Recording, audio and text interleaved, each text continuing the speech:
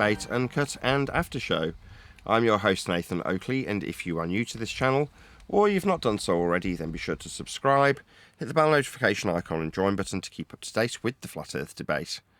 If you would like to support the channel, there is a super chat that runs alongside each of these shows while they premiere, and there's also a Ko-Fi, Patreon, crypto and thanks button in the info box below the video. Speaking of patrons, I'm going to do a quick shout out to all of you who do support me on Patreon. So, a massive shout of thanks and appreciation to Smith Tools and Purchase, Level Plain Poem, Vitali Z, Colton James, BG, Survive the Spin, FE Patriot, Thomas van der Zander, Measured Flat, Chris Wouters, Sea Level Cultist, Mitch Kennedy, Rod the Names Burley, Twad Wazzle, Jason Hornsby, JMels24, Unimento, Iron26, Endless, Retro Bill, John Kays, Patrick Gunnels, Banter, Hairy Blade, Mobile Max 777, Rob W, Del West Watson, Unbelievable Productions, Blue Ridge Ranger, Abraham Mohammed, Texas Mike, Chow Young Cat, David Wayne Foster, and Dank. So another massive thank you to all of you for supporting me on Patreon. Links to Patreon are below this video, but with that I'll hand across to whoever is in Discord and G+, so you can enjoy their dulcet tones while I set up for today's live show. The book can keep being written.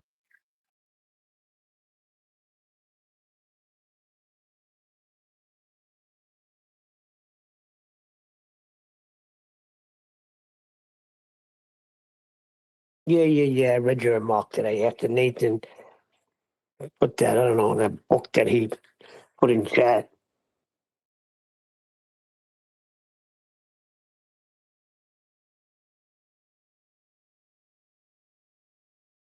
Now, where are we getting with this? Any conclusion? Yeah. I heard what you're saying.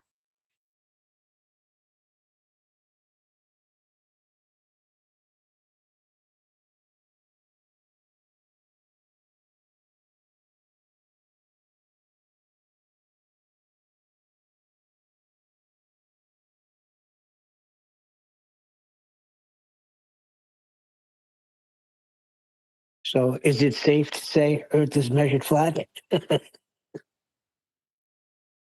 No, God no. Why would you be able to make simple statements of fact around here? It's funny. I understand both sides. I agree with you and I agree with them. Sometimes, it don't hurt to break it down. No, I was the one breaking it down. The Delta X argument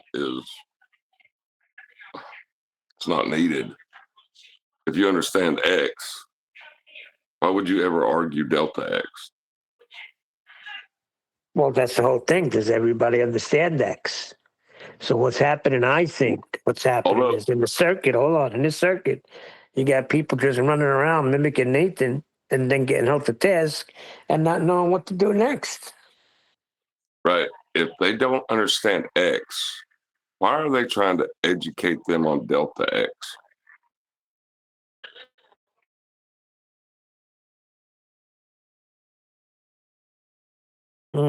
That's a good question. Yeah. See, this is QE's point a long time ago with gas pressure without a container. Why are you arguing about rockets in a vacuum? What do you think you're doing?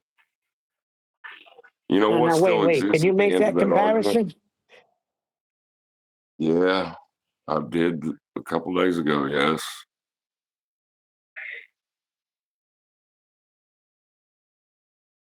I don't know. I see it, but oh,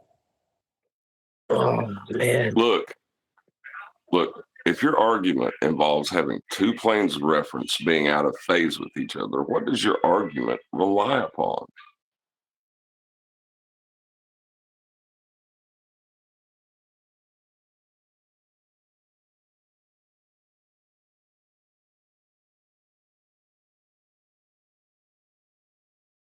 Yeah, it's not giving you an answer. Having a plane of reference at all? Yep. So Delta X, planes of reference diverging. X, plane of reference. What the fuck? Sorry. Delta X. How do rockets work in a vacuum? X. What fucking vacuum? It's right. Pardon my French. Sorry. He left.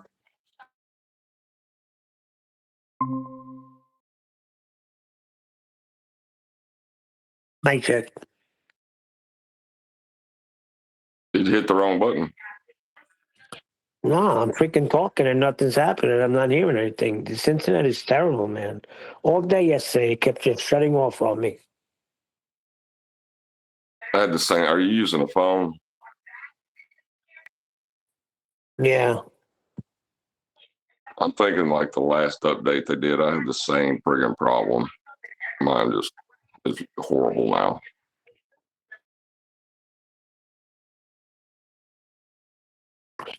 So, like when you're talking, because there's a blue light that you see in the top right-hand corner, right? So I could be talking, and then if that blue light is not there, I'm not being heard, and then it just takes me off the internet.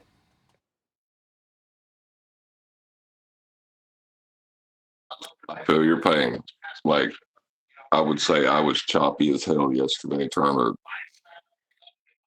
to make sense through all that. God, I've never been hit with so many red herrings in my life. You're choppy as hell at the most critical parts. Well, I mean, I was getting like, I felt like I was running to a fallacy gun. I was fighting on every one of them because I thought they were, when you argue with your friends, you want them to understand. You want to walk them through the logical conclusion to what they're saying. But it just didn't seem like I was talking to friends yesterday. You're taking it very, very personal. That's not the case at all. You know that.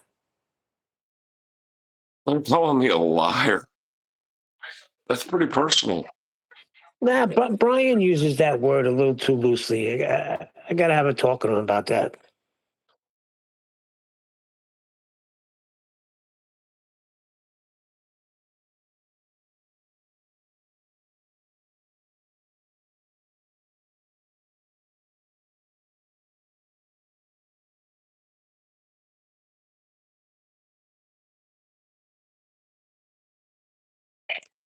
There was somebody from uh, Discord that popped up to defend me. They got shouted down like they were Nathan. Did you hear that? No, I missed that. Somebody in Discord popped in and was like, that's what he just said, guys. Are you not listening to him?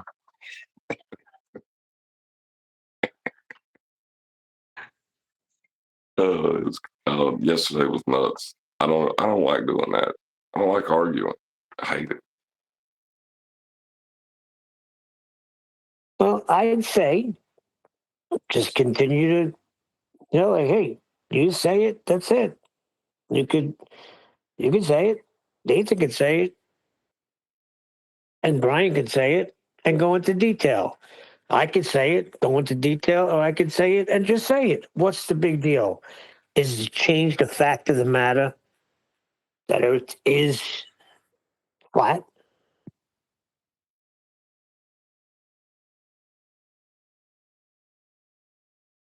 No. I'm just speaking to to even speak on the subject of Earth, whether you're talking about motion, direction,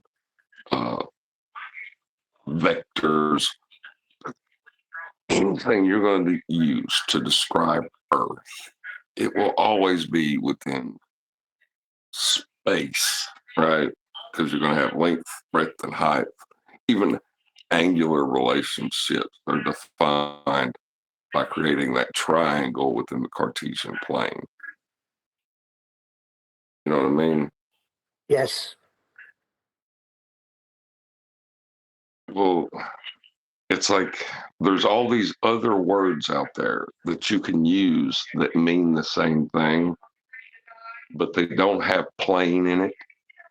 So like you have to walk people back through to where, yeah, you are using a plane of reference. Okay, yeah. And that can get tiresome a bit. I don't mind doing it, but I don't like being attacked while I do it. Well, when are you not using a flat plane of reference? Never. Game Never. over. It can't happen.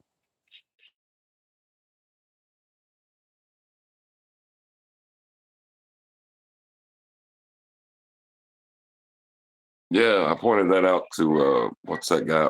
Not a proto thad, but he's got his own Discord now. Omnivore. Yeah, I pointed that out to him, and he's like, "Yeah, but the plane of reference is deviating from the plane of reference." It's all smug, like he made a point.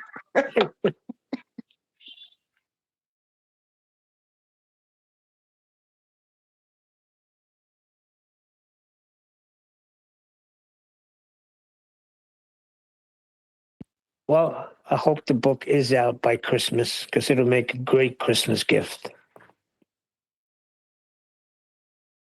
You're just looking to ruin somebody's damn day. Is what you want to do with it. No. What's happening is there's other, like, I don't want to go detail what shows are going on and why, but there's a bunch of ballers in there, and they think that they have no. How do I explain this? They have no idea what's about to hit their world. They think it's a book about the show, you know, about how nasty Nathan is, and they're gonna get quotes in there. They have no idea the detail of this book. It's gonna ruin their lives. I mean, it's loosely the structure of the housekeeping questions is about the only thing that relates to the show, and it's written Exactly. as if Nathan spoke it, but that's it, right? That's it. It's the structure. They don't, and I won't even tell them that. I won't even give it away. I'm like, yeah, you just keep mocking, you just keep laughing. Well, I got to buy the book. I just go listen to the shows. You go on with your bad self, as you would say, and wait till you freaking read this. Dude, if we did the shows like that book is being done, every show would be like 10th man organized the damn you know what I mean? You had a damn presentation every day. I get you.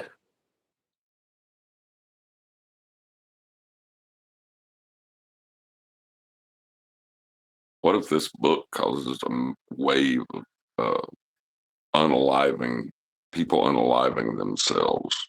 I'm using unaliving because that's what you're supposed to say instead of the S word now, apparently. No, it ain't gonna be like that. It's gonna be a revelation. Right. For a baller, the end of the world. Yes. Yeah, metaphorically, their world comes to an end. You know, they're hanging on to their little dreams and their little consensus and what they think science is. Not that it has anything to do with the shape of how, as I say, of the Earth. But when this hits, it's going to be an end to all of that. So yeah, it's going to be painful. Look at that. Nathan played a little clip from the Antarctic trek that they took, and you could hear it in McToon's voice. This man is in serious pain. I can't believe he called him up and screamed his name into the snow. Yeah, he was deflecting with guns, like Nathan said the other day.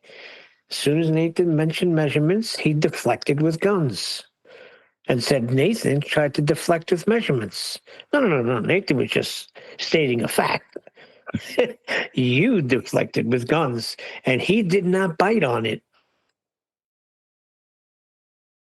Every single one of your dumb followers needs to look at their lives and realize Nathan Oakley is a liar. Since 2016, he's been saying if you go to Antarctica, you will be faced with gunpoint and turned away. Where's the guns, Nathan? Where's the guns? I don't see any guns, Nathan! I talked to you about Antarctica. You deflected to measurements. Absolutely 100% lied about the Earth. Turn off your mute button there, Nathan, or a life partner, the mute button. Turn it off. We're talking. You done? Right? We measure Earth flat too. Stop over talking. Like with your elevation You angles lied. in your challenge. You're changing the topic. Maybe if you keep talking indefinitely. Don't change the topic. The topic is Antarctica. The topic is Antarctica. The topic is Antarctica. Antarctica. Run from the topic. Run from the topic. Nathan cannot address the topic of Antarctica. Put it to this He's man a that he measured liar. Earth flat for his challenge. All he can do is claim that I said people would be turned away at gunpoint. Will you accept the Earth being measured flat with your angle measurements in your 10K challenge there, Toon? Get off. Gone. That was beautiful. I talked to you about Antarctica. You deflected to measurements. Since 2016, he's been saying if you go to Antarctica, you will be faced with gunpoint and turned away. Where's the guns, Nathan? Where's the guns?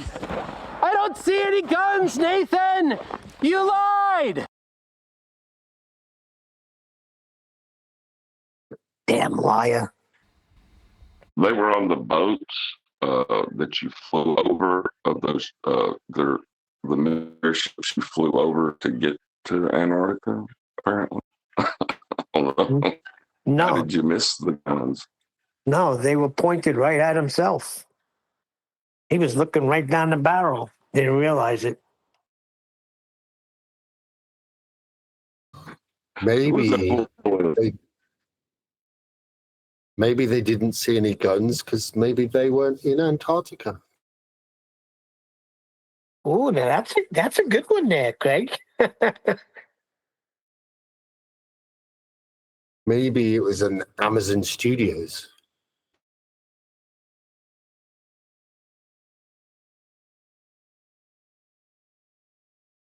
Well, if you were going to go to a place called Antarctica, how would you get there?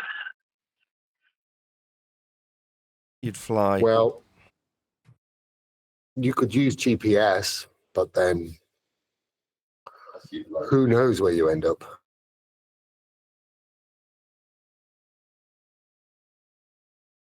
You could use a Cartesian flat coordinate system to navigate a horizontal plane of reference, leveling your compass to just establish a direction, and then continue on a horizontal flight path to your destination. And somehow it's the bottom of a ball. Could you leave a trail behind you so you could find your way back as well? I'm pretty sure that's what they did. They had enough slugs on that trip.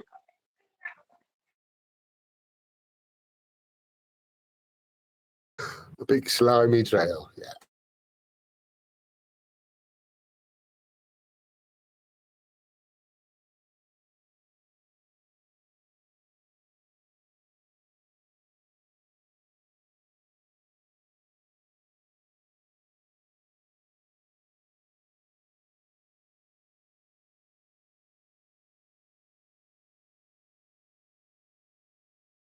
So QE uses that analogy of like going to a kennel club to prove that dogs don't exist.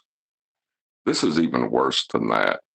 You know what I mean? Like when you really break it down, all the times they measure the flat plane to do everything that they're doing, and then come out and call us stupid.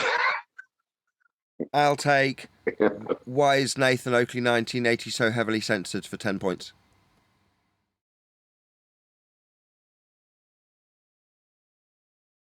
Oh, we're not playing that game. My bad. That was the Jeopardy answer I gave. That'll be 10 points to Nathan.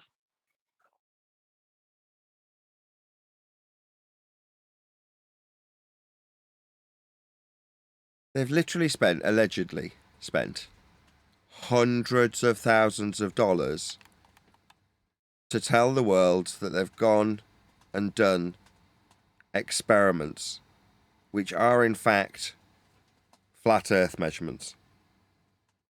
So us saying, you just measure an Earth flat, lads. That's all you're doing. Here's how. Yeah, well, that's going to be met with a couple of things. One is, where are the guns, Nathan? The other is us just not being heard. Because you can't have that be heard if you've just spent hundreds of thousands of dollars to say that Earth isn't flat, because look at these experiments where we measure Earth flat. Therefore, it ain't flat. That's what they're saying. And we're pointing it out, and it looks very bad, doesn't it?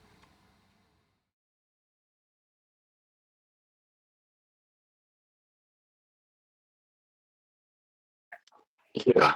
It's like having the naked emperor stand up there like, you ain't seeing his winky crazies. You put it like that is a lot more laughable, the Emperor's clothes. Because we are seeing his winky. It's right there. It's hanging out, dangling away. You can see it. No. Where are the guns?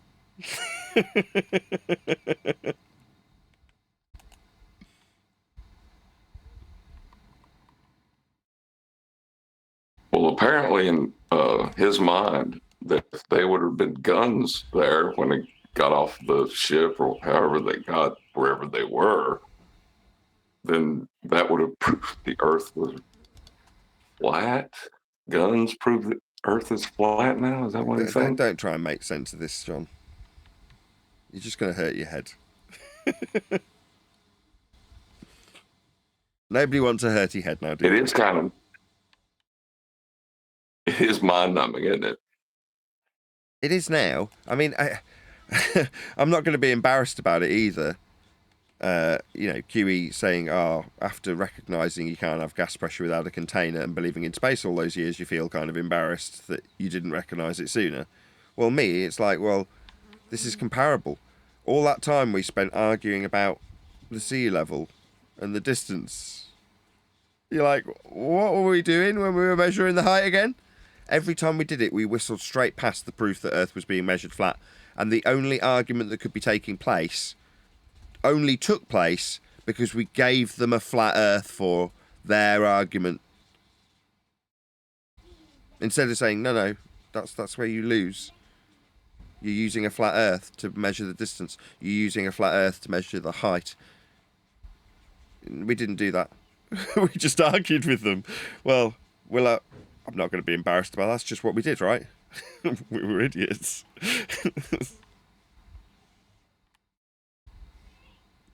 I wouldn't say that. It's just how the same thing with the gas pressure stuff that was around in the beginning of this, arguing about whether you wear a spacesuit when you're up there. How will your spacesuit react with the vacuum of space? Like there's a way that this has been formulated to be disseminated and argued. And I don't know how else to say it, transcended those things. Yep.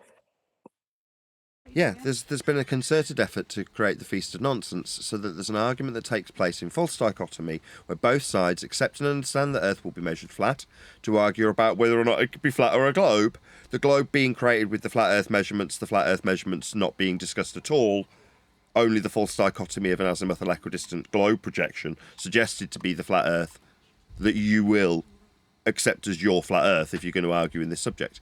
And if you are to argue in this subject, it's been set up also that if you're a flat earther, you only argue about where Earth curve should be. That's how it's been set up.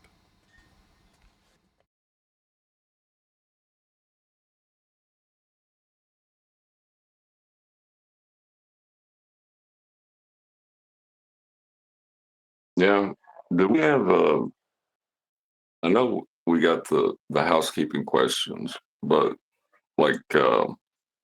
have we got a list of the Feast of Nonsense claims? What do you mean? Feast of Nonsense claims are just anything that anybody who calls himself a flat earther other than us on Flat Earth Debate says with regards to the Earth being flat. Because they won't be talking about the Earth being flat, will they, John? What will they be talking about? How far Earth curve should be? That's what they'll be talking about, won't they? Or how much curvature they're not measuring, Yep. how much the Earth is rising up, how much the Earth is not turning, things of that nature. They did a great job. You got to give them credit for that.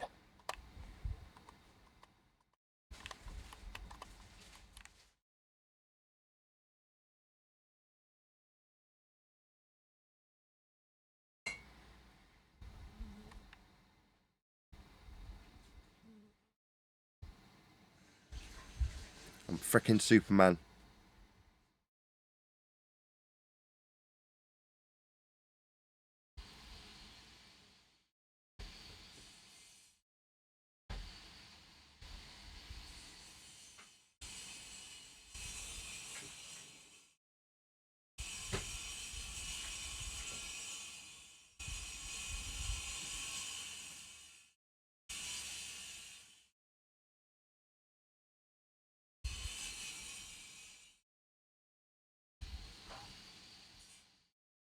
I was thinking back to when the R value got taken away from me,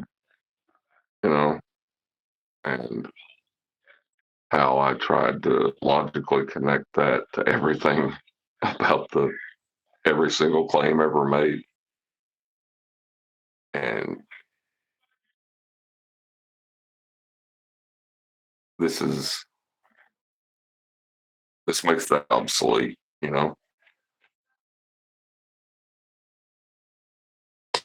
I was thinking about that the other day too. He used to say, "Oh, you're going to need all for that."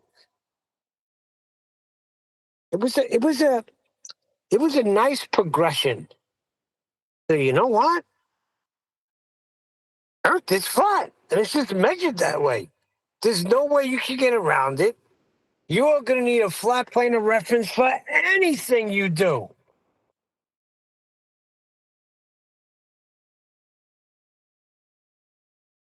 Well, what we needed to do was stop and dig back, and really look into the epistemology of the subject matter, right? But as long as the ballers were here, they were actively making that impossible to do. But the Yeah. housekeeping questions give us space to sit there and talk between each other and figure this out.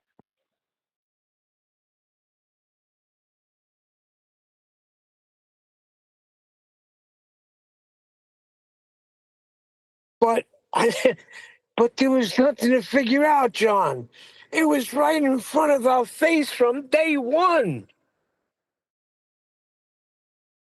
But when there's bells and whistles going off and you're trying to count all the passes, man, it's hard to see the dancing bear.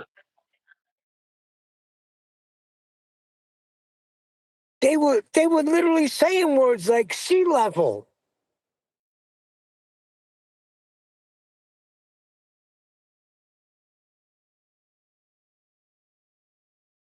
Yeah. I swear, if it wouldn't be so confusing, it'd be great to go through an old flat Earth debate, like from like around in the 200s, 300s, and just listen to the claims. Like, I don't think you could make a show out of it. It'd just be too confusing,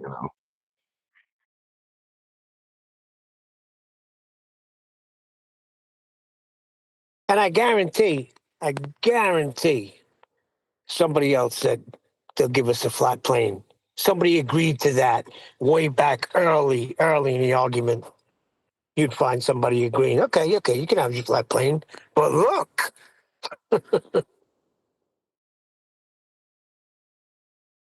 Oh, no doubt.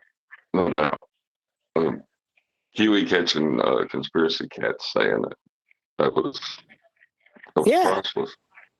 That's when a penny dropped for me. I was like, as QE was asking, I got I got QE and Nathan. QE was asking Nathan, do you know why he said that? And that's when it hit me. I'm like, holy shoot.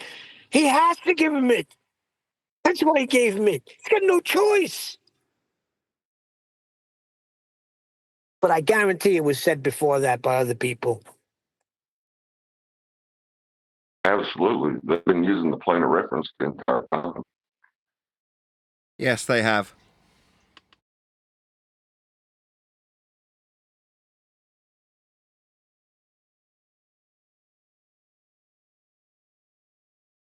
If they thought they were doing us a favor by stealing our measurements.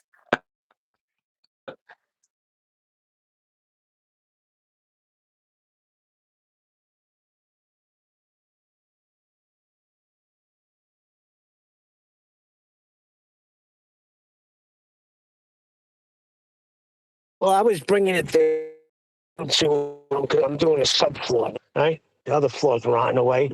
I was bringing it down to a small scale. I'm like, there's no way I could even do this if I was on some sort of a freaking curve. Like, I would have no starting point.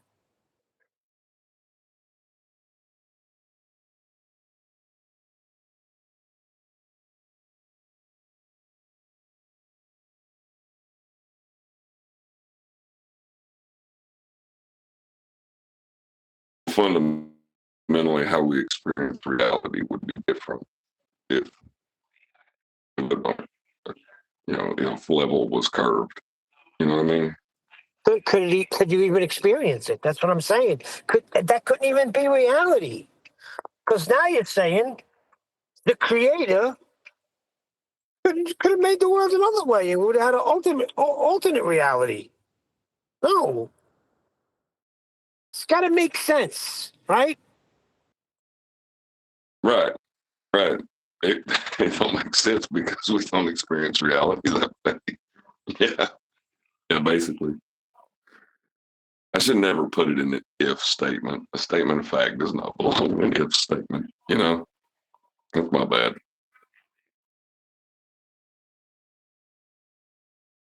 Yeah, we're just stating fact. That's going to be my new freaking phrase now when I deal with people. Look, I'm just stating facts here. You could say whatever you want to say. I'm just stating facts.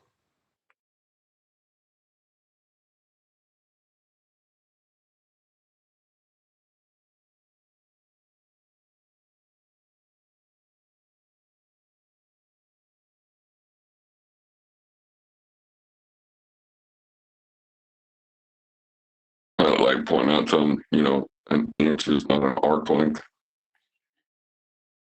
Yeah, you went over that with me the other day. You should do that. You should do that on the show. Right. You can apply an inch to an arc length after you have the inch, right? You can roll it up in a tape measure. You can wrap it around the ball even. But the inch itself is not an arc length because you use straight lines to define curves. Well, all lines are straight, geometrically speaking. A curve is a curve and a line is a line. They're two different things.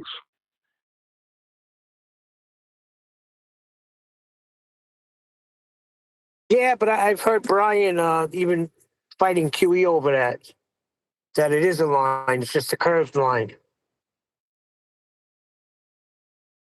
Right. A curve is in geometry. That's the important part of it, right? Like you can have a curved line in art. You can have a curved line in the world we experience, but in geometry, you have a curve or you have a line. There's no such thing as a curved line in geometry.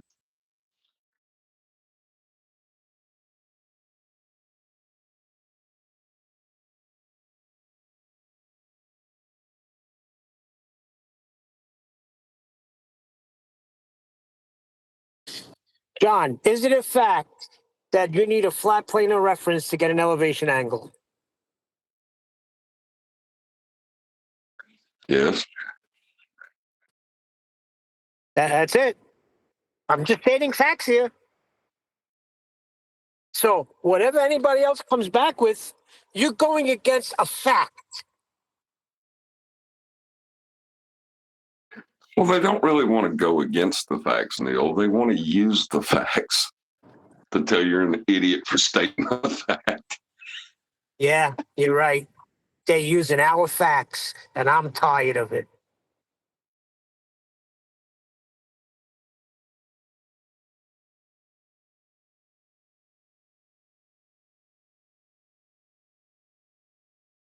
You know, it's funny. There's a branch of flat Earth that does something similar with measurement of diffraction. You know,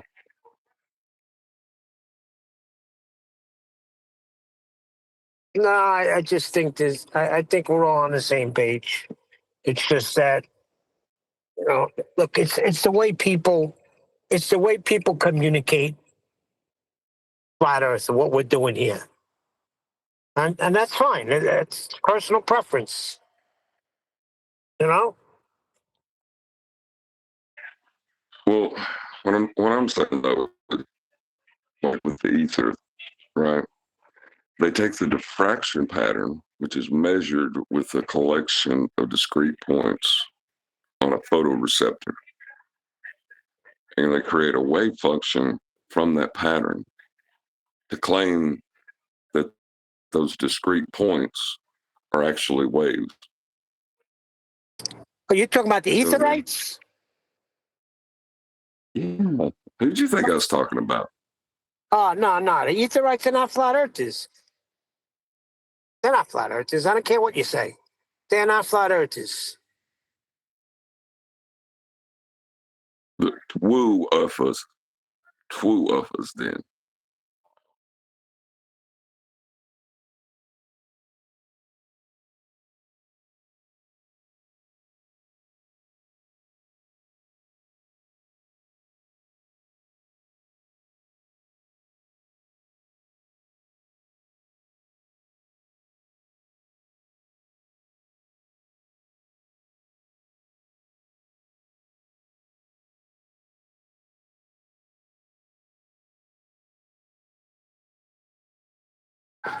Showtime. Remember, What's that? yeah, cool. I remember shortly after we started grasping the elevation angle, I stood in a group at work at orientation, and they were making fun. Flat Earth had become like a nebulous topic, and they were kind of talking about it. And I said, it's weird though that Aristotle measured the Earth as a flat plane to assert it was a sphere. Don't you think it's kind of weird? And everybody got quiet from laughing. Like they were laughing about it at first, and then when I said that, it was just like it cut off like a water fountain.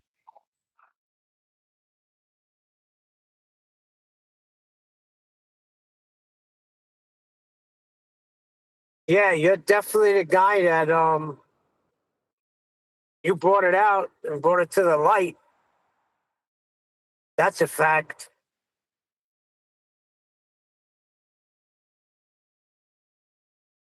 Well, I thought it was it wasn't a contentious point before. You know what I mean? Now it is with flat earthers. Hey. Right. It was there. It was there the whole time. Nobody recognized it until you started, using that phrase. Then it's like, whoa, shoot. You know what? Shoot.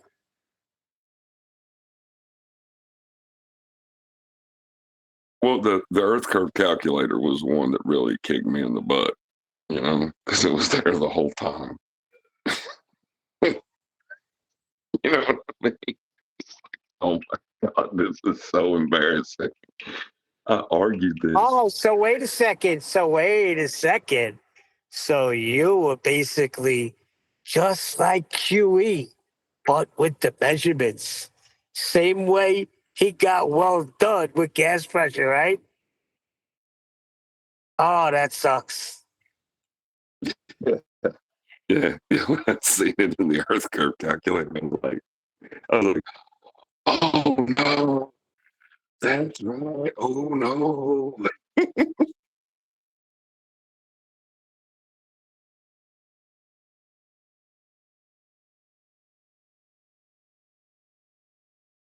The hell is Nathan? I'm here. I'm just running a bit behind. No, I thought you were taking this long to see. We thought you were starting the show process. Yeah, I would have never said that in public. Can we just cut that part out? What I just said.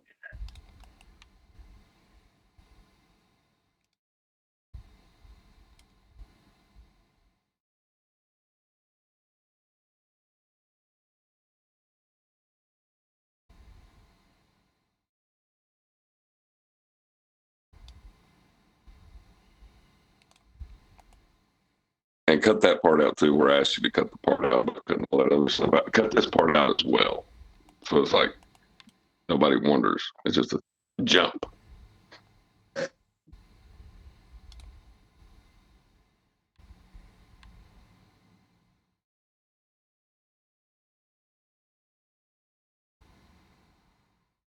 That happened to me one time. Me and Nathan were just having a casual conversation about the book, and I brought up Bryant's. So yeah, I can't wait for Bryant's book to come out. That's because the way he breaks things down, he goes into very, very, very great detail. And all of a sudden, I hear Nathan, what are you doing? I was like, what? He said, I had to just pause the recording. Brian doesn't want anybody to know he's writing a book. I was like, oh, well, can you cut it out? He's like, no.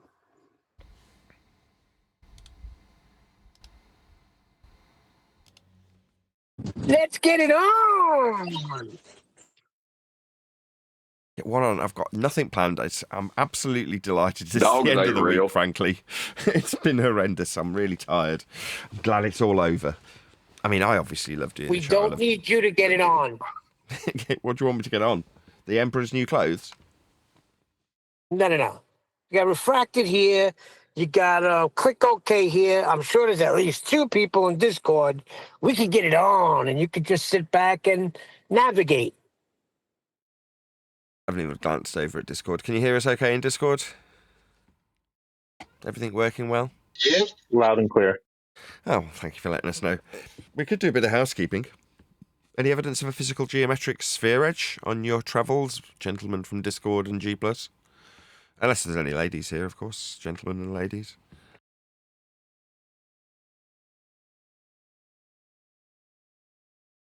Housekeeping questions. I've been keeping the notion that there's an argument to be had alive. Now, that is necessary. There's one group of people that could easily argue that given that Earth is measured flat and it's been hijacked this entire time, and the only reason you can suggest that there's a discussion is if both sides concede that we'll measure Earth flat and then move forward and discuss whether or not those flat Earth measurements that create a globe make the world that we live on, when we reify the globe model that doesn't exist and no one shows it, or we can take that globe reification, put it up against a flat Earth model, actually an azimuthal equidistant North Pole centric globe projection, also created with flat Earth angle measurements to the stars, and say that that argument is based solely around how far we see versus how far Earth curve suggests we should see. Now, if we can keep the argument in that place, having conceded that Earth's measured flat for everyone always, then it seems like there's an argument to be had. And the housekeeping addresses all of those seeming arguments that only exist because both sides have conceded that Earth will be measured flat and is measured flat, and will accept that there's distances in linear kilometres or miles to be argued about how flat the flat surface that we measured with kilometres or miles may or may not be after we've accepted that it's been measured flat with miles or kilometres. I mean, they do say, you know, think of hearing it. The horizon, you know, boats disappearing over the horizon. I mean, people are still coming out with this nonsense. The horizon has never been defined as a physical location ever, except for in the heliocentric model.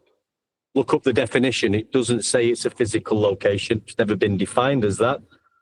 So it's not, it isn't that. You know, the definition tells you that. Yeah. They Sure. say there's a distance to the horizon, but and it's at a certain distance away. Yeah, but there's photographic and video evidence that proves that it's not that distance away. Black Swan 2020 went over this yesterday, and it's optical. It's an optical phenomena. Yeah, so you can't use optical phenomena when you're dealing with the measurement of Earth. It has to be a measurement. When you ask him About how it's measured, He's nearly done. how Claire. about Next. 69 miles per 1 degree? Would that be a actual measurement or optical? It's a measurement, isn't it? The degree is the measurement. Yeah. Is that something that we could do in reality? Like if I tried to do that and I took an angle measurement to Polaris from where I am, and then I moved 69 miles, preferably on the same longitude, do you think I would get 1 degree of change? Do you think that's something we could test maybe as a community? Not that it needs testing, it's already in effect in practical application with maps. That is to say that you've already got latitude with the 1 degree derivation for every 60 nautical miles. Okay. Right, so And you would get that your create one a line to the radius value star. to the equator? No, that's what it is. It's an area of equal elevation and an area of equal altitude. That circle is. But we're measuring over flat ground, right? So it would be a straight line measurement. Yeah, to Polaris, the circle that's formed is around that angle. If you were to draw a circle from the point of the star that you're measuring, in this case Polaris, that's what latitude is. I got you. Okay, so then if we did 69 miles times 90 degrees, we get 6,210 miles. Statute And then if we miles, times that, and then if we times that by 2, right, to get the diameter, and times that by pi, we get a larger number than the claimed radius value, right, of 24,901. Yeah, but then you'd be on measuring anything. So yes, you can do that. You can calculate that, but in terms of what you can physically measure, the limitation that gives you 5,400 is going to be Polaris. That minimum is called the equator. That's where you lose sight of Polaris. Yeah, and is the equator a circle around Polaris? Yeah. With a circumference of 24,901 or more? I question whether or not we can give these linear distances an account in terms of a circular measurement if you're describing something in that fashion. I've questioned this recently. No one's given me an answer as yet. I haven't gone back and scrolled through, but no one's directly contacted me. I think if you're going to describe this, and maybe you can call me pedantic or anal, but the radial value will be the only one I'll accept if you're going to give it me in miles or kilometres, because it's straight, because it's linear.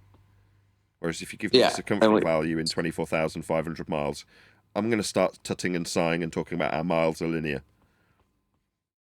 Okay, yeah, I definitely agree with that point that you just made. I'm just the point that's interesting is from a radius value, and we can derive a circumference of a circle. So that's what's interesting to me about if we have this 6,200 mile radius, then we end up with pi equaling 2 in order to match it. And what world does pi equal 2? Well, that's interesting. Taking the calculation to the measurement. With the initial measurement, you have mentioned an angle, right? Your first line will be from your position to Polaris. What's your second line? 69 miles north, preferably on the same longitude to Polaris. Right. So that's a straight line to 69 miles or to Polaris, whichever one you're talking about. It's straight line. Yeah, I agree. And then when you're given a radius value, a straight line, typically you can derive a circumference in reality. Sure. So diagrammatically, if what we were discussing was Polaris represented by the sun in this diagram, then you can measure an angle to it, and then with that angle, if you imagine that you've got like a high school compass, I think they called them, where you get a pencil in it and then you rotate it around that point, that would be the circle that he's describing, right? It's derived from this measurement. That's what you're trying to acquire is the distance to the GP point below, in this case the sun, but we're talking about latitude, so it's Polaris. But it's the same thing. It's just an angle measurement to a light in the sky. Doesn't matter what it is. I can just write Polaris on this one and say it's the same thing. But yeah, the circle of equal elevation, the area of equal altitude is derived from this measurement. And what John is pointing out is this measurement requires the surface of Earth be flat for you to make this measurement, because it's part of the measurement. Yeah, and it would require pi to equal 2 if it is the case that the equator is 24,901 miles around. What about pi equaling 2? I just know that the angle that you measure in the first instance, the only measurement, requires the surface be flat. The derivation thereafter, the calculations thereafter are kind of, to me, inconsequential. Now, we are practically applying these things when we navigate the surface. Now, if there is a deception in regards to how the world has been mapped, and cartographers have created maps, then, okay, I'm sure someone with a greater interest than myself will look into that. Now, speculatively, I'd say that there's a good reason why they've sort of tied the whole world up in a big ball, and that would be the outcome of that is that you limit the potential to find more land. Go beyond the limitations that the globe would suggest we have. But if you're to suggest that it means that pi equals 2, I mean, that's a different way of looking at it, I suppose. But I mean, more power to you. Hold No, on I a hear you. second. Very Are good. You saying, Good. Are you saying the reason they may do that is to create scarcity? I don't know. Right. I don't know the answer. I just gave it an alternative, speculatively, what the cartography situation would be in terms of the derivation of values like equatorial or Polaris-based anything or sun-based anything. You start with a flat Earth measurement, and then what we end up with is a globe. We don't live on a globe, but there's an entire Western world religion, nay, the entire world's religion, that we live on a spinning ball flying through a sky vacuum based on the derivations of mathematicians who were owned by the church, in terms of their brain power being dedicated to this at least. It was at the church's behest.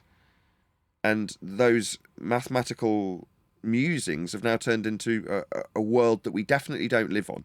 So there has been some gerrymandering of the maps, let's just say. Well, that to anybody who can fog a mirror is bleeding obvious. I'm not a cartographer and wish not to take the responsibility to find out what gerrymandering has gone on. But what I'm suggesting is if we were to, as explorers, if I was a cartographer, go out and accurately map the world, where currently the onus of proof for cartography has been placed on flat Earth, as you say, the world's not a ball. Once it's a very big if, the world recognises that we're definitely not on a ball, but the fact that we have that notion at all means there's been some messing around with the mapping of the world. Yeah, isn't that bloody obvious? Therefore, it might be worth us all looking into it and getting it accurate, but that might be the very reason why we've got the globe, to stop us doing that, stop us finding more underdeveloped, formerly known as third world, now developed countries or underdeveloped countries. Yeah, if we kept finding them, that could put strains on economies that people don't want strains putting on. For all I know, speculatively, I'm not saying that's the reason. There could be a million reasons. What I do know, for a fact, is that we aren't on their version of the mapped reality they call a globe Earth. And what we do zoom in on Google Earth from that ball that we don't actually have a working model other than a rendered 3D model of a ball in Google Earth that then becomes Cartesian when you zoom in and deals with surface level and sea level and elevation profiles that are flat measurements. In all respect and in every practical way, Google Earth, both Street View and regular view, are flat because they're based on all of the mapping and modelling that we've done to date when it comes to measuring Earth, and Earth is measured flat. Therefore, the maps are flat. Therefore, the systems are flat. Therefore, it's all Cartesian without exception. And that's not just Google Earth, that's GPS, and it all maps. Why do you think maps are flat? Now, this is seemingly obvious when I say it now, but this has had hundreds of years of scorn piled upon anybody who points out that the measurements of Earth are representative of Earth.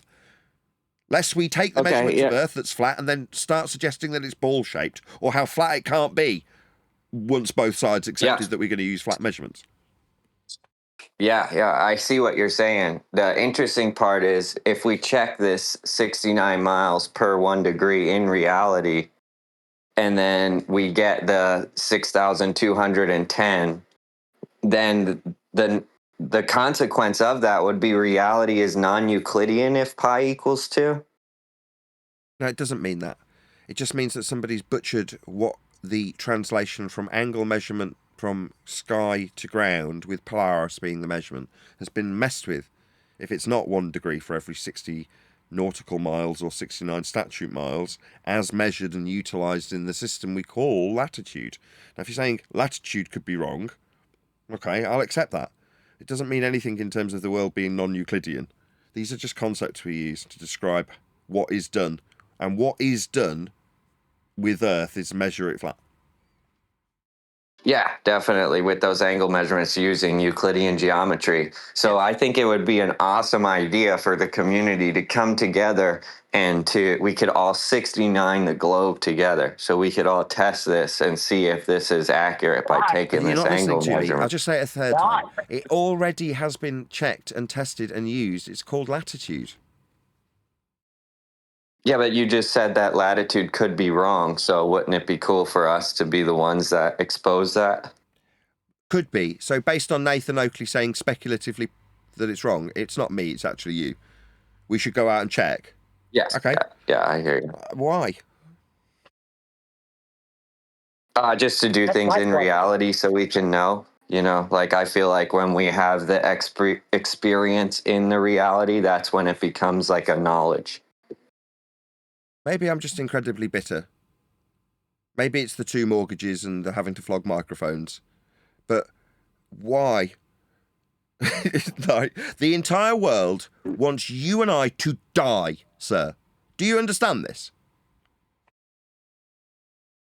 Yeah, well, I hold to the Christian faith, so they hated him first, you know, so obviously they're going to hate you. So I understand why anyone that is promoting, you know, logical truth is not going to fit in a paradoxical world. So it makes sense to me. So I was just thinking this would be a way that flat earthers could take hold of knowledge in reality by doing this in reality. We do. We have. We're doing it now. What's he talking about? I don't know. Something with pi, Brian. I was going to call you because we went over pi, you and I. What is the clean thing that you're nothing going wrong to do? with what this guy's saying, right? First of all, let's just get this clear for the Yar guy, right? There's no bones with you here, right? They don't take this personally like we're saying you're wrong or doing something incorrect. You're not. In fact, praise should be given to you for wanting to double check that which we automatically assume is correct based on its derivation in nautical and statute miles. I applaud you, sir. However, when you get down to the brass tacks of the broader picture that falls us, right? If you were to look at the vista in front of you, what you see is a world that is burning, with the people around us burning it, and us saying, check it out, they're burning it. When we point that out, they say, burn them too. That's what happens. And you're like, maybe we could check if latitude works. Does that put it in perspective? I'm not saying you're wrong, or we shouldn't. Yeah, I see what you're saying. Yeah, that it could be a dangerous pursuit, kind of, in a sense. And I don't take offense to it. I'm actually, you know, I understand this is kind of sometimes it was a weird concept for me to grasp at first. You've elaborated too efficiently into a direct connection which isn't there. No. I'm not suggesting that doing it is a dangerous pursuit, right? That's not what I'm saying. Simply existing as a flat earther is a dangerous pursuit. Just being you and me being me, we are in a certain degree of danger. People wish us harm. Do you understand that? Just before we move forward, there's no connection to any measurements of Polaris at this stage. You understand that also, right?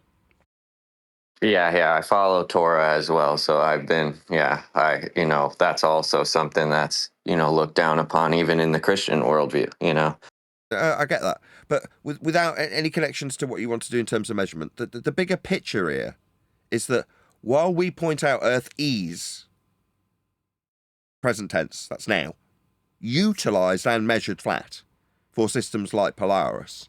Yeah.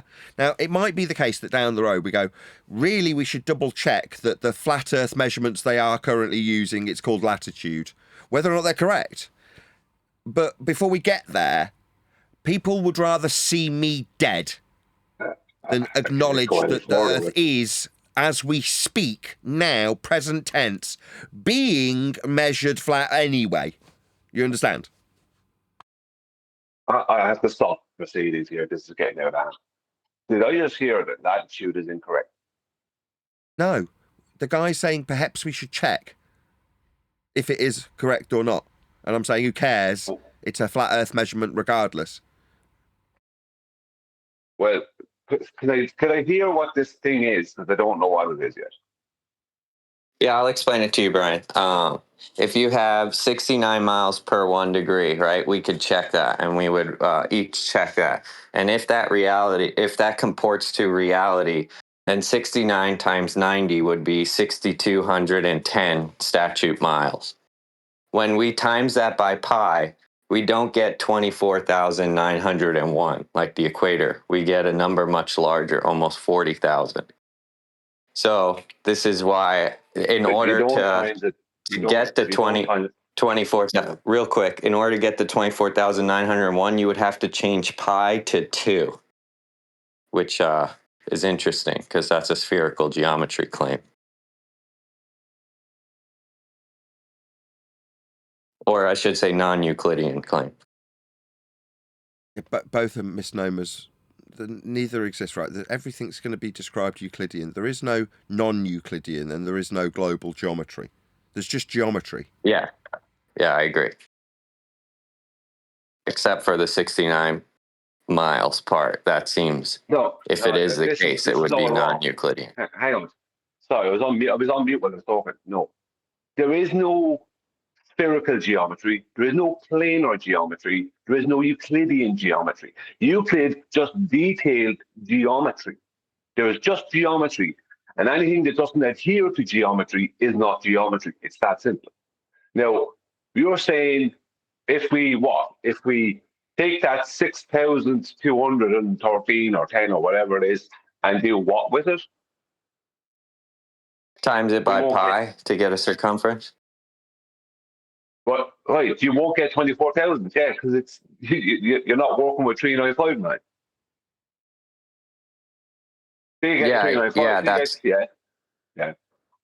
That's correct. Yeah, So what is it you want to check? Whether it's 69.048 statute miles per degree. That's what you want to check, isn't it? Oh, because the circumference is like almost 50% bigger. It's like 39,000. Yeah, I'm aware of that.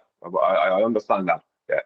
So, did it occur to you that maybe the conversion between statute and nautical may be wrong? Is that what you're worried about? Because just to check the 69. Only somewhere around 19,000 miles is a circumference in reality. That could be the situation. Have you seen the French sailor that's been on the Boat Conspiracies channel, who's gone into sailing and distances via sailing, and he reckons that the conversion rate between nautical and statute miles may have been messed with. I worked it out myself to be about half of it. Instead of one nautical mile being 1.1508 statute miles, it might actually only be one nautical mile might only be 0.5754 statute miles. No way. This is the first I've heard you say this. No, it's not. You just don't listen when I think. I don't think I've ever heard you say that. Check that. I've said it before. Well, Adams I've said this in the past. It'll be wasting my time. So I could say something here 1,000 times, and it goes in one ear and out the other ear with you and Nathan. Okay, well, it's the first time I can recollect you suggesting that a statute mile, which is an increase, that is to say 1 for 60 goes up to 1 for 69 if you change from nautical to statute. Well, you're suggesting that it could be, instead of 1 degree for every 60 nautical miles, the conversion to what we utilise and then call statute miles after conversion could be 1 degree for every 50 statute miles. Well, it'd be about half of 69.048. It'd actually be half of it. Half of the 69, half of the converted value. Yeah, it'd be half of it. See, so instead of 60, it could be 35, is what you're saying. Statute miles. Yeah, just over 35. Yeah, very close to 35. Yeah, wow. Something like that. But okay. It's just a bit of a revelation, but it makes perfect sense when I think back to the stories of Brian in the Merchant Navy talking about the Northern Hemisphere journeys being significantly shorter. You'd arrive in port early, and then when travelling the Southern Hemisphere, you'd get these massive delays, and it would take you considerably longer. And the reason it's stuck in his mind is because you weren't allowed to arrive in port early, and there's no way that you'd get the hull speed wrong. It's like, no, this stuff's down to the, it's calculated very accurately in terms of the hull speed. So if you've got the correct distance on the map you're dealing with, how long it'll take. So when you arrive early, it'd be in box manoeuvres. They'd just be going round in circles, basically, to chew up time because they'd arrived early. So suddenly when you say, no, it could be that the conversion's less, you go, yeah, that makes sense. That makes perfect sense. There's plenty of evidentiary, admittedly, circumstantial, that goes along to confirm that in terms of anecdotal information I've had to date. So you go, yeah, makes perfect sense. Brilliant. Well, the thing is that if we're travelling distances, we're putting everything into nautical miles. So the nautical mile distance won't change. The nautical mile distance between the GP of Polaris and the equator would still be, 5,400. It's just the statute mile conversion would be different. But we don't travel in statute miles, we travel in nautical miles, whether it be in big distances, whether it be on the ocean or in the sky. So all nautical miles.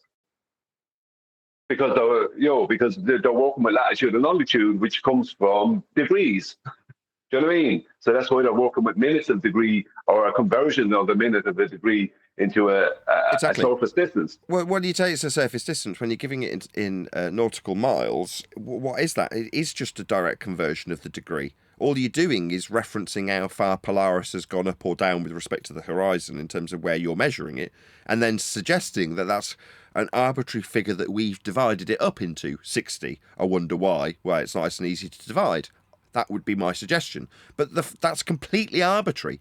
When you describe that system, if you're like, well, if you're navigating by the degree to Polaris, that would make more sense, wouldn't it? The number ascribed to it by us in our conventions is irrelevant, because it does move with respect to your measurement to it, and that's what you're using to actually navigate. That makes perfect sense. It's a fixed point in the sky. That's why it's being used. Again, after the fact, our conventions with these degree measuring tools is but another convention. So ascribing numbers to it, meaningless. Converting them after the fact, merely there to fudge things. That's it. That's its only purpose. Well, you couldn't guarantee what speed you're flying at. Let's just say in statute miles between point A and point B. You're going to go by the speed that you're given, that you're told you're flying at. There is no way for you to so you could be flying slower than you think you are. Instead of flying 500 miles an hour, you might need to be flying 250 miles an hour. You know what I mean? It's like they can fudge the numbers in any way they choose to fudge them. And I'm not saying the pilot knows different. The pilot just going, we're going at 500 miles an hour when they actually are only going at 250 miles an hour. You just don't know. I'm not saying it's a definite, but I'm saying it's very likely that has been messed with, because if you look at where the globe came from, where they got their circumference from, it's from a circle, and then once they get the circle has 21,600 minutes of degree in it, And so that's 21,600 nautical miles, right? Then when they get the radius of that circle and convert it to statute miles, right, they get 3959. But that's only because the statute mile conversion is 1.1508. If the statute mile conversion was different, it was half that with 0.5754, then they wouldn't get 3959. But what the French sailor was saying is, from what he could gather, is they had to expand the north, make north of the equator bigger in area and south of the equator smaller in area. So in a way, the area may not between the two, the way it's laid out is different. I don't know if the full area is different, but the way it's laid out is different. I'd say the full area is actually bigger. Probably is bigger. But the thing is that the conversion you're going to use to go from the nautical mile, the statute mile, to give them the 3959, well, it's actually less than 3959, 3958 and change, but they rounded it off to 3959. If you go by the 1.1508 conversion, you will get something close to 3959. But that's pre-assuming that is the correct conversion. So we don't know, because what the French sailor said, he reckoned that the equator was closer to 19,000 miles in reality. And he said the Earth was definitely flat. From what he was saying, what he was showing, with all the speeds and the races, there's no way around it that these things can work on a globe, can only work on a flat Earth. But Van de Globe and others, they're proving a flat Earth. Even recently, I was talking about that guy, that sailor was in the Van de Globe, having an interview. He was saying, when we get towards when we get to our furthest point south, basically, we just keep turning left. If you look at what it is, they're going around a flat plane, because they can't keep turning left if they're going around Antarctica on the globe. The point being is that we're of the impression that on a flat Earth, the equator would have to be way bigger in area, right, in diameter, but it actually might be smaller in diameter. So it wouldn't be 24,900 or whatever, 800, whatever miles. It would be closer to 19,000, which you get if you use 0.5754 as the conversion. You will get closer to 19,000 miles. So who knows? So maybe what this so you guy don't is talking subscribe to about the might be a good 69 idea. miles per degree? Sorry? You don't subscribe to the 69 miles per degree? It's just a conversion. Well, it's not that I don't subscribe. That's a straw man. Not that I don't subscribe to it. I don't know. I'm saying it is very likely that the conversion is less. That the conversion from nautical to statute miles is different. It's very likely. I couldn't rule it out. And based on what the French sailor was pointing out and showing, it is likely. So we should 69 the globe as a community, right? We should do this as a community together to check.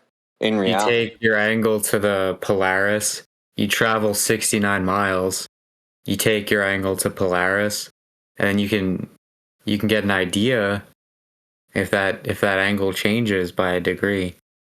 In reality, you can get, and locally too, you can get an idea, because if it's 69 miles per degree and the Earth is measured flat, you can get a radius, and with a radius, in reality, we can get a circumference. Didn't I cover all this about 10 minutes ago? Yeah, guys, just listen up. Put your ears back. They already use this as a system. It can already be pointed to as being measured flat. It is a flat Earth measurement, and it is currently utilised. Now, no offence.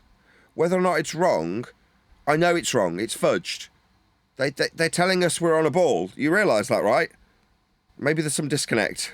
Just not picking up. Yeah. Because pi equals 2. Yeah, of course, we get it. Yeah, it's because they came up with a circumference where pi equals 2. I don't think pi equals 2. I've made circles. I've drawn them.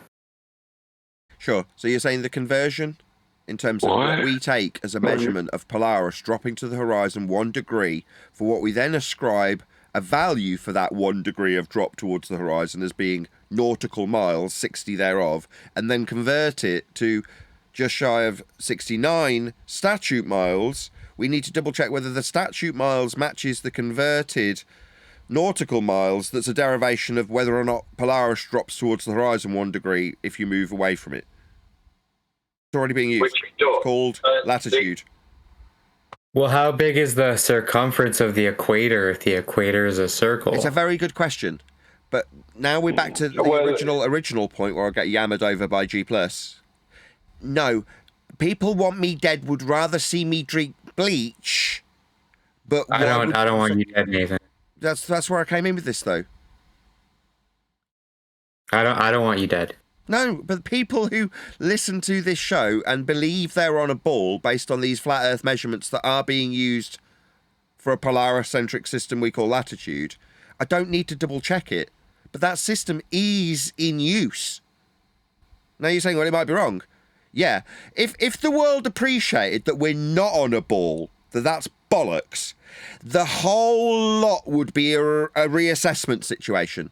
I know for a fact that we're not on a ball. Everything would be reassessed because we've got from a basic system of a simple star that's fixed being quite useful because it's a fixed point, yeah, to converting that to nautical, to converting that to statute, to creating maps, to taking the circles and making them into square grids in transverse Mercator projections. All of those things, all of those stages, every last bit of it gets kicked to the curb if we are understood in terms of our initial rhetoric. Earth's measured flat. Facts. For the ball, yeah, it's measured flat. Not, we need to check if Polaris is actually giving us the system that's very likely been fudged. Of course it's been fudged. It's been wrapped around a ball. I know it's wrong to a certain extent, but I also know that it's in use and measured flat. That's where it's useful. What if you stick to just the equator? Because then it's a circle either way. It is a circle. The equator's a circle. Okay, so if the equator is a circle, then that circumference is wrong by a lot. Okay, great. And? But the interesting part is I have a... If it is or it isn't, who cares? How does he know that? Well, he doesn't. That's the claim. He doesn't. Circumference. But he just said he... Oh, I mean, we could do you guys want to do the math together? So if you take 69 miles per degree and you times it... Oh, hang on a second. If you take 69 miles per degree and you times it by 90, what number do you get? Here we got you. How do you know the circumference of the equator is wrong? Because if you take 69 miles per degree, you get 6210, and that would be your R value. 6210 is your R value. And then you get a circumference for that. What circumference do you get? Yeah, you don't get 24,900 miles. That is true. But you don't know. What about if the conversion completely matches that? The actual true conversion, let's just say 1.1508 is not the correct conversion, and the true conversion actually matches what would be a 24,900 mile circumference.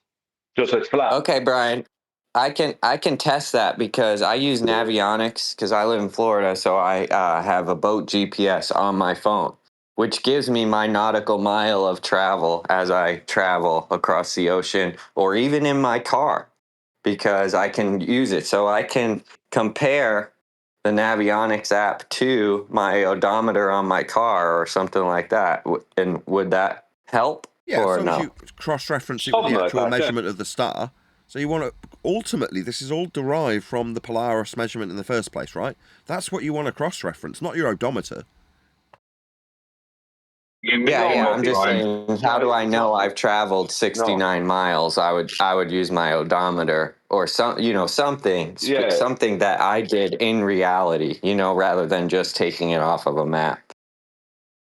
Yeah, it would be the measurement. You're going to measure with an odometer to check a measurement you took to Polaris. Yes. Well, he was asking, like, how would you know how long you've traveled or how far you've traveled, rather? Are you able to tell that you've traveled, say, 69 miles? Are you able to tell that in any way? Pardon me. So we're going to measure with an odometer a linear distance in miles, and then we're going to take an angle measurement from a plane of reference to Polaris. Where's the ball in this? It isn't. I don't think anyone's saying there's a ball. Do you think you're able to No. travel 69 miles and tell that you've traveled 69 miles? I am. You're just not hearing me. These systems have been bastardized into a ball, haven't they? That's where the fudging's occurring. So you're like, let's double check. I already know it's wrong. Well, you're arguing that we measure Earth flat with them. Yeah, we do. That's a fact. So why are you saying it's wrong then? Because it is. We're not on a ball. And along this process of measurement of utilizable things like Polaris, we go from measuring a flat Earth to being on a bleeding ball. So is it wrong? Definitely. Do I need to check? No. But before definitely not a ball. Before I get to the... Yeah, it's not a ball. It can't be a ball. Yeah, thanks. But before we go to check these systems that are utilized in those systems, first we need the world to appreciate that it's measured flat and utilized flat and dealt with flat. Because otherwise, the people that are telling them, well, maybe the Polaris system that we measure flat is wrong, yeah? What's their attitude? Oh, yeah, they'd rather see me dead. So this is for what exactly? This is where I started.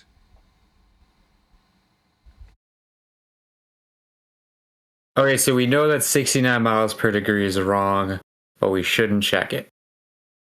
No, I'm saying... No, you should. Listen to what Brian said. 60 nautical miles degree is correct.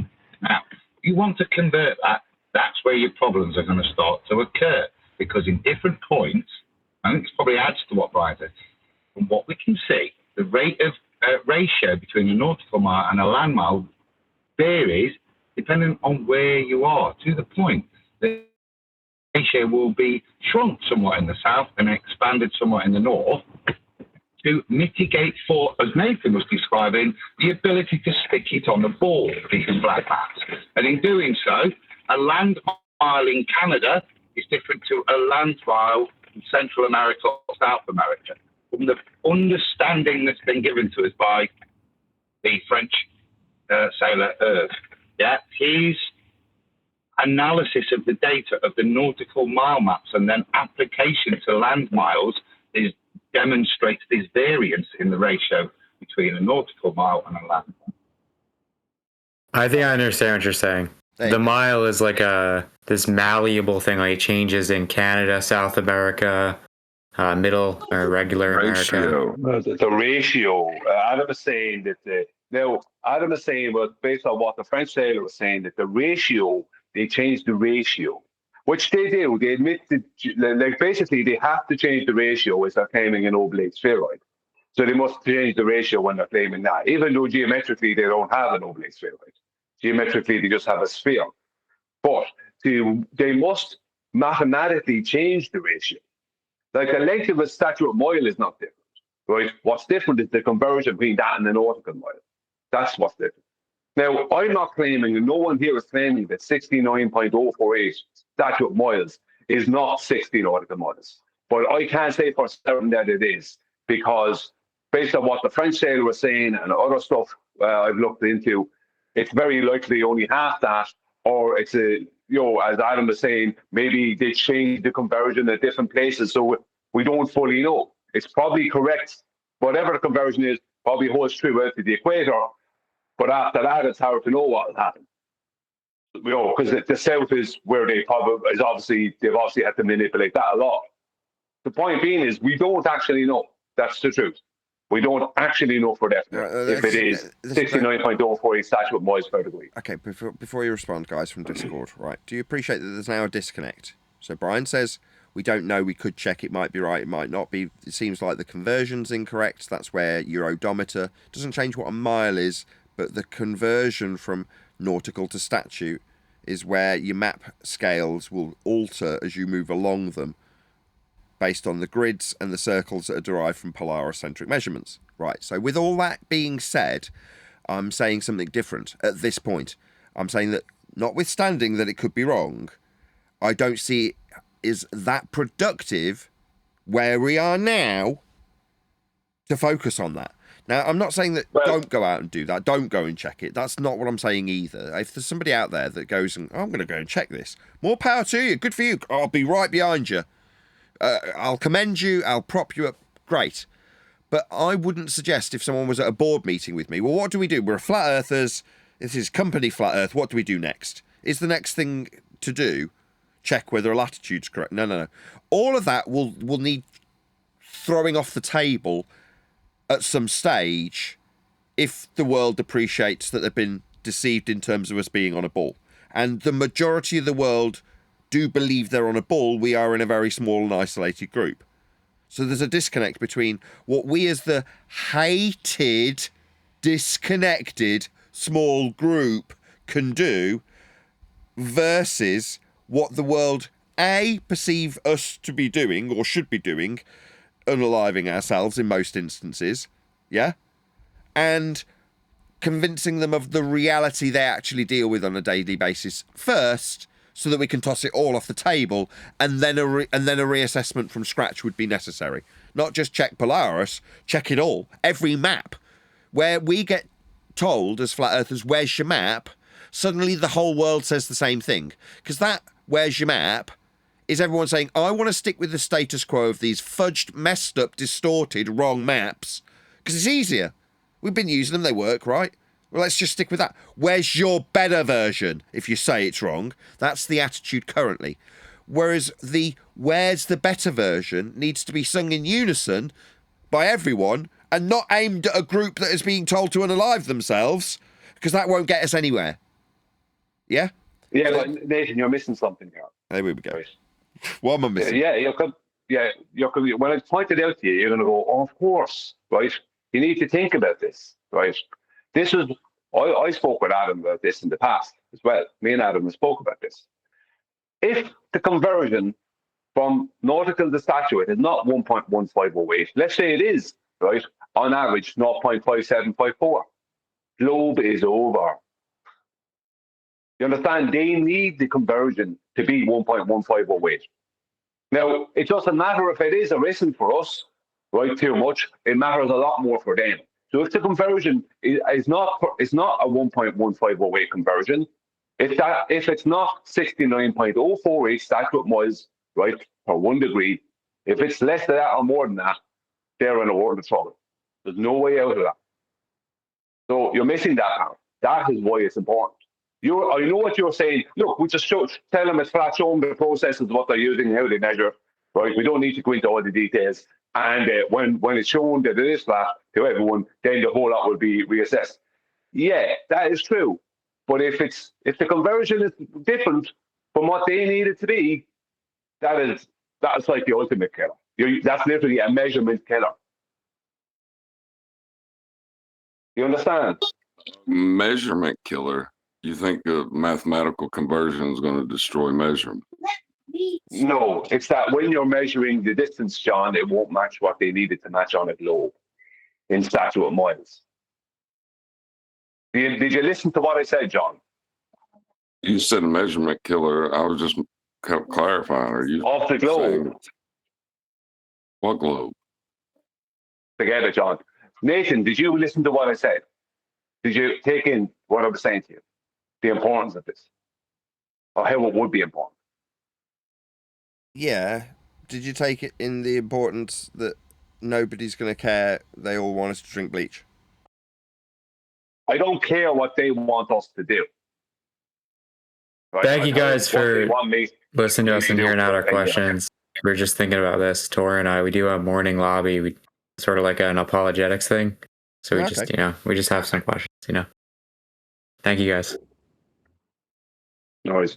It's an important point Brian's just making. As I alluded to there, that conversion rate.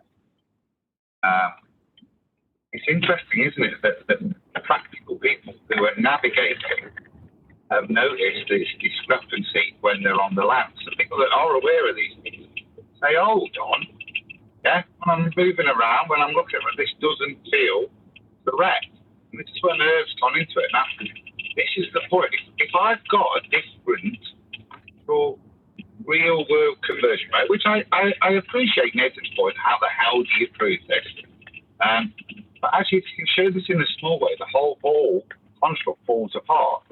And like I said, it's apparent to me, and people like Irv, when you're looking at this, that this is how the stitching together occurs. One way to do it is to keep those nautical miles, but then express everything in land miles and change the ratio. You can stitch your football together a bit better. Yeah? By manipulating only small amounts over large distances need to be changed to affect what's required. And as Brian says, if you can actually demonstrate that, that is a fantastic ball destroyer for geeks like me and Brian. Would the odometer on my car then recognize that if I brought my car to that area? This is what Herb's been saying. Yeah, so he's been saying, look, go and do this. You can do this. You can actually just put a bit of string on the map and it will demonstrate there is this disconnect between the distance you drive on the land, yeah, and what it's like at sea. Now, it's very difficult on land because roads aren't straight, are they? Unless it's a Roman one. Roads tend to be windy. You can't just go 60 miles north or south and see if Polaris drops by a degree. You can on the sea, but that you physically can't do based on your odometer, can you? On land, it's just not. You have to trust the map. Drive 1.4 miles to go 1 mile straight line distance toward Polaris, and the only way you can verify that is by trusting the map. Good point. Yeah, I see what you're saying. Except the I-95 in Florida is pretty straight because there's no like hills or anything it has to go around. So it goes all the way from New York. There you go. That's a practically applicable version where your odometer can infer the linear distance along a straight road with very little relief. Then perfect. Yeah, then you've got something. You get your sextant out, you check it versus what Polaris is doing at the start of your journey. You click your odometer, you measure your 69, and then you stop and you measure Polaris again, and you see if it matches up. And that's something that's practically applicable and useful. And yeah, I get it. That's double checking whether or not, well, does it actually match the statute miles? Because if it doesn't, Brian's absolutely correct. There's some gerrymandering of the conversion that needs to be done in order to change flat circles into stuff that has some spherical access to it. Yeah. Yeah, and it's catchy too, right? We could all 69 the globe together. It would have to be a direct north to south road. Otherwise, it makes it more difficult. Nice. You know what I mean? Yes. Hey, can we talk about rockets in a vacuum in a minute? John was moaning in the pre-show that this discussion, the argument that was had yesterday regarding diverging tangent planes, requires that we ignore that you need a tangent plane in the first instance, and it is akin to arguing about how rockets work in a sky vacuum when the argument is X rather than delta X. Delta X being the inclusion of a sky vacuum to argue about rockets being in, or in this case the inclusion of a flat plane that needs to be described in the first instance to have one that's not parallel with it be described after the fact. Therefore, we're into delta X. Was that a reasonable summary, John? Yeah, fair enough. Yeah, that's just John trying to hijack my point. That was my point. That was my point yesterday. And now John is trying to hijack my point. That's all that is, to try and make himself valid. There's no valid for you, John, in this. There is no valid. You either concede to your bad behaviour or don't. I don't care. There's no valid for you in this. What are you talking about? The point I made yesterday, right, that you agreed with, you then tried to hijack it. Now you're trying to re-hijack it. That's the point of what I was saying. Something you're fully aware of. Your point was one tangent plane or two tangent planes? I can't remember. My point was, it showed that you can't have a tangent because there's nothing to have a tangent to. Now, if you want to continue playing dumb, then I'll treat you like you're dumb. No, I think that's So you had two tangent planes disproving that you could have a tangent plane, right? Is that what I said, John? Do you want to go through exactly what I said? You would Do you take want to a go through what I tangent said plane at one yesterday? point. Do you want to relay all right, exactly? sure. Do you want to relay what I said and then go through the implications of it? Thank you. So if you had one tangent plane on a sphere and you took a step forward and had another tangent plane on a sphere, they diverge. Is that what I said? Is that exactly what I said? Because I'm sure I said more than that. I'm about to wash my hands of you completely, John. Oh, come on. Don't be so dramatic. Yeah, no, I'm about to wash my hands completely of him because what he's been is a scumbag. No, he's not. Why you're being a scumbag by calling him a scumbag when obviously he's discussing tangential planes to spheres that can't exist. Really? So when he misquotes what you say on purpose, that's right. When he misquotes, what about if I misquote what you say on purpose, Nathan? What about if I did that? Do what? How would you feel about that? What about if I start misquoting what you say on purpose just to try to hijack your point? That's okay with you, is it? No. I haven't suggested that's what the issue is. The issue is he's trying to, if you're correct, misrepresent you, but you're just calling him a scumbag in response. Nathan, that's where I get to when I'm dealing with a bot. I don't have time to waste to go around in a circle because someone's ego can't accept when they're wrong. Someone can't concede when they're wrong. But he's not wrong. Someone has to keep. What's he wrong about? He is wrong. What's he wrong about? He is wrong. Okay, what's he wrong about? What's he right about? What's he wrong about? Tell me what he's right about concerning what I said. Tell me what he's right about. What's his actual argument with me concerning what I said? No, you tell me. Yeah. So you can't even read it. You can't even relay what his argument is. Reverse burden of proof. He's attempting to hijack what I said. No, he's attempting to hijack what I said and what I pointed out. Sorry, go on.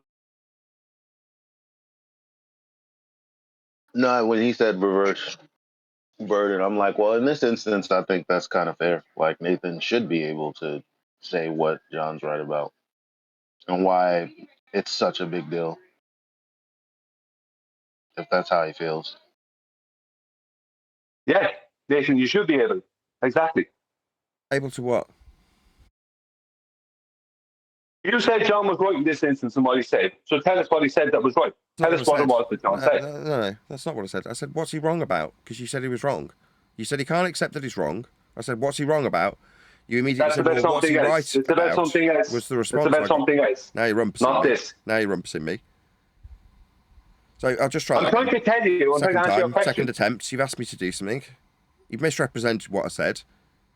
Something you've just literally only 3 minutes ago accused him of doing and then suggested that I wasn't fair by allowing it. No, that's not what I said. You said he was wrong. I asked you, what's he wrong about?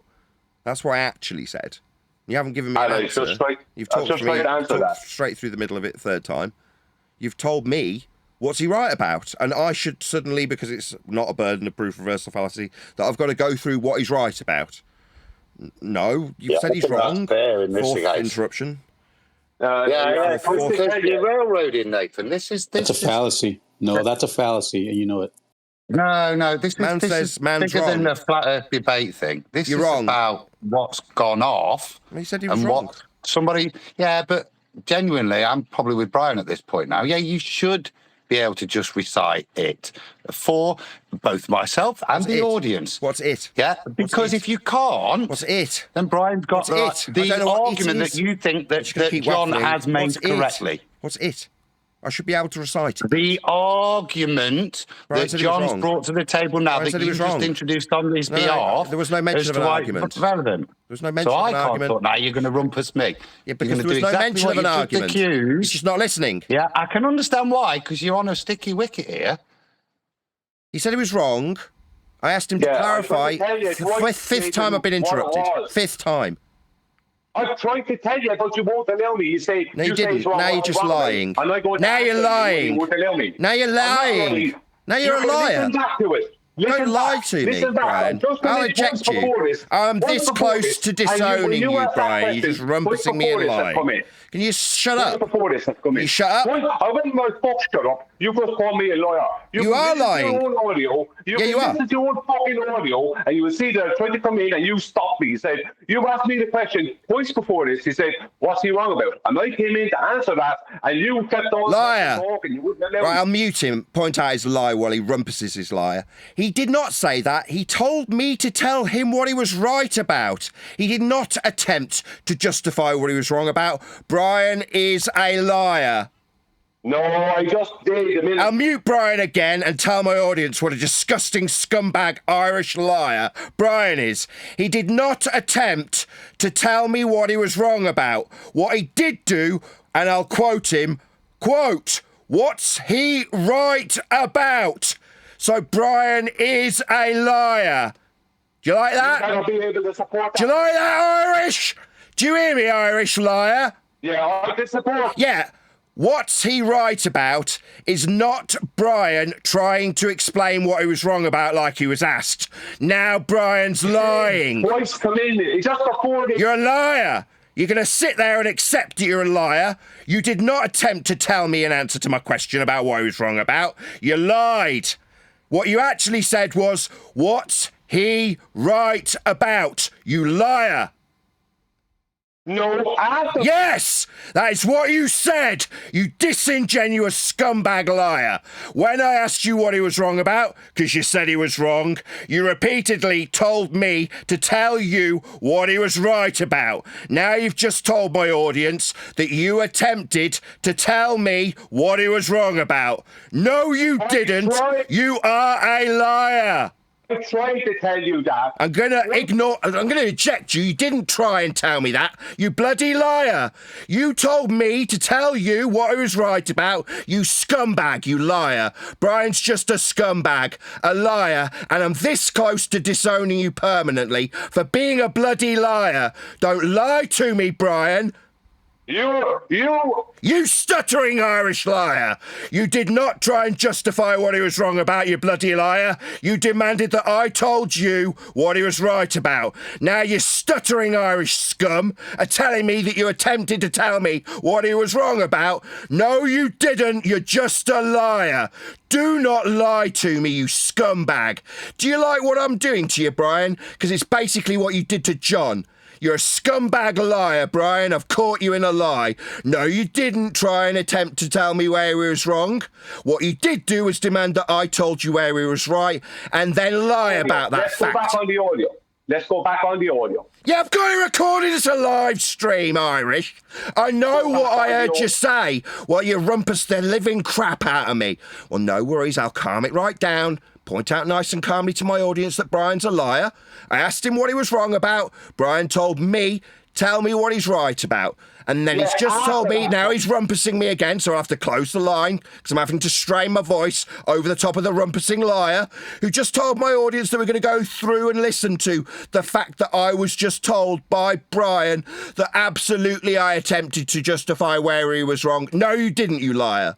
You told me to tell you where he was right, and now I've got to close the line again because I'm being interrupted while I summarise what actually happened and what we all heard on the recording, in spite of Brian the liar attempting to obfuscate me and talk through the fact he's a liar. Really? Yes, you telling me to tell you where he's right is not you attempting, quote, to explain where he was wrong. Now, your incessant non-stop interruption isn't changing that the audience is hearing me. I've got control of the show, even when my own friends lie and rumpus through me. Friends? Is that what I am? Well, when you lie to me, I'm this close to disowning you, Brian. I wouldn't call you a friend. When you tell an audience, we can go back and listen to you tell me to tell you where he's right, as actually you telling me where he was wrong and trying to tell me where he was wrong, you lying piece of shit. No, I don't see you as a friend when you do things like this, Brian. You're just rumpusing me now. I've got the line closed so my audience can hear how justified I am in treating you like you treated John yesterday, calling him a liar and stuff. The only difference being that you have lied. You in no way tried to explain where he was wrong. You demanded that I explain where he was right, making you an absolute fact of a liar, Brian. Now, you don't have to like this treatment. It's the same treatment that you gave John. It's just while you're rumpusing the living shit out of me, the audience can still hear me. Bull. Yeah, that's because Nathan being a fucking idiot. Now Brian's swearing at me on my own show. Why? Because when I asked Brian to explain where he was wrong, Brian did not attempt to explain where he was wrong. He demanded that I explain where he was right, and later lied and suggested that if that was him attempting to tell me where he was wrong, there's the interruption from Brian, the fucking scumbag, lying Irishman, who's going to fucking lie and fucking swear at me because he's a friend. Friends don't fucking swear and don't fucking lie to each other, Brian. But that's what you're doing when you're telling me that you attempted to explain where he was wrong, when in fact, you lying piece of shit, you told me to tell you where he was right. You lying piece of shit. Yeah. Yeah! So sit down and shut the fuck up, Irish, you lying piece of shit. You absolutely didn't try and explain where he was wrong. You demanded I told you where he was right, and your bum chum Adam came along to back you up, and suddenly it's all reasonable. No. You say a man's wrong, tell me where he's wrong. Twice after I said to you... So you tell me he's wrong, you're going to explain where he's wrong. You're not going to lie. You're not going to demand I tell you where he's right, you piece of shit lying Irishman. If you say he's wrong, you explain where you say he's wrong. Go. Absolutely. He was wrong in something he was arguing with me the other day privately. Now, there you go. I tried to tell you that twice after that point. No, you didn't. You told me to tell you where he's right. There's another lie from an Irishman. There's his lie.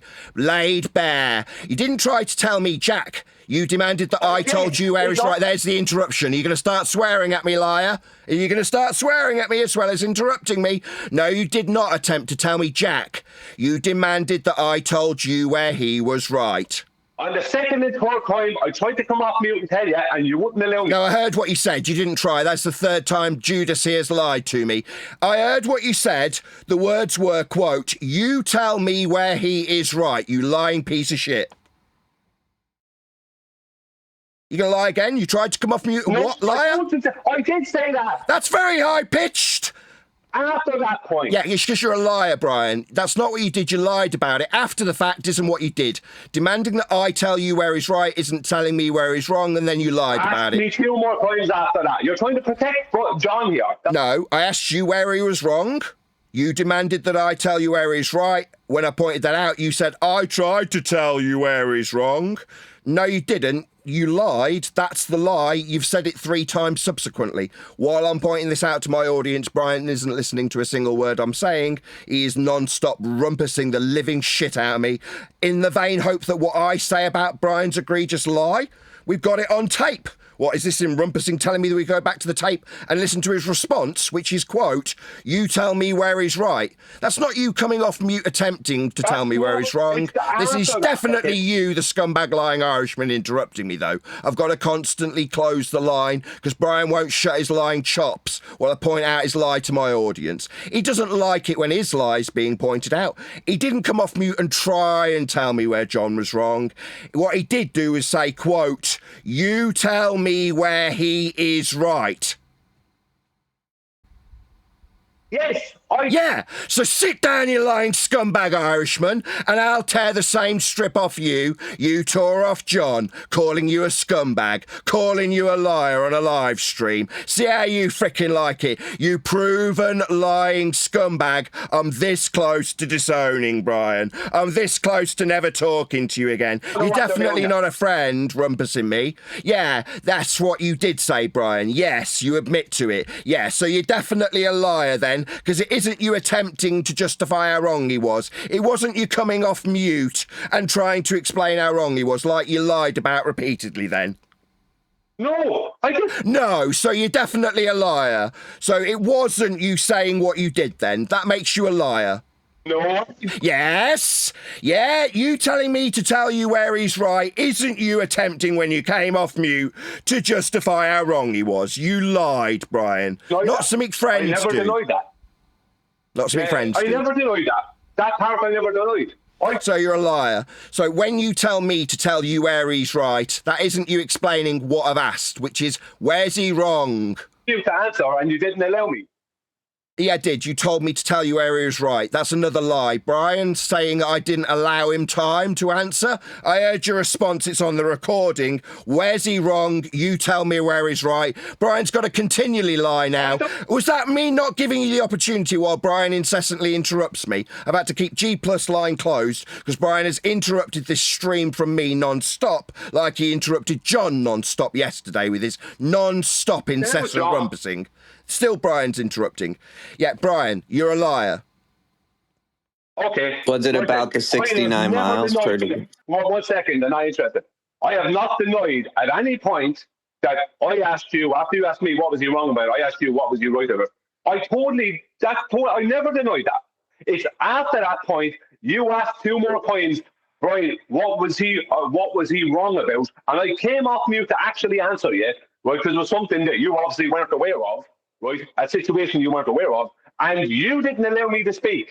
That is the absolute fucking truth. You can go back on your fucking audio. You can see it. You can see it coming off mute. You don't need to be calling me a dirty scumbag Irish lawyer or whatever the fuck I get it. call me. Because at this point is the one but who's you're being sweating now, right, Brian? Not Stressed out, right? Like John was with you yesterday. There's no need for any of this, right? Fuck John. Fuck John. Yeah, you can get all stressed out of me, John. And your treatment of him yesterday, calling him a scumbag liar, is why I've just treated you in the exact same way. The difference is, while Brian now loses his temper because he's obviously lost his shit, completely lost his cool. I'm not the one that lost me shit. Do you want to shut up then? I'm talking, Brian. Do you want to control yourself? Yeah, you keep talking. Keep waffling on. Yeah, Will, I've got control of myself. Yeah, I'll go on camera. I'm completely chilled like always. This is just another example. I've made Brian an example, my example, because he was doing what I've done to him yesterday to John non-stop. Yeah, wasn't very nice, totally unnecessary, and I've just done it to him. Let's see how he likes it. No, John, no, Nathan, you don't get out of it like that. You don't get out of it. That's dishonest. You're trying to now lie your own way out of it. So do you want to just fill me in then? Sorry, like you saying, sorry, do you want to fill me in? I did not do that to John yesterday. You didn't call him a scumbag liar. You didn't call him a scumbag liar. Yes, today I did. Today I did. Oh, right. So that's okay then, because it's less than 24 hours. It makes it all cool, right? So it's okay. I can do it to you then. No, because he is a scumbag. No, you are a scumbag, Brian. You're a liar. We got it all on tape. I'll say it calmly. You told me you're just going to keep talking through me.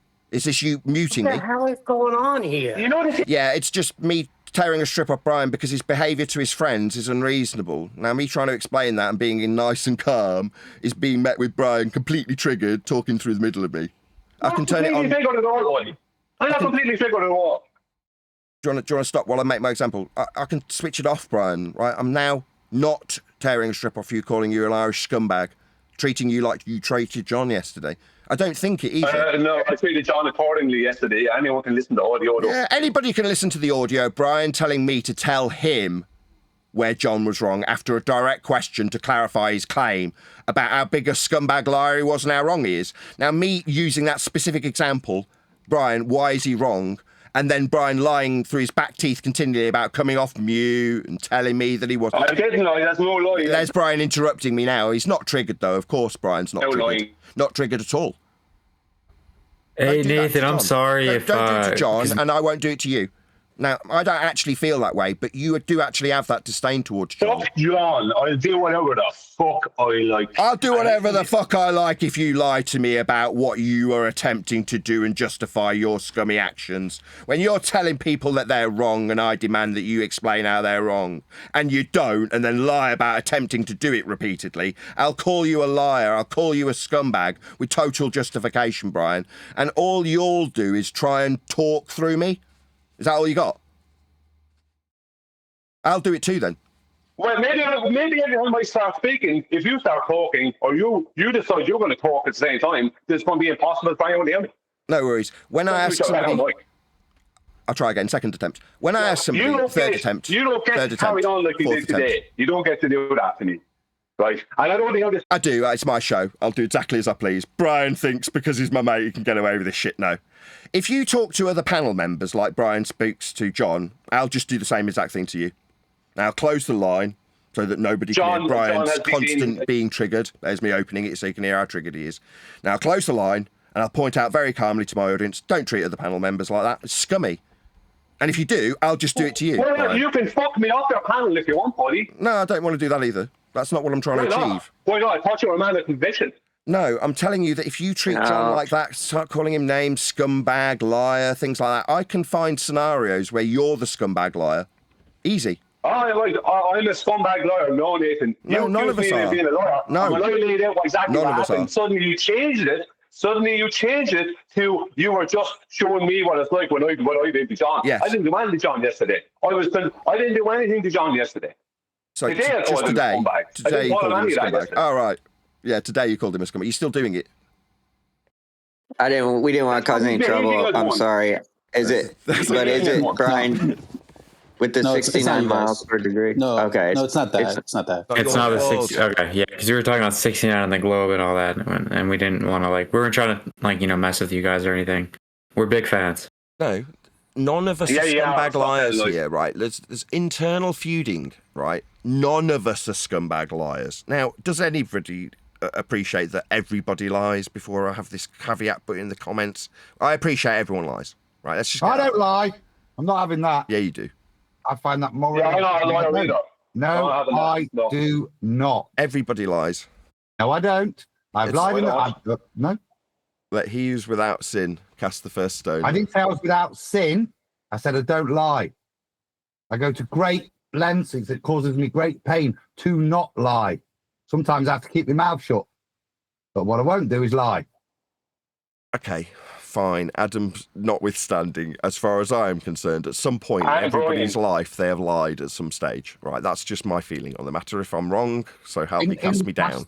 I'd concede that. I would concede that in the past. But there we go. That's all I'm saying.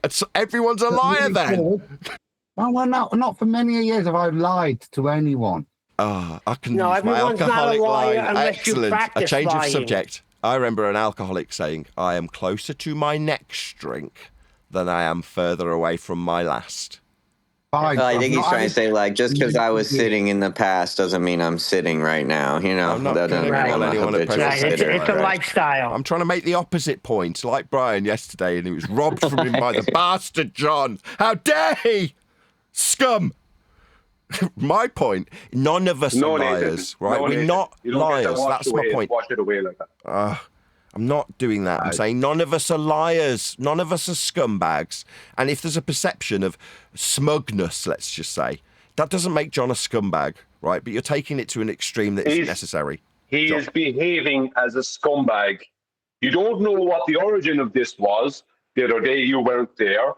Right? He's behaving. Yesterday, he's having an issue with me. Today, he's having an issue with me. And both yesterday and today, he's trying to hijack my point as if it's his own. He doesn't have a point. His point yesterday was that I used the word push. That was his only point. After that, he tried to change it around into something else. And the reason John does this, 1 second, Nathan, the reason John does this, right, is because he's unable to concede when he's just wrong.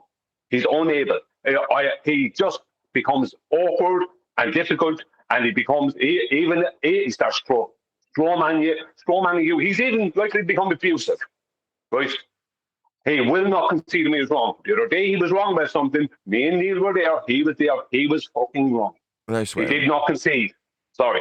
He would not concede, Nathan, at all. That's fine. Now, what happened earlier, 1 second, what happened earlier, I did ask you what was he right about after you first asked me what was he wrong about. Then after that, I realised you didn't know about the event. So when you asked me 2 more times after that, I came off mute to answer you, and you didn't allow me to speak. Now, that is shown in the audio and it's shown on the screen. I come off mute at that point. Fine, I've heard you out. What he was wrong about was something the other day that you weren't privy to. At some point, you've got to stop, Brian. Brian, at some point, I've got to respond to you. Okay. I heard you. I'm listening. I've heard everything you've said, and everything you've said up until this point is completely reasonable because you haven't descended into a torrent of insults calling him a scumbag and such. You've explained perfectly reasonably where your position lies, why you feel the position is justified. Admittedly unjustified when you define his motivation. You haven't got a crystal ball. You don't know why he's doing that. You've done it anyway. I'm not going to let that slide because you haven't descended into calling him a scumbag. It's not a name-calling session when you're explaining that he's hijacking my point about planes and his only point is to say that I've moved a foot. Now, that, perfectly reasonable gripe. worthy of discussion, helpful to the audience even. But when it descends into what I just did to you, by example, calling you a scumbag Irishman, it doesn't help anybody. But that's what it ended up today, with you calling him a scumbag and such. Now, if you want to disagree with him or say he's stealing your points or he can't concede and therefore he's got to hijack yours and descend it into Delta X, then you can do that. But just internally, at the very least, if we can lay off doing that, because I don't feel that's the case. I don't agree with you, first of all. I just want to make that plain. You can call him my favourite if you like. I just don't agree that his motivation lies where you believe it to lie. I don't think he's trying to cause dissemination. I don't think he's trying to upset the apple cart. I don't think he's trying to do any of the things that I feel are inferring he's doing. Now, that's just my opinion. But so long as I don't call you a scumbag in the process of airing that, I'll be good with everything. That's all I'm trying to get across by taking it to the extreme, the similar extreme that you did to John. Doesn't mean I disagree with you either. Doesn't mean I agree with him either. It's just I'd rather we weren't internally fighting in that way. That's all. Well, what do I do then when someone is behaving as a scumbag? Do I pretend he's not? That would be a lie. It might be better if you were to rephrase it. Disingenuous and ungentlemanly behaviour, which is not commensurate with the standards we hold ourselves to when we argue amongst ourselves. Yes, that's perfect. Okay, let's go back to my points yesterday, or what I said yesterday, right? Now, foregoing the use of the term foot, which John was correct, he jumped on it. He critiqued it. Fair enough. Now, his intention for jumping on it is another matter. But what I said was, I corrected it to, if you make a plane at a point underneath your foot, you step forward one step, you make another plane at that point. If you're claiming those planes are not parallel, right, that they're divergent, that means that you're outside. Basically, my point was that means you're outside of reality, because those planes have to be horizontal and they have to be parallel, right, in reality. So it goes back to the borders claiming that you can have a different horizontal that's at a different orientation from the last one, all along a sphere, right? No, that is not reality. That does not work with reality. It doesn't work with measurement. It doesn't work with navigation, anything, right? So anyone who's claiming that they have two diverging horizontals don't have horizontal at all, right? Because in reality, those two straight lines that they've claimed to have created at those 2 points, right? Those two straight lines must be parallel to each other, right? They cannot have any of them being called horizontal, and they can't have any of them at all, right? Because in reality, they have to be parallel because the Earth is flat. That is the point. They don't have any of them. Now, John is asking me today, where did you get your first one from? Like, how can you even have the first one? That's the whole point of what my analogy yesterday was, or whatever you want to call it. You can't even have one of them because you would have to have a globe to have one of those. You can't have a globe because all horizontals are parallel to each other.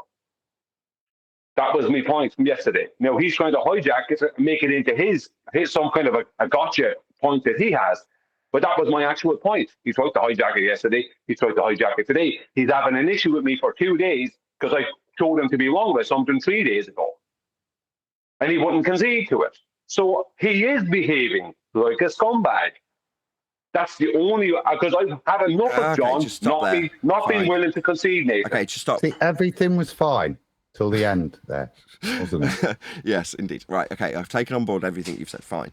Right, now, but for the fact that whether or not I agree with him is irrelevant, but his contention is that you need the first plane, therefore it's game over there. Yeah? No, this is the trouble. It's a completely separate argument that derails the much more powerfully demonstrable argument that Brian presented. Now, whilst it may be technically correct, it doesn't help Brian's argument. It derails it and it confuses the audience. It's of no benefit after going into a comparison of parallel horizontals, which you can demonstrate have to be parallel because that's how celestial navigation and mappings work. If you can get that point saliently over to the audience, they're imparted with a much more powerful bit of knowledge other than horizontal planes.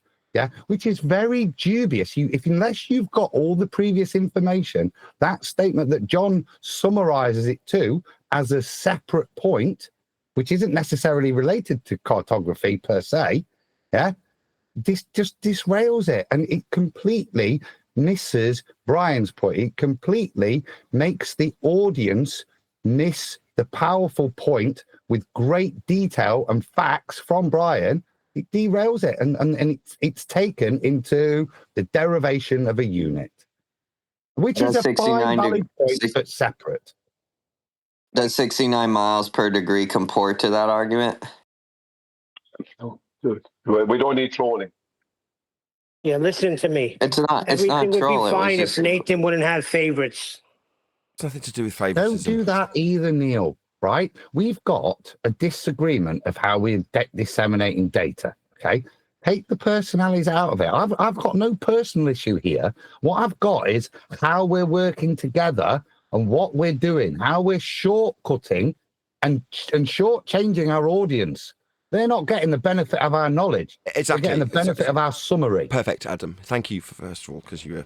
I was just making a bad joke. Sure, but Adam, yes, thank you for explaining it to me, and Brian, right? Okay, great. Refracted's not here to put his two pennyworth in, but regardless, if he's detracting for motivational reasons from 3 days ago that I'm unaware of, I don't want to hear that as an excuse, because all I see is the value in the moment, right?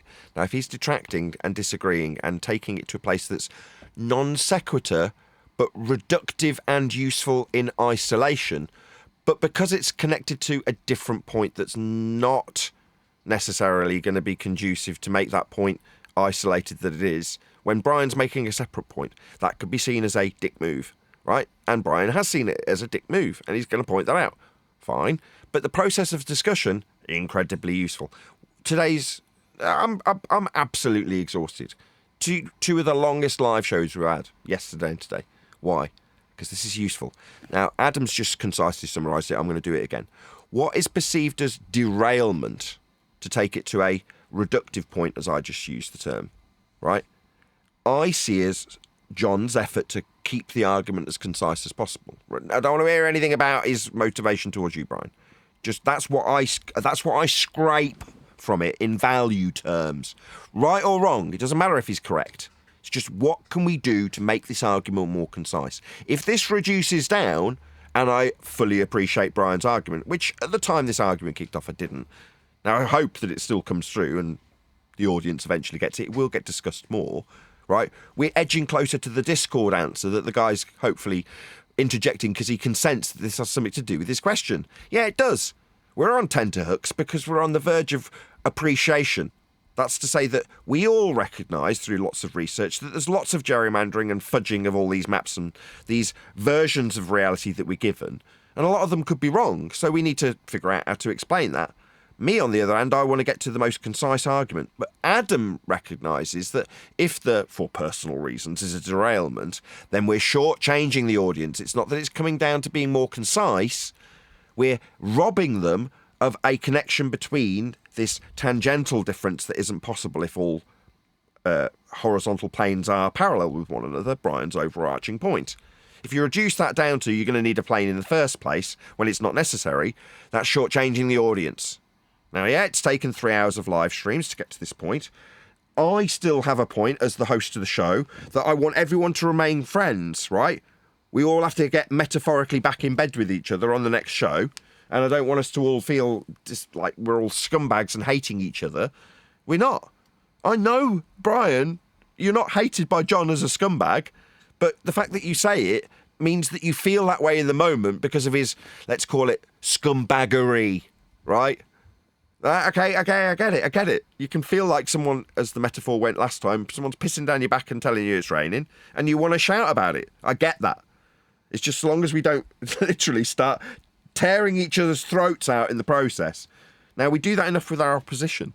So internally, I've got to step in at some point, and unfortunately that has detracted from the point also. But I've got to figuratively whip you all into line when it comes to us tearing each other's throats out in the heat. It's not needed. Well, Yeah, but- he was being disingenuous with Brian the other day, but Brian, he's not a liar. I was going to talk to you about that. John Refracted is not a liar. He couldn't concede. I agree with you there. And that's just a little bit of pride. We all got pride. I didn't call him a lawyer here. I called him a scumbag. He told me today. That's what he said.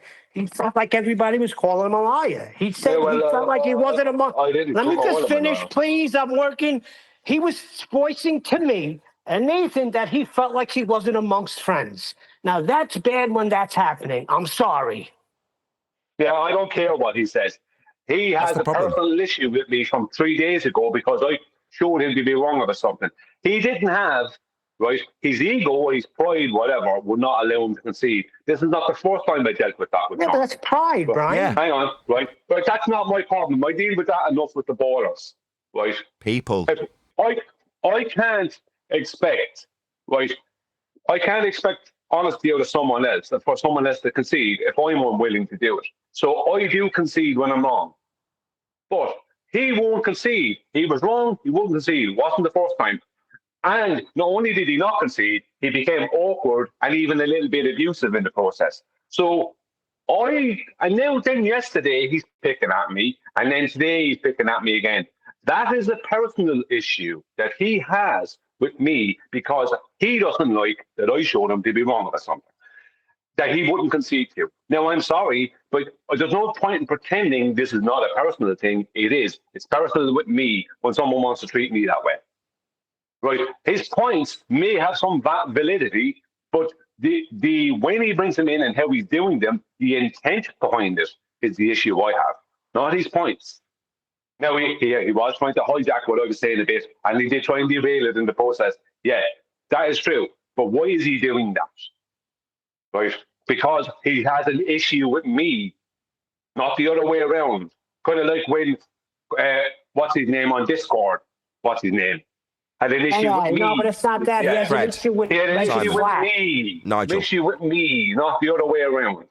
Now, I can only put up with that, so much of that nonsense. And he should have been able to concede the other day, like he should have been able to concede at other times.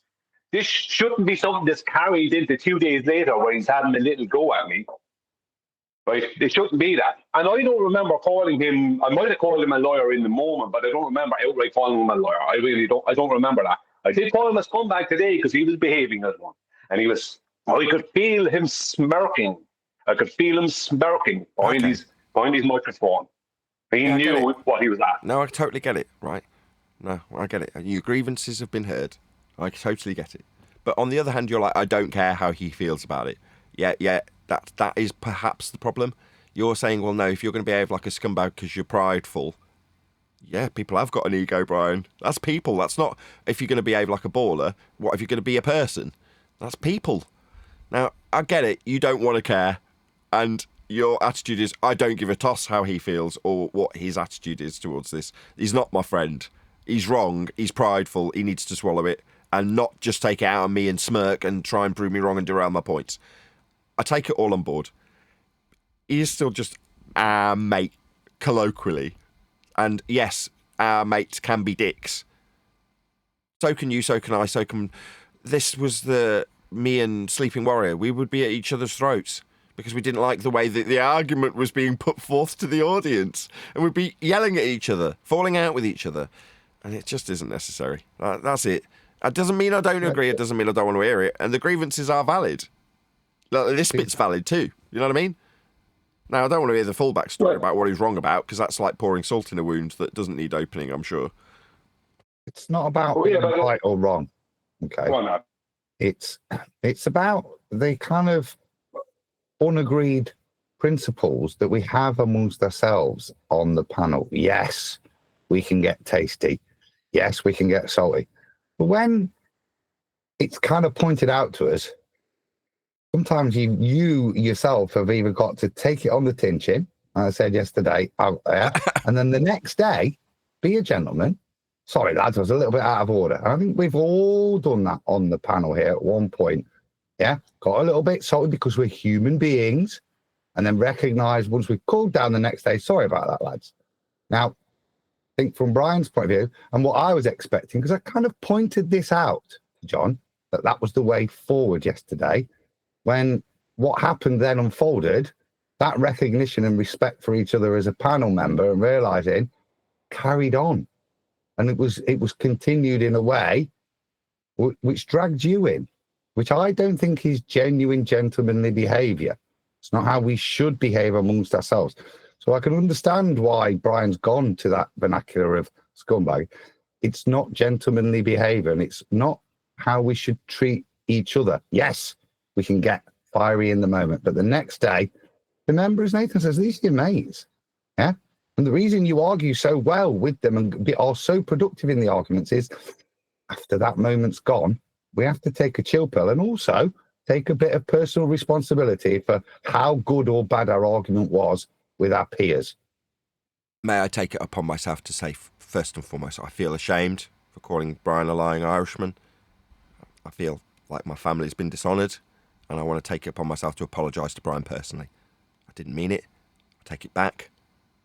I love you. I'm not worried about that. I know it's in the moment, right? My issue is with John. Right? Sorry, I accept that apology. Sorry, I should have said that. Thank you. I accept your apology there. But I didn't even, it's just in the moment. After I forgot about it, because I know it's in the moment stuff. But my issues with John. My issues with someone not being able to concede. When you're shown to be wrong, just concede you're wrong. And I wouldn't mind I'm not going to go into the topic, right? But the very thing that we were talking about, he went through with me in the past. And he even said that, yeah, that's right. Like, he couldn't find this particular, it was something that wasn't in, I won't go into the details, in a particular manual, let's just say, right? Right? And he went through with me in the past. And he was like, yeah, it's not there. He was agreeing it wasn't there. But then suddenly, when the topic came up again, he must have forgot about that or whatever. Either way, I showed he didn't concede. And that this has happened in the past, where he didn't concede, where he was wrong. He wants to send things off in a different direction. It's anything but just concede. You know what? You're right about that. It's not about my ego or being told you're right. It's about when someone won't concede. If you won't concede, you can't expect that from someone else. So he can't demand concessions from anyone if he's not willing to give them. And neither can I. I have to be able to give the concessions for me to be able to be up on my high horse now, saying he should concede. Because if I'm doing the same thing, I'm just a hypocrite. But I do concede, and I've shown that I conceded when I was wrong. If you can't do that, how can I trust someone who's unwilling to concede? Because the very people who are mostly unwilling to concede are the ballers. They never concede to nothing. Yeah, but that's one of your strengths, Brian. Most of the You're time, very humble. You could do that. Yeah, but Neil, the point being is that the problem we have in this arena is people are not conceding when they're wrong. Now, not every ball. I have gotten a couple of concessions here or there, but they're very far and few between the ballers. But I shouldn't have to deal with that with someone who's on my own side, especially someone who's on the same panel. Shouldn't have to be dealing with that. And I certainly shouldn't have to be dealing with 2 days of little issues with me after that, where it's obvious that he's having an issue with me. After that, I shouldn't have to be dealing with that. So I apologise. I said a lot of stuff, and I curse and swear on the show, whatever else. I didn't want to be doing all that. But when push comes to shove, you have to call it as it is. I can't pretend. I can't pretend. I can't do that. And that's maybe where you need to just pare it back a bit. Yeah. That once you've been offended, you don't need to go on the crusade as much. I think sometimes, yeah. I like I said, it's not personal for me, but listen to it. Listen to yesterday. It's not conducive, and it's not how we work together well. Yeah. Listen to me and QE ding dong at times. Yeah. But we'll get to a point, and none of us will stretch our point. None of us will misrepresent it, but we'll argue like Billy-O till we get to an answer. Flipping phone. Sorry, do you get me? And that's the important thing amongst ourselves, that we can be like that, but never are we disingenuous with our statements. They're always based in fact and truth. Yeah. And the second we realize we're wrong, what we don't do is try and switch it to another argument to win. Yeah. We admit we're wrong and we move on. That's right. But we that's all not do. what was happening. We admitted we're wrong, and we'll eventually get to QE's way of doing things. No, he's a bugger, isn't he, to get him to concede, but he will do it. Yeah. And like I say, it's not about who's right or wrong. It's about what's productive. If I'm misrepresenting my own position just to try and win the argument, that doesn't help the group. And that's not how the group has always functioned. The reason we're so powerful is we take shit apart and get to the bottom of it, being honest with each other, making statements, having them challenged, and one of us conceding so we move forwards. I don't. Well, he feels like arguing this is like arguing gas pressure without containment. Well, look, like right, it's Earth's measured flat, and that's it. The referee in this instance is always looking for the shortcut, right? So I'm going to be frustrating to Adam and Brian because what I hear is, oh, shortcut. Right, now, whether or not there's somebody having their back pissing moment highlighted or not isn't my concern when I just hear, oh, this could potentially be a shortcut. And I'm lazy, right? I want the shortest, most concise route, but I don't want to shortchange the audience, right? So I just want to get back to Adam's point in this regard, right? Why is this dragged out for 2 live shows? Because there's valuable information in this. Very valuable information, right? We're taking the world paradigm. That's kind of where I was going when I'm like, well, if the Western world, nay, entire world, think they're on a ball, and we're mucking around with whether or not latitude's measured accurately or not, like, we've got bigger fish to fry. And if we're going to explain this to learned men of the ball, then we do understand and can disseminate to our opponent how a diverging tangent isn't conducive with all horizontal planes remaining parallel with one another. You need to be able to eventually get to a point through lots of argument to the most concise way of detailing something, but with the knowledge to back it up if somebody's to try and pull that apart. That is to say, your opponent says, well, actually, no, you can have reciprocating zenith angles. You take a deep breath, you start to pull it apart, but only if you've had the information. If it's been undermined, as Brian perceives it, because there's a different point that's being made, well, you're always going to require a horizontal plane of reference to begin with. Yes, that is true. But what you were saying, Brian, about moving forward and then a tangent plane being different from the original concept, that you must remain constant, it must remain axiomatic, and that's violated the second you take a step forward. That's not necessarily conducive with the point that's more concise. They're both beneficial. They can both be summarised separately. But I can see how Brian might feel pissed off if one's stepping on the other. Well, Nathan, how do you have horizontal if two diverging tangents? Just you can't. Brian, stay away from the direct argument. Okay, what would be better from my perspective, if I was the host, what I'd be asking my panel members to do is go, please, John, recognise Brian's point. Use your knowledge, which is fantastic, to support the point, not make a separate one. That's where the beef is. Yeah, where people saying, I don't feel like they're my friends.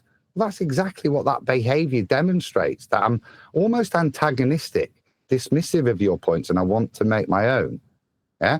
Now, if they're my panel members, I want everybody to back each other up. That's what I try to do. If somebody makes a point, it's not clear, I try to join in that point and make it elucidate the point more, not just make my own.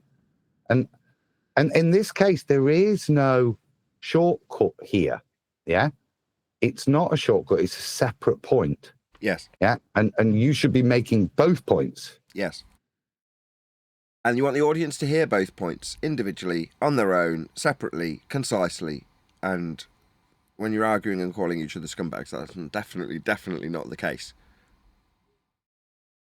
No, go on, blows the cobwebs off, doesn't it? Eh? At least people know we're passionate about what we're doing. And eventually we're growing up and have to deal with it like this. We're getting there. Yeah, indeed.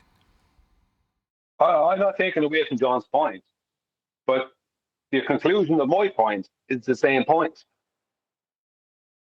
Like, if you cannot have two diverging horizontals, horizontal is a constant orientation, just like vertical. They can't diverge from each other.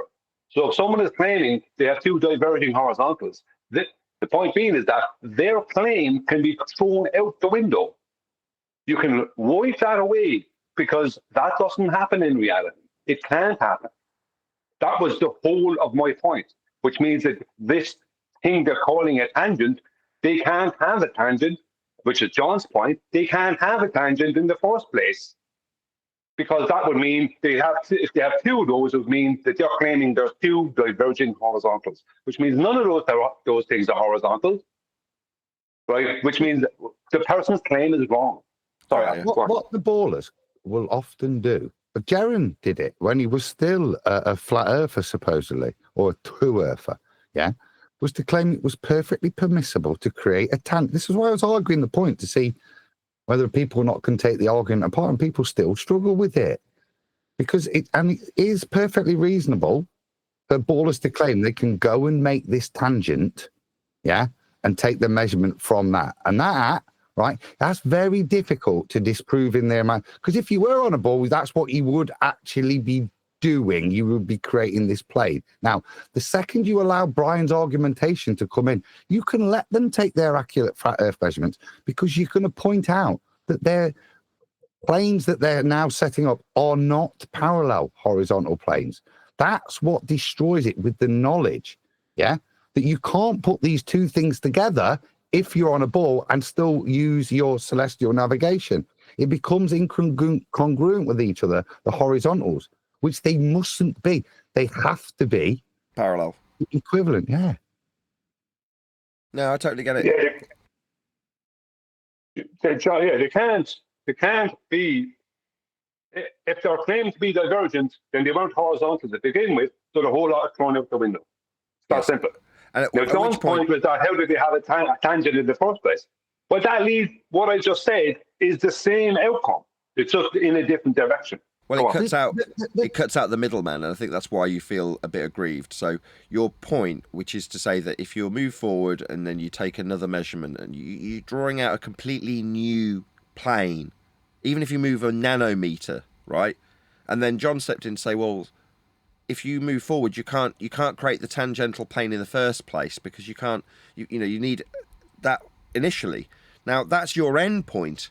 But what he's essentially doing is cutting out all of the in-between argument, which is where Adams put it as you shortchanging the audience. If you take it from, well, if I'm going to suggest that I am creating tangential planes on a ball, and you just take it to, well, you'll need a flat plane for that, where'd you get the plane in the first place?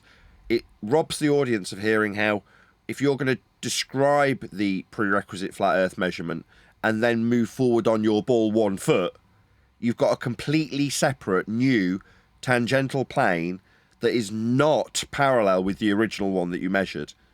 Therefore, not all horizontals are parallel. Therefore, it falls apart. You can't establish the first horizontal plane if you're on that ball. So you get to the same point as John's taking you to, but John's way of doing it cuts out your explanation, making you pissed off. Correct? No, that's not what pissed me off. It's not that what pissed me off. John is making his point, and his point is correct and true. What pissed me off is when he did it, how he did it, and his intent behind it. His intent wasn't to help the position, like Adam's stating, and it wasn't for educating of the audience. His intent was to undermine me. Because he had a little issue with me. That's the thing. Stop. Maybe not. No, Nathan, I want to go back. No. It's not the setback. If you go to John's perfectly valid point, the argument becomes you cannot set up a tangential plane on a spheroid. Okay? Correct. Now, that's John's argument. Unfortunately, that's a really difficult argument to win without all the other data. You can't just make it as a statement, because in any baller's mind or rational person's mind, yes, you can. You get out your spirit level, like I was saying, and at that point, you're at the tangent. Now, unfortunately, to the rational mind, you don't win the argument there if you're just pig-headed and say, no, you can't set that imaginary plane up at this point, because they know in their own head they can. You need the rest of the argument to make that point actually at the end, if you ever wanted to, even though it's slightly separate. But the way you win and convince the unsure mind is to set up the parallel planes and then show they've got nothing to do with each other, and therefore your map's useless. Yeah, exactly. Like when I said about what John said, if he added it on at the end, it would be an add-on if you do it the right way. But that's not what he did. And Adam's point is correct as well there. What John says is too simplistic for anyone to understand. I understand what he means, but most people won't understand what he means. It's too simplistic. It's too even vague for people, even though it's not meant to be vague. The point is that you must show the claim is that horizontal is changing its own orientation in relation to itself. Now, that is ridiculous. So anyone who is making any claims of any local horizontals or horizontals at different orientations to each other, because we know in reality, all horizontal is a constant orientation and all horizontals are parallel to each other, and all horizontals are parallel to the plane of the horizon, because we know that for a fact, right? And that is true, and it's true through aviation, through navigation, through surveying, cartography, everything. The point being is that anyone who's making a claim of having two opposing horizontals, two opposing orientations of horizontal, their claim has to be thrown directly out the window at that point. That's the point. So they can't have a claim. They can't have. So they then have to. They would literally have to forego the existing horizontal, because horizontal doesn't mean anything. If you're claiming that there's different orientations of it, it means nothing. The orientation of horizontal means nothing because it's not constant. The only reason that it means something in reality, the same with vertical, is because they're constants. The orientation doesn't change no matter where you are. And we're all using the same shared horizontal plane, which is mean sea level. All of us are using that. We can't have the situation we have in measurement, navigation, travel, all these things. All these things can't happen unless we're all using the same shared horizontal plane. Yeah. But the opposition, go on, Adam. Well, that's the point on a ball. So, see, in my mind, you have to allow them to set up a horizontal, but it's a horizontal tangent to the sphere. It's only a horizontal for them at that point, and it shares no other parallel points with any other horizontal you could ever set up. This is devastating to them. They're absolutely devastating. Even to the point where we said sarcastically, it's 0.000000029 degrees on the 1 foot that was so incendiary. But do you see, it's still that out. It's no longer parallel, even just a foot on a ball. If you explain that to the layman, that's so much more powerful than you can't even have a foot. Yeah, exactly. If you take, let's take the angular size of a mountain, let's say a big mountain, I'll use Mount Everest, 100 miles away, right? When you're taking that angular size from Kathmandu Valley, right, you then subtract the elevation of Kathmandu Valley from the full elevation of Mount Everest, and the remainder, your angle then will match the remaining known elevation of Mount Everest. Now, that's over 100 miles. That means both Mount Everest, right, the GP of Mount Everest, and the GP and your GP are both on mean sea level, and both those GPs, mean sea level must be a horizontal for that to work. It does work. It works every time, all the time. That's because, as I said before, if you're on a ball, then the reference to horizontal is you and your position. When you're actually doing cartography, navigation, or you live on the flat plane, the reference to horizontal is the horizon. It is the surface that is your reference, which is why it's pertinent to celestial navigation, because that adjacent is your horizontal that you're traversing across. There is no disconnect.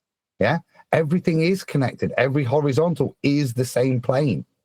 This is why it's powerful, because it shows you why maps work and celestial navigation works with those triangles.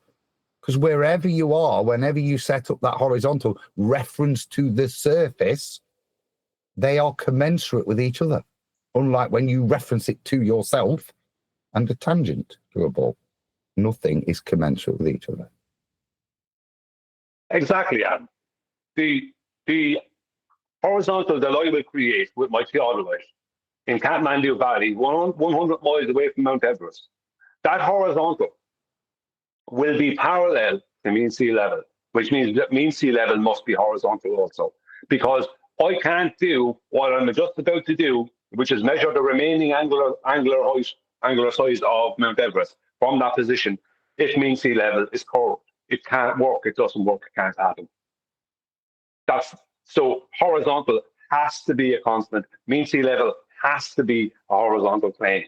We have to all share the same horizontal plane. That's the only way that these measurements work. Otherwise, we have to throw trigonometry and angular size and basically all elevation angles out the window, which is why I was trying to get the measurement of Dale Craig, which is why I'm talking about that in recent times, because that can only happen one way. And that means we all know what that means. What does that mean, Brian? It means the Earth is flat because of the way that has to happen. Yeah. I'm glad we thrashed it out.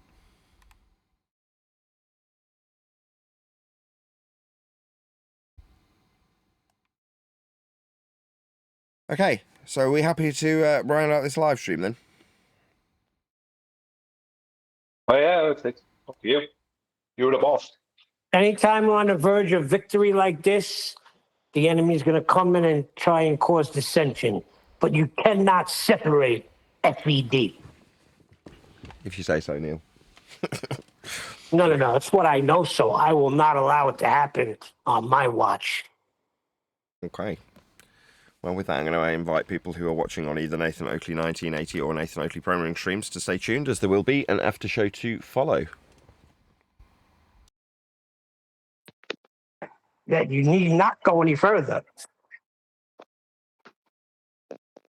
I still don't get what he's talking about, though. What's he referring to? Because I didn't reference anything different than that.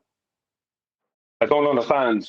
This seems to be some kind of a red herring. He's referring to when we say that you can't just say Earth's measured flat. You got to go into a little more detail for audience purposes.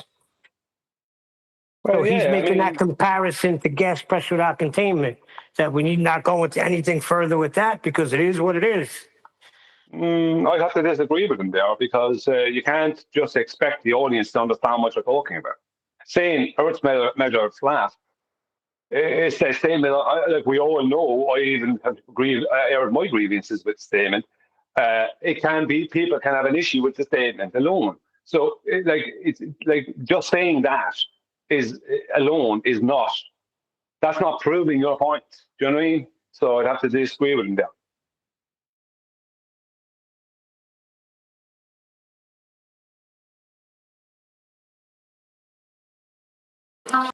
That's kind of where I was too. And I said, I don't know if it can be compared that way. They're different arguments, but my position, I think, would apply just as equally. If you just retort with, you can't have gas pressure without a container, and that's all you say, and you're shortchanging your audience. You have won, technically, the argument, but if you don't elucidate why that's so powerful and destructive to the baller, in the mind of the listener, you've not won. You've just hand-waved dismissed it with something that doesn't necessarily mean anything. It might do to some audience members, but not to the other. So you take them through gas law. You take them through the analogy of a tire. Yep, and that's what we did, right, for years. Now, that then needs to be coupled, doesn't it, with the fact that, unfortunately, well, what about pictures from space? You can demonstrate they're not photographs, they're just images, and then double down on your main point. If they were, they would be in violation of natural law. That's a perfectly reasonable and explanatory position to take, as opposed to arguing whether or not cosmic rays would affect the photographic film. That's where you would cut the argument short. Very different, going into Narnia and dealing with Narnia stuff, when you can deal with it much more succinctly. Or what should you do? Argue that the moon landings were fake? No, I think most normies are happy to do that. Point out that the place they're claiming it is in violation of natural law. And I think lead it from there. But I say just to hand wave with, you can't have gas pressure without a container. Next question is just as useless to the ear of the listener. It's very succinct. for us, meow, straight on the express highway. We have beat you.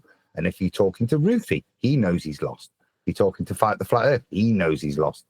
Against them, yeah. But if you're talking to a Joe Public, or you're trying to elucidate a point to your listeners, then you've got to go into that. And we can. It's all in our heads. This is the weird thing. It's all there. But I always add the caveat. Like, I don't think Huey agreed with this, but I don't. It doesn't stop me. I always add the caveat. I don't just say you can't have gas pressure with a container. I say you can't have gas pressure without solid containment all around. That's what I say. Sidebar.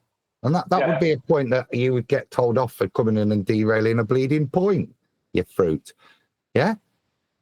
That's the point is, the reason I say what you it, shouldn't do. Yeah, but that's only a boy mask. The boy mask, that's not to come in after. Like the point, the reason I say that is I shouldn't have to say that when I'm talking about gas pressure and containment, I shouldn't have to add in the caveat of it being a solid containment all around. But because they're going to tell somebody, our opposition are going to tell people that gravity is the container. So when I say you can't have gas pressure without a container, right, the voter can agree and then tell somebody, well, yes, and gravity is the container. Right? That's why I add in the solid and also surrounding caveats. That's why I do it. Right? So straight away, they are stuck with trying to argue solid containment. What are they going to do? Argue that you can have the gas without the can?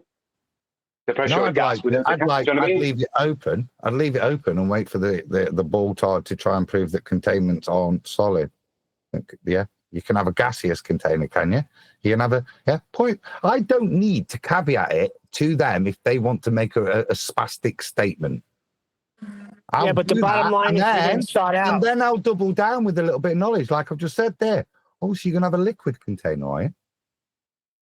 Sorry, but I'm saying we didn't just start out saying you can't have gas pressure without containment. It was broken down and established why you can't have gas pressure without containment.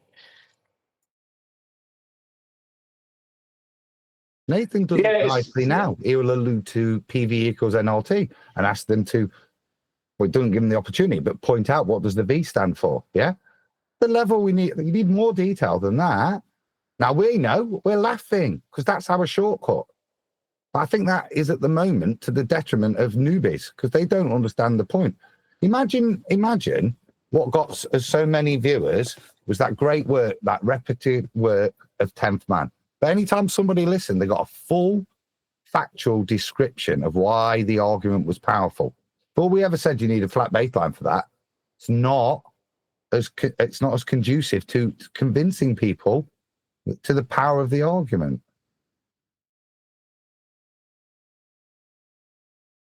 I don't like having to add in the caveat, but I feel the need to. And the reason I do is because of the baller. If I'm on Discord and I say, you can't have gas pressure with a container, a baller might not disagree with that, might just stay quiet. And then the person I'm speaking to, they speak to them later, and to the new person who doesn't understand, right, that you can have gravity as the container, and they go, oh yeah, gravity. Do you know what I mean? So when I add in the caveat solid, suddenly that's a problem. No, don't. Why would you? What? So you invoke the word solid, an unnecessary thing to mitigate for something that they've not proposed yet. Why? Wait till they propose gravity, then take that apart. Laugh at what gravity's now a container. Which one?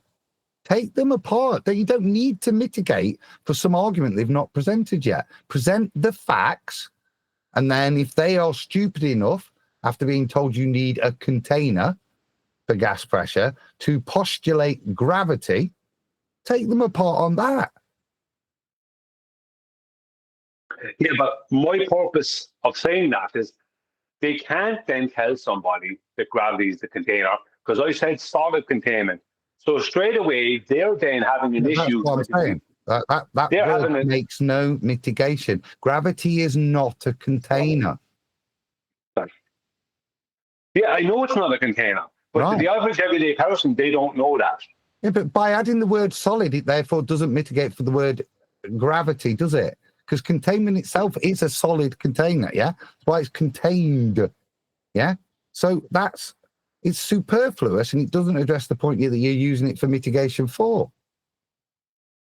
I'd have to disagree with you there, because that's fine. If I say I'd have to disagree with you purely on the because if I don't add in that caveat, I'm leaving the opening for someone, a baller, to get a hold of someone who is naive and ignorant, someone new, and explain to them how gravity is the container. Because all I said was container. Now, I know, right, most people would know, right, that the container is solid, but it's like... So you're now expecting the poor newbie who then, after you've given an explanation with solid container, for them to realise that when the baller then gets them round the back of the bike shed and says, no, it's gravity that's the container, they'll go, no, because Brian said solid container. Now, unless you elucidate the point that by you meaning solid container, you can't have gravity, in which case you might as well just say you can't have gravity with a container. You're not helping anyone. You just think you're doing, and you think you're mitigating for something that you've not mitigated for. In my opinion. In my opinion, I have. In my opinion, I put the baller in that. They're in a more difficult position trying to claim gravity as the container after that, because I was very specific about the word solid. They've not claimed. The second they go, it's gravity is the container, your gotcha isn't, gravity is not solid, is it? Why not? Sorry? Why not? Why is that not my go-to? Well, you say that your gotcha is... No, it is my gotcha. Gravity is not solid. But what they're claiming is not solid. Don't care what they're claiming. If it's not claiming a solid containment, then it's not containing gas. Solid what? Solid containment. Yeah. Containment, yes. Solid's irrelevant.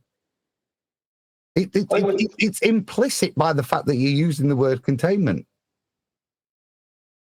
That's what you would hope. But you have to remember, we're living in a world where they compartmentalize. I know it's a fact. I know it's a fact. I'm not denying that. Right? What I'm saying is we're living in a world where gas pressure and atmospheric pressure are compartmentalized as being different. And that's the problem.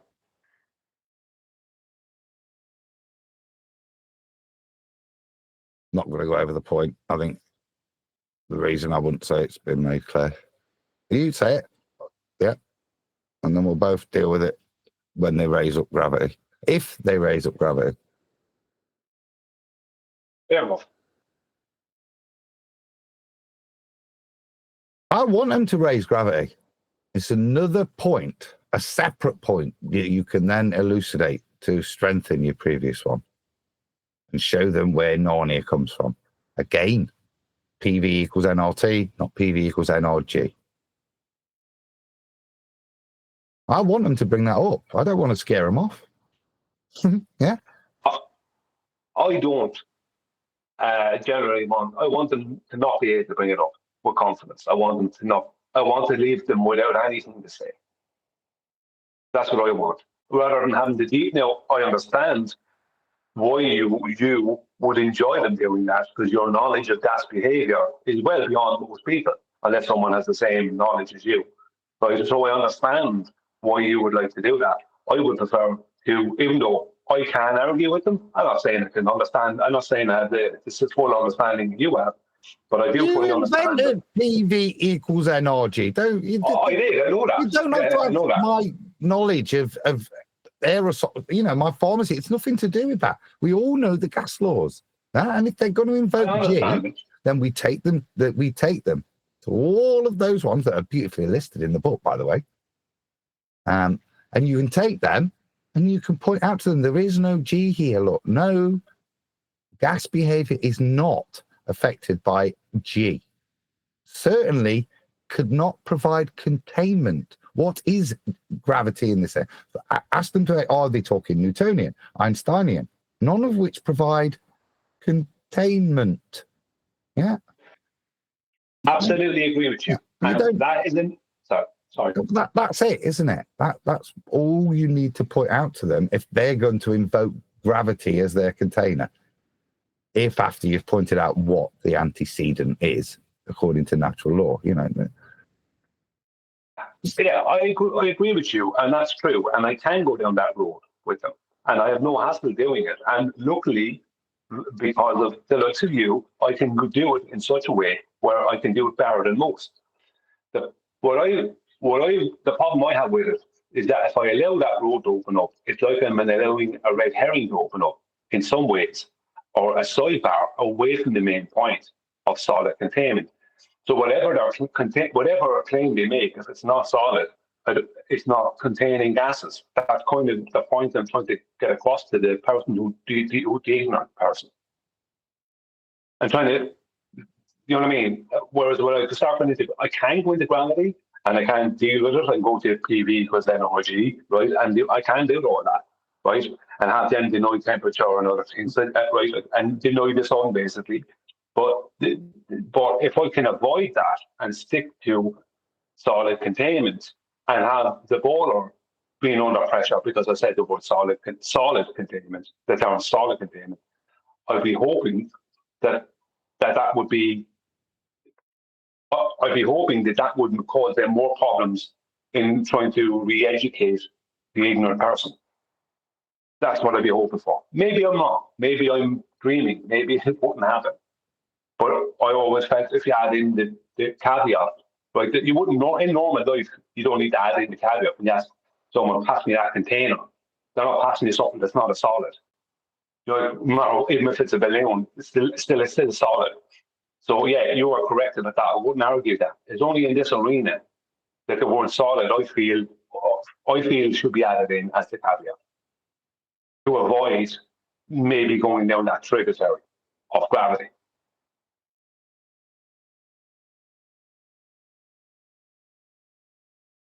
Yes.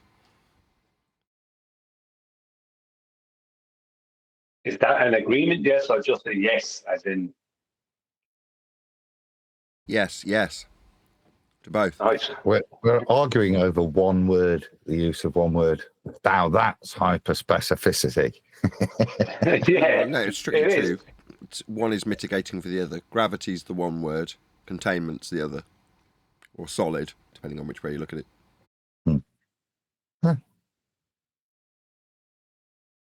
That's back to normal, arguing over that word, even though we've argued on it in the past. Yeah, see, Huey got on to me about that as well. I mean, I understood why he's saying you don't need to say solid. It's implied by the word container. Yeah, and it is, but in reality, but we're not dealing with people. My answer to him, we're not dealing with people who are living in reality. We're dealing with people who want to pervert reality. And pervert it in the eyes of those who don't know any better. That's the problem I have with that. So that's why I put in that word. Yeah, we have the same problems as the guy who does Growing Up in Scientology, right? So he is, and it's not just because of the heliocentric parallel, in terms of when he talks about how having left a cult, there's people in the cult that don't want you anywhere near the other cult members, getting them to stray from the fold. Do you know what I mean? Yeah, right, exactly. That's what you're having to deal with. You're wankers. Wankers, did you say? I mean, I agree. Yeah, the ballers don't want us people who have left the cult educating those who are still in the cult. Exactly. So that's what's so appealing. I'm sure you remember from 3 or wherever it is, probably 4 years ago now, and I'm like, I see there's going to be some use in looking at Scientology. Well, no, actually looking at Scientology, there's very little difference between it and heliocentrism, so it wasn't actually that useful. But what was useful was the people leaving Scientology. Their woes are our woes. So it's actually not the Scientology aspect, it's the aftermath of Scientology, that community that have proven useful, because they're addressing that it's a cult. And it's the same cult that we deal with. It's just, it's more obvious when it's Scientology. Yeah, exactly. If you're somebody who gave a lot of money, a lot of your hard-earned money and savings to Scientology when you were in it, and then you find out that it's nonsense and you get away from it, right? You then feel just as hard done by as somebody who went through a whole astrophysics courses, several year of a course, astrophysics course in university, only to find out that it was all pointless and worthless, but it cost you loads of money and now you're in debt. It's the same thing, isn't it? All that was rubbish and it cost me a load of money. It's the same, it's exactly the same, but BBC won't do a documentary about the people like us who've left heliocentrism. You know, someone who may have gone to college and learned about astrophysics or something, and now they know it's all rubbish. They won't be doing any documentaries of those people, but they'll do a documentary on the person who's left Scientology, giving the impression that that is the problem. Scientology is the problem. That is the cult, and not the one that it's directly connected to, which is heliocentrism. It's daddy cult. Yeah, that cult's useful for keeping or maintaining the status quo. So you don't want to rock the boat, so to speak. And with the same or similar mentality, you end up with Jimmy Savile getting away with what he does, right? Same mentality.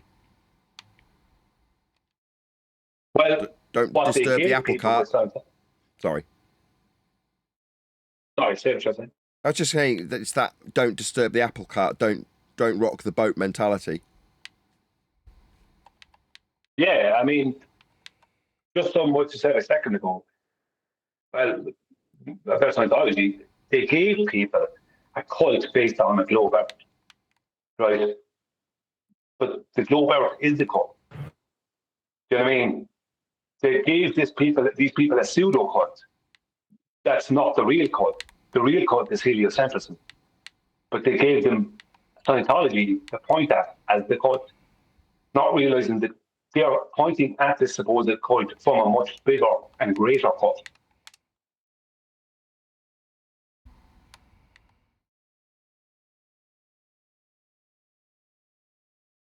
Yes.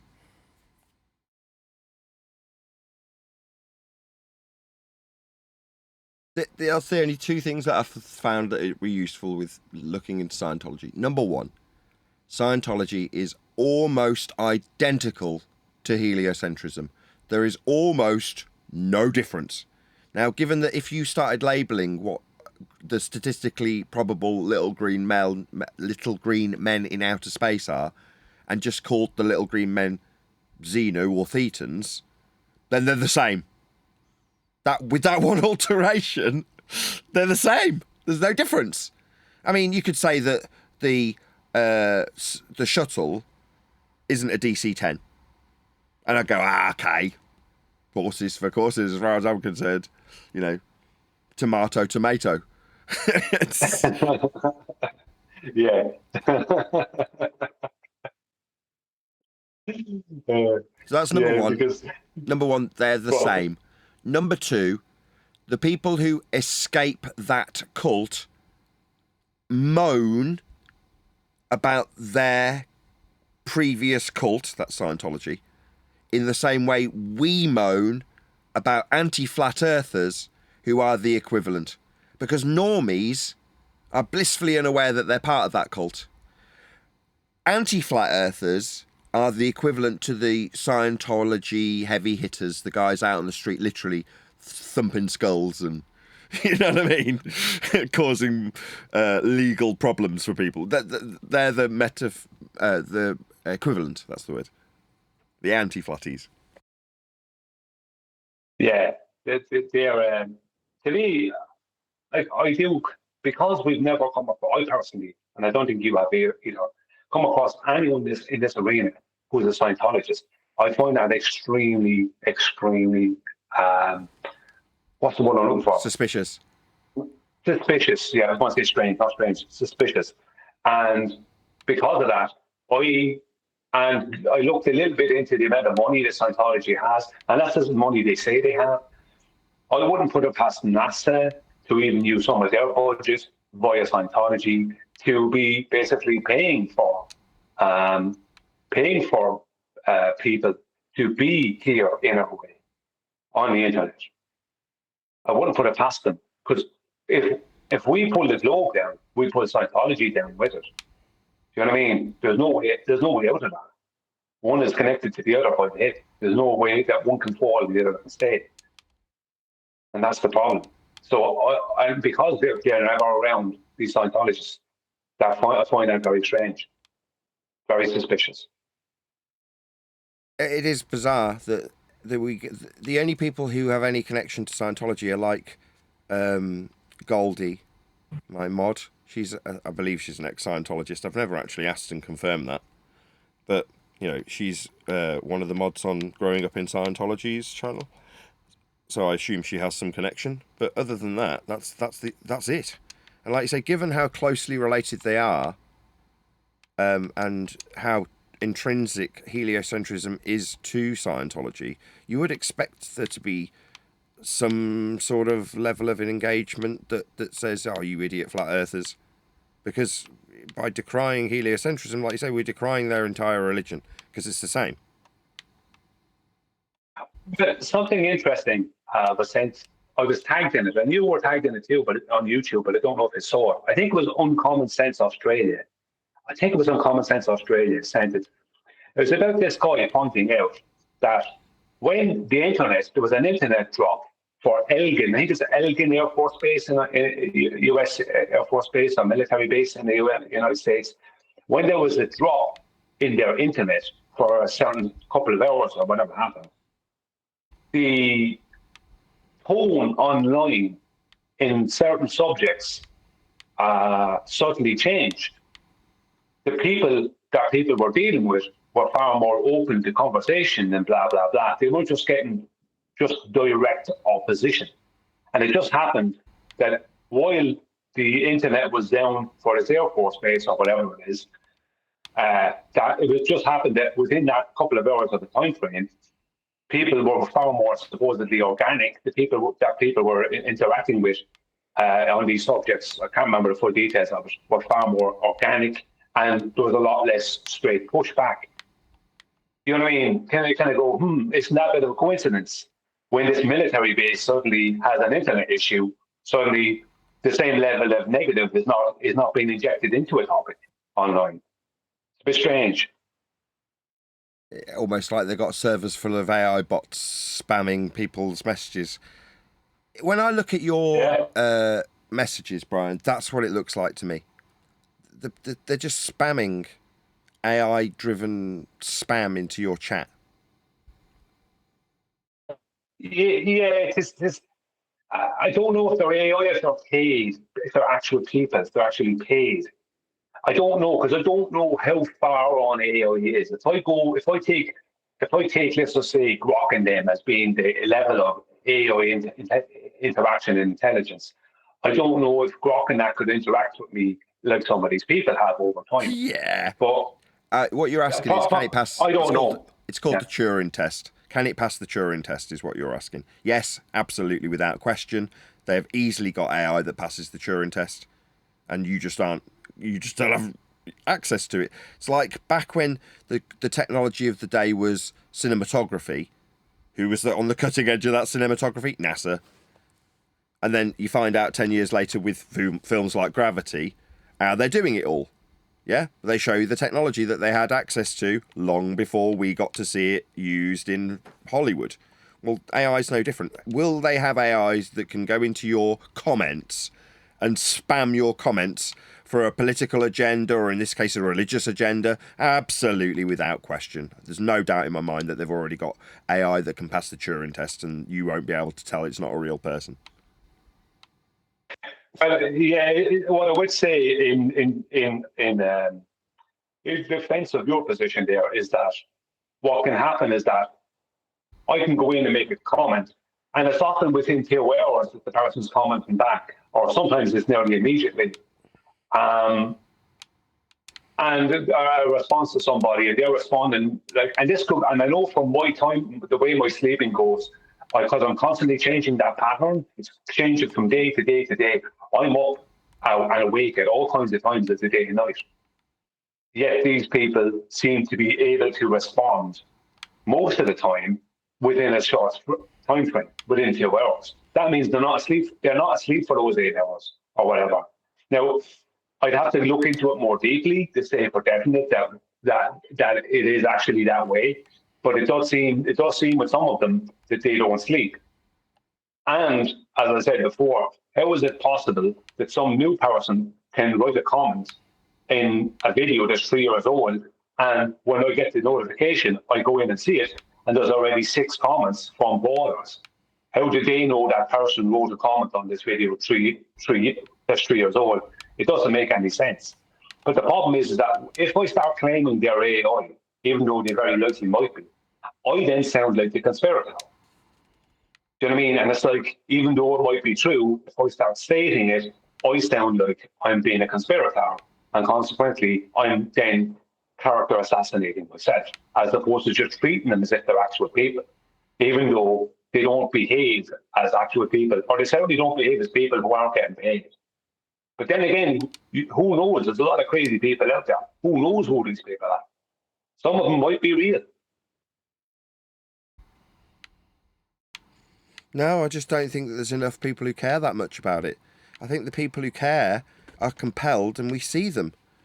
And, you know, while they do have an audience, I think, like with most things, the audience is only their audience because they don't want to dedicate the mental capacity to caring. So Craig does a good job of caring on behalf of his audience so that they don't have to, right? Yeah, no, I would even propose that it's possible that some of these people are Scientologists. Or at least they might be financially incentivized by Scientology, even if they're not Scientologists themselves. There's just a level of, if you take someone like Craig or MC Town, there's a few of them out there, and they're so invested. I know there's money in it, but it's more than just that. Their investment is more than just financial. It's like they have a personal investment. If you know what I mean, they have too much. They're too emotional for it to just to be financial. If you know what I mean. So it's done, but there is a financial benefit for them. But it's not buying them Ferraris though either. It's just they're doing better than you and I, but they're not owning Ferraris. But at the same time, there's an emotional response there. You can actually piss them off by saying something they don't like to hear or whatever. Craig could get pissed off at you very fast, right? And so it's like, that's not the behavior of someone who has no emotional involvement, if you understand what I mean. I don't think it's emotional involvement with Craig and Toon. I think they've dedicated a certain amount of their mental expenditure to ball-related topics and ball-related endeavours and ball-related knowledge. So they feel like they've got an investment in it because they have. So they're just defending their investment. So what you're saying is like they're so invested that they literally have basically a weekly wage off of it. And they have a following. See, people have to take that into account too. If someone has a following online, it becomes addictive getting passed on the back. Getting passed on the back and being told they're really doing a good job. And, do you know what I mean? We all support you. That puts you in a position of leadership. And it is an ego role. Do you know what I mean? When people are doing that. And they get a lot of that, a lot more than we get of that. Because even flat earthers don't fawn over, they don't generally fawn over other flat earthers, like some of the ballers will fawn over by the flat earth. I'll correct you, not just to be self-complimentary, but I get plenty of people literally saying, I love you, Nathan, you're fantastic in the comments. And I'm not like paraphrasing either. That's how people do address me. They will fawn over me. Yeah, but you don't get the same amount of it as them because you don't have the same amount of subscribers. And, I don't have as much fawning over me. Well, yes, I'm less subscribed. Yeah, so not that you're not getting none of it, but you won't get the same amount.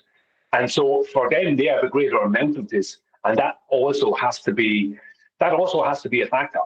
You don't want to give up that. Let me just boil this down. You're saying because they have more sycophants, they're more affected by the sycophantical, if that's the right word, nature of their, what did you say? Fawning. Did you use that word? What's the word you used? Yes, fawning. Yes, fawning audience. Yeah, it's it's hard. Look, I'm not going to deny it. It would be hard to give that up. The codes are great all the time. After a while, you start thinking, hey, maybe I am great. It's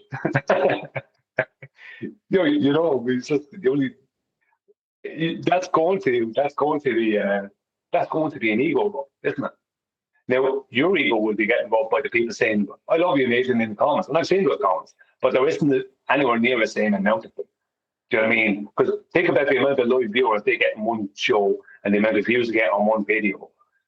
Being told I love you all, just so you know.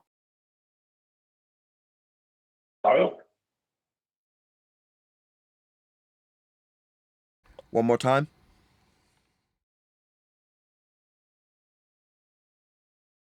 Lady in Discord, one more time.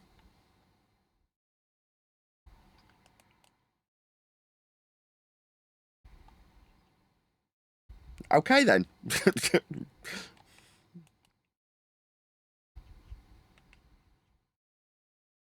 Yeah, but either way, I think there's going to be some information in the future come out concerning Scientology and this subject, because they can't have ignored it for 10 years. This has to have Tom Cruise worried. He has to be worried about us. Like, he could absolutely hate you, Nathan, and you don't even know anything about it. Tom Cruise could be losing sleep over you, and you're not even aware of it. Think about it. Oh, I'm acutely aware of how much people hate me, Brian, actually.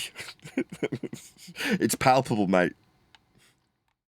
But this is Tom Cruise in specific. Specifically Tom Cruise. You think Tom Cruise hates me? Well, I don't see how he wouldn't, considering he's the boss of Scientology now. Is he? It's David David Miscavige. Yeah, McSavage or whatever, or McCabbage or whatever. He's stepping down. Okay, if you say so.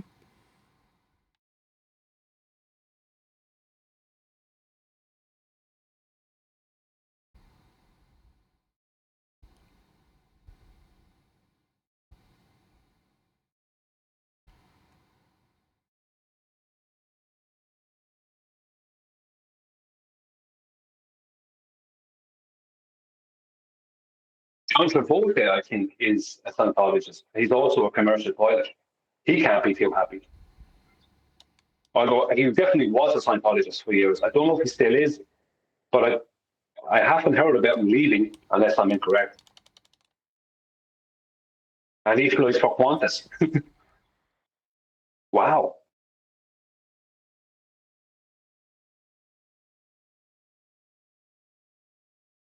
Talking about John Travolta now.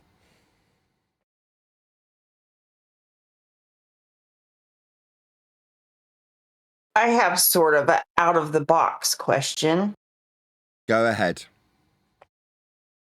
So we keep talking about, a map possibly that could be the outer circle, but what about the inner circle? Have we definitely gone to the center of what would be the plate or whatever? Surface? Like, do we know for sure where the center is because of the sun? And then we know we've gone to the North Pole in the center. We know for a fact where the center is. Because I've heard it said that Jerusalem is the center of the earth. What do you think of that? That was originally the prime meridian. So the prime meridian used to go through Jerusalem, now goes through here, Greenwich. So you're just confusing some concepts. The center. So you're saying the prime meridian moved, and that is where the center is? The prime meridian is the center? No, that's not what I said. I said the prime meridian moved from Jerusalem to Greenwich, but that's not marking center anything. In terms of a system we use for navigation, we use the North Star, Polaris, and then plot out systems from that center point. Whether or not that is the center, or if indeed there even is a center, I don't know the answer to that, I'm afraid. Sorry. Okay. Because, like maybe that other land is in the middle and we're just not allowed to go there either. What other land would that be? Well, strangely enough, Adam might be the best person to answer that, but maybe not yet. There may be some land in towards the center that may be hidden. We're not sure. Okay, on some maps, there's an area called the Hyperborean, which is a collection of islands with, I don't know if you call them inlets or tributaries, I don't know what the word is, but like bits that go into a center section that's circular, and they're no longer marked on maps. What we did have in the 80s was the Arctic region, but that comes and goes on maps. So it's all a bit suspect. That's as much as I know. Anybody else got any information that they've ascribed themselves to since being a flirt? Well, there's the issue of between the Bering Straits where the time zones have a 3-hour difference. There's only a 21-mile journey. So there's definitely messing around after happening. Now, what that messing around is, we don't know, but there's definitely messing around. Because you can't have 3 hours of time change within a 21-mile distance. But, the Bering Strait, between those your points. So there's something missing, something amiss, that is for sure. What it is, I don't know. This is what I heard today, is that World War III, of course, be rumors of wars too, but World War III is on the brink. Maybe Estonia or Finland, that Russia is amassing troops right now. And when I think cold, I think Arctic or whatever, like where the sun goes around the plate, you're going to have the warmest area, and then you're going to have a cold area above and a cold area where the sun doesn't really get on it as good. Both ways. So anyway, when I think of this new war, and I think of how they had these treaties, and they're talking World War III, of where the land is not allowed to be taken in the Arctic or the South Pole or the whatever. The outer rim is what I would call it. Anywhere you go south, you're going to hit it. Anywhere in the plate is south is going to be the wall of ice. That's so cool to understand that. When all these ballers can't wrap their head around it. That's a good one. Yeah, but you don't know there's a wall of ice. Water requires solid containment, but there's no guarantee that containment is a wall of ice. You're given an ice wall. You're given an ice wall. When you get to the top, you're told there's an ice wall, but nobody ever validated that. I do believe in only one sun. It's good to know.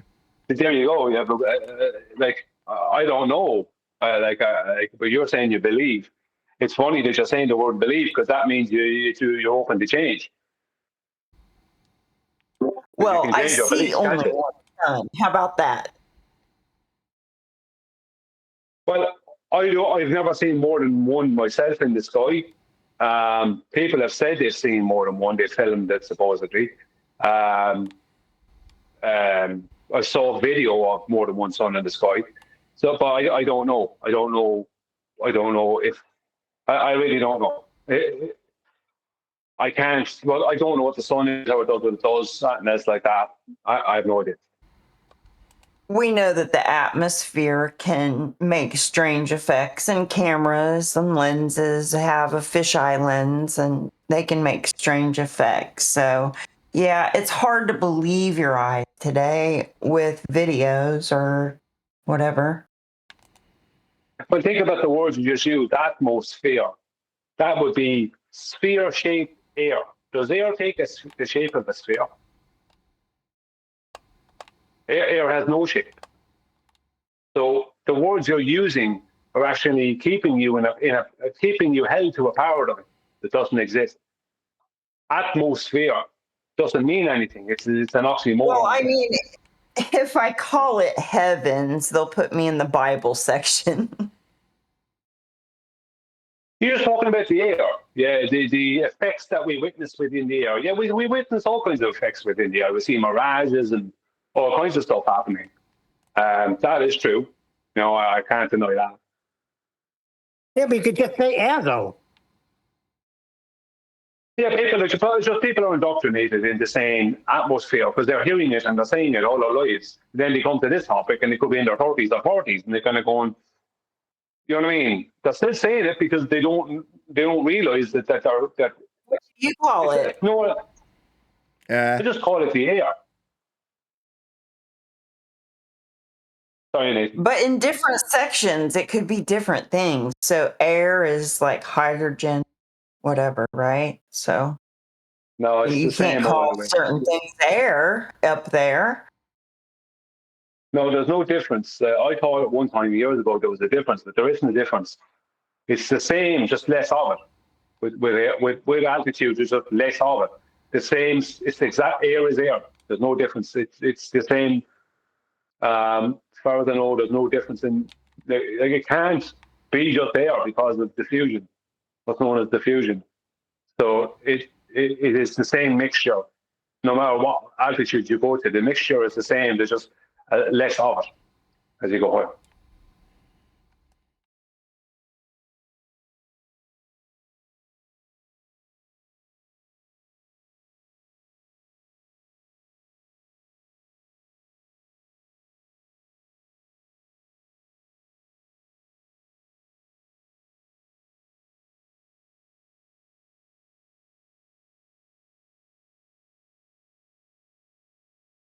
But yeah, Nathan, Yes. just back on what we were saying. Yeah. John Travolta is a Scientologist. As far as I know, he's still a Scientologist, unless he's left it. But as far as I know, he's still a Scientologist, and he's also a commercial pilot. Yes, that's right. Now, he'd surely have an issue with us.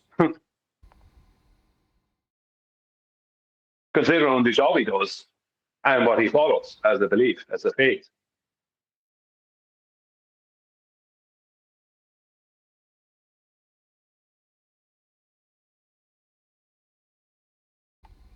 Maybe one of the stock accounts that we deal with is John Travolta.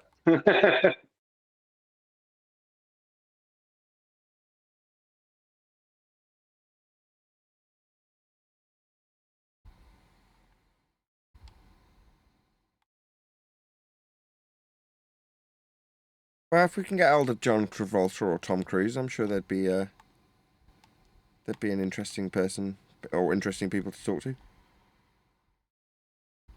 Tom Cruise is pretty intense. I've seen him in interviews, and he's an intense person.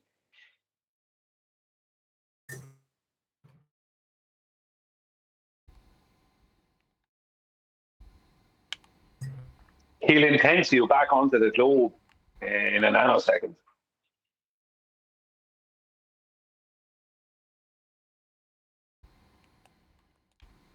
He's like staring at you, at the people who are interviewing him, staring at real intensely, and speaking to him really intensely. Because Scientology loves psychology, don't they? They love psychology. They use psychology all the time. It's what their whole thing, their whole ethos is based off psychology, the manipulation of people via psychology. So that's their thing. So I'd be pretty sure that Tom Cruise has psychology down pat. Do you know what I mean? How to manipulate people, you know what I mean? It's like, these are not the droids you're looking for. I reckon he thinks he has those kinds of things. No, Tom. No, Tom, no. Well, I get that feeling off him. He thinks he has those Jedi powers,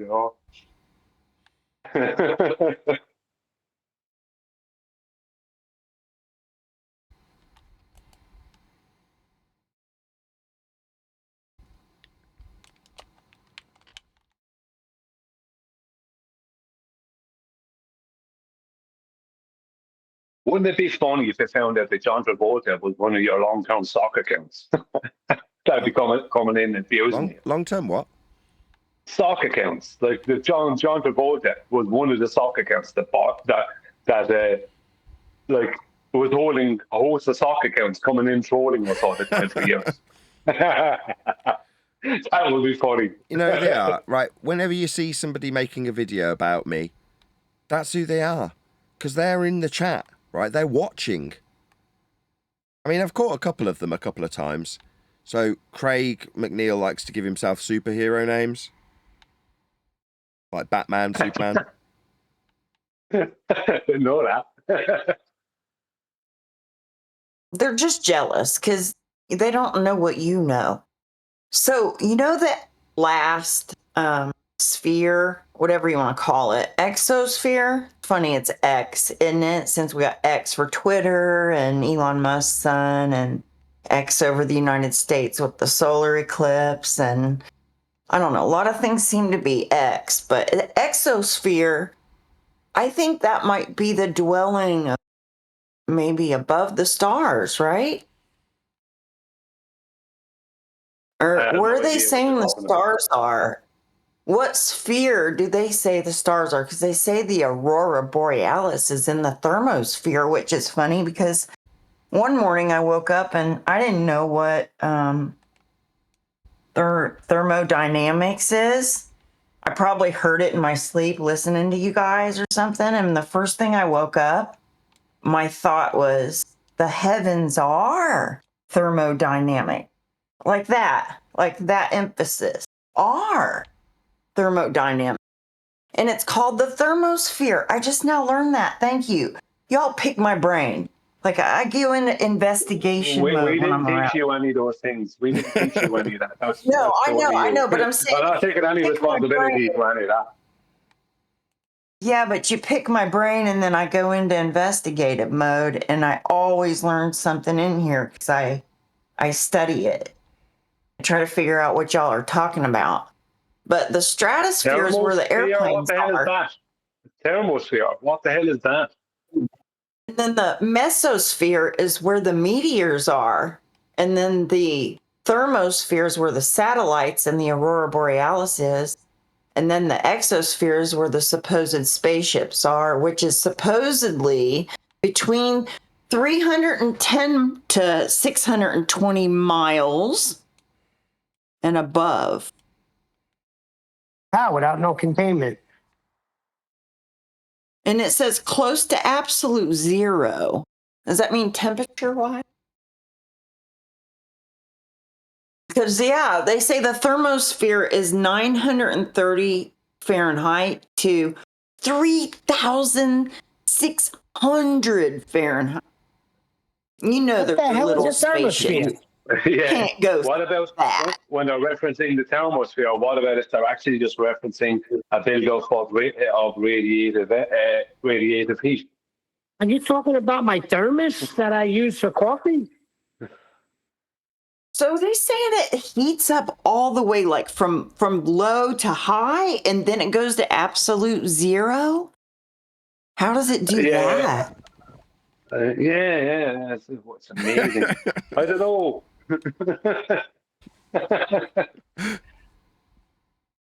You have to stop believing all these things. They say a lot of things. They say anything. They just say anything. Whether it's true or not, whether they have any evidence for it or not, they just say it. Look at the amount of articles that are published out on Google every night. NASA said this, Space.com said that, this person said that, this scientist said that. Keep it on. Big blood or nothing, backed by nothing.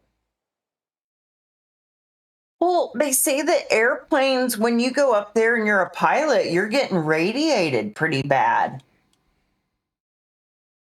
The higher you go, the more radiation you get, is what they say.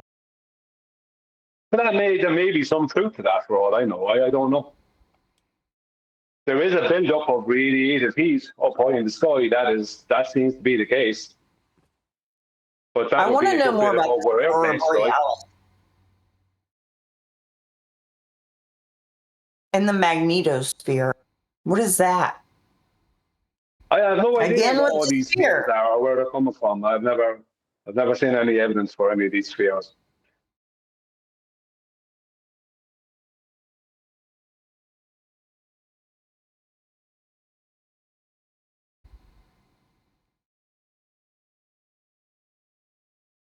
I think there's times on the Earth, though, that there's a lot of pressure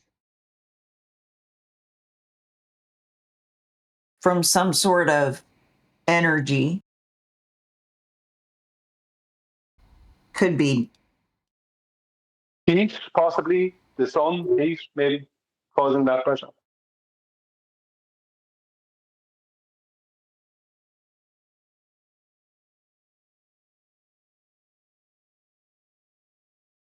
You see, if you just take the things that they're saying and you just put them into reality, it just becomes reality. It's funny how you get one question and then you just have 1,000 more. Maybe that's because you didn't get the first question answered.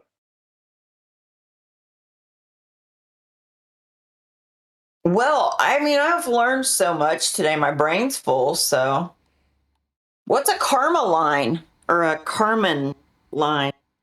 Start of outer space is supposedly No. the You know when you get one of those cakes? It's like the outside line, caramel line.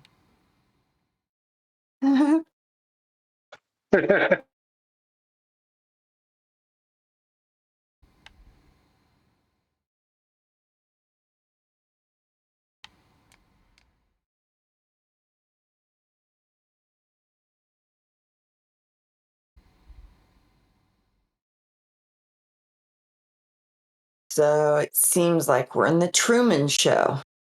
You can't go up. Can't go out. Can't go down.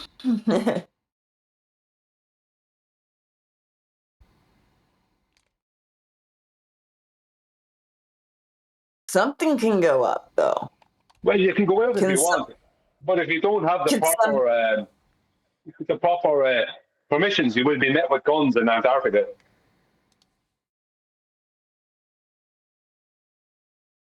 Yeah, I would want to, like, if there is a firmament I've seen it where it pings against it and then it falls.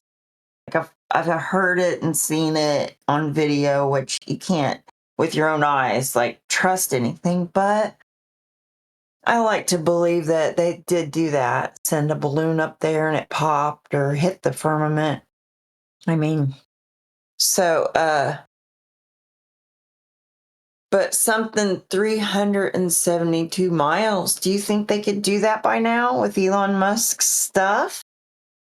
There was so much to unpack in that last statement. 5 different themes, 4 different subject areas.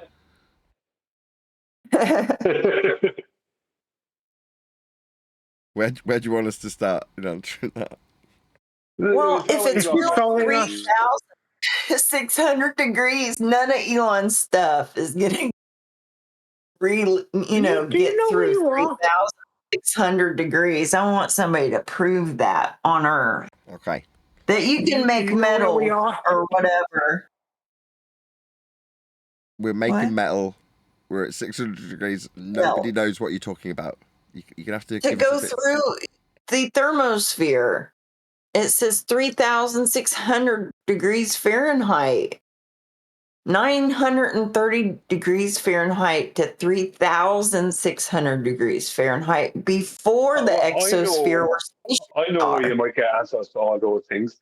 If you go on to politics Discord server, politics Discord server, there's lots of answers over there for you. Lots of them. Don't be like that. Okay, so let's start with the thermosphere. Right, like atmosphere, it's describing sphere-shaped air. That's oxymoronic. You can't have thermosphere, atmosphere, mesosphere. These are all describing gas without containment. It's a violation of natural law. So to say, in an area that doesn't exist, that's a violation of natural law. It's a given temperature. Temperature also relies on us having containment to form a temperature in said contained pressurized system. So we're appealing to deltas like temperature and existent gas pressure out in sphere-shaped air, in this case the mesosphere. There is no such beast. It's oxymoronic. It's their nonsense waffle in their story of there being a sky vacuum and all the different layers that gas forms. Gas doesn't form layers. It's an anisotropic, inhomogeneous mixture that spreads out in all directions always and doesn't form sphere shapes. So this sphere-shaped particular group of gaseous area at a given temperature, definitely not. No to all of the above. There you go. So what would you call a half of a sphere? Hemisphere? That's completely non sequitur to what I've just said to you, though. But if the atmosphere or the hemisphere was a air, you would still call it sphere, wouldn't you? No. If it was like if it's shaped like half a circle over the earth, like a winter ball with the snow coming down, snowball, right? Because it's on a flat surface, but it's got Are you claiming a that? sphere over it. If you're claiming that, we'd just ask you to prove that, if that's what you're claiming. Is that what you're claiming? Sphere. So you could call it atmosphere because of that part of it being a ball. What part? The part that you haven't proven? Ball. The part that you haven't proven that, though. You're suggesting that there's a big glass ball over us. I haven't seen you prove that. Well, I'm just saying that's what I believe is in the Bible. It talks about that, Okay, that there's well, a firmament. You're in the wrong place. You're in the wrong place. I know you're going to kick me to the Bible room because I said sphere, but it's a does not hemisphere. say, hold on, back up. It does not say atmosphere in the Bible anywhere. Yeah, but it doesn't say a dome either. It talks about a firmament. The dome part, there was no reference to a dome in the Bible that I'm aware of. Regardless. Yeah, the heaven. I mean, I guess I'll call it heavens, Well, and that's you'll fine. You're kick just me in the out wrong for room saying then. heaven. So, okay, well, back to Heaven's okay, that's here. lovely. You're in the wrong room then. Please don't Lordy, ignore lordy. me. Hello? Please, can you not ignore me? So, you understand you're in the wrong room then? We deal with geometry, not religion. If you just there for your belief in a ball or your belief in a glass dome around us, I mean, that's up to you, but we don't do beliefs here. That's not what we do. This is geometry, natural law, and the scientific method. That's what they are the three topics we follow or to deal with here. Would that be correct, Nathan? Yeah, no, that's a good summary. Geometry, natural law, and scientific method. Good summary. But not belief. So, in terms of what's keeping the gas pressure in, I have no idea. But I'm happy to admit that, rather than suggest that it's a glass ceiling or a dome. I don't know that.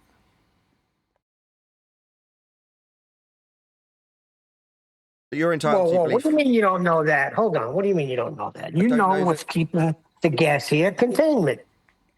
Yeah, but he's not saying there isn't solid containment. He's just saying he doesn't know what that containment is. Exactly. He's just saying he doesn't know sorry. what. Yeah, and if I don't know what it is, I can't exactly ascribe a shape to it. So in this case, well, I'm being asked, well, what would you call it if it's hemispherical, like the dome that we've got over us? And I'm like, no. Well, you prove your dome, and I'll accept that it's hemispherical when you prove it to me. Well, your response isn't, well, we've got gas pressure, yeah. So we've definitely got containment. That's it. That's the end of the statement, though. There's nothing more to that. I don't know anything beyond that, and neither do you. So, hemispherical, oxymoronic air, we haven't got, I'm afraid.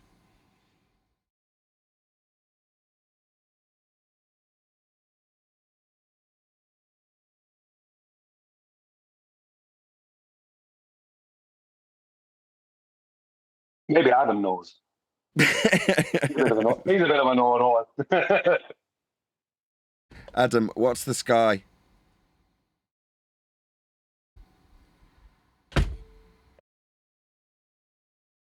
He's not telling us. If he knows, he's keeping it a secret.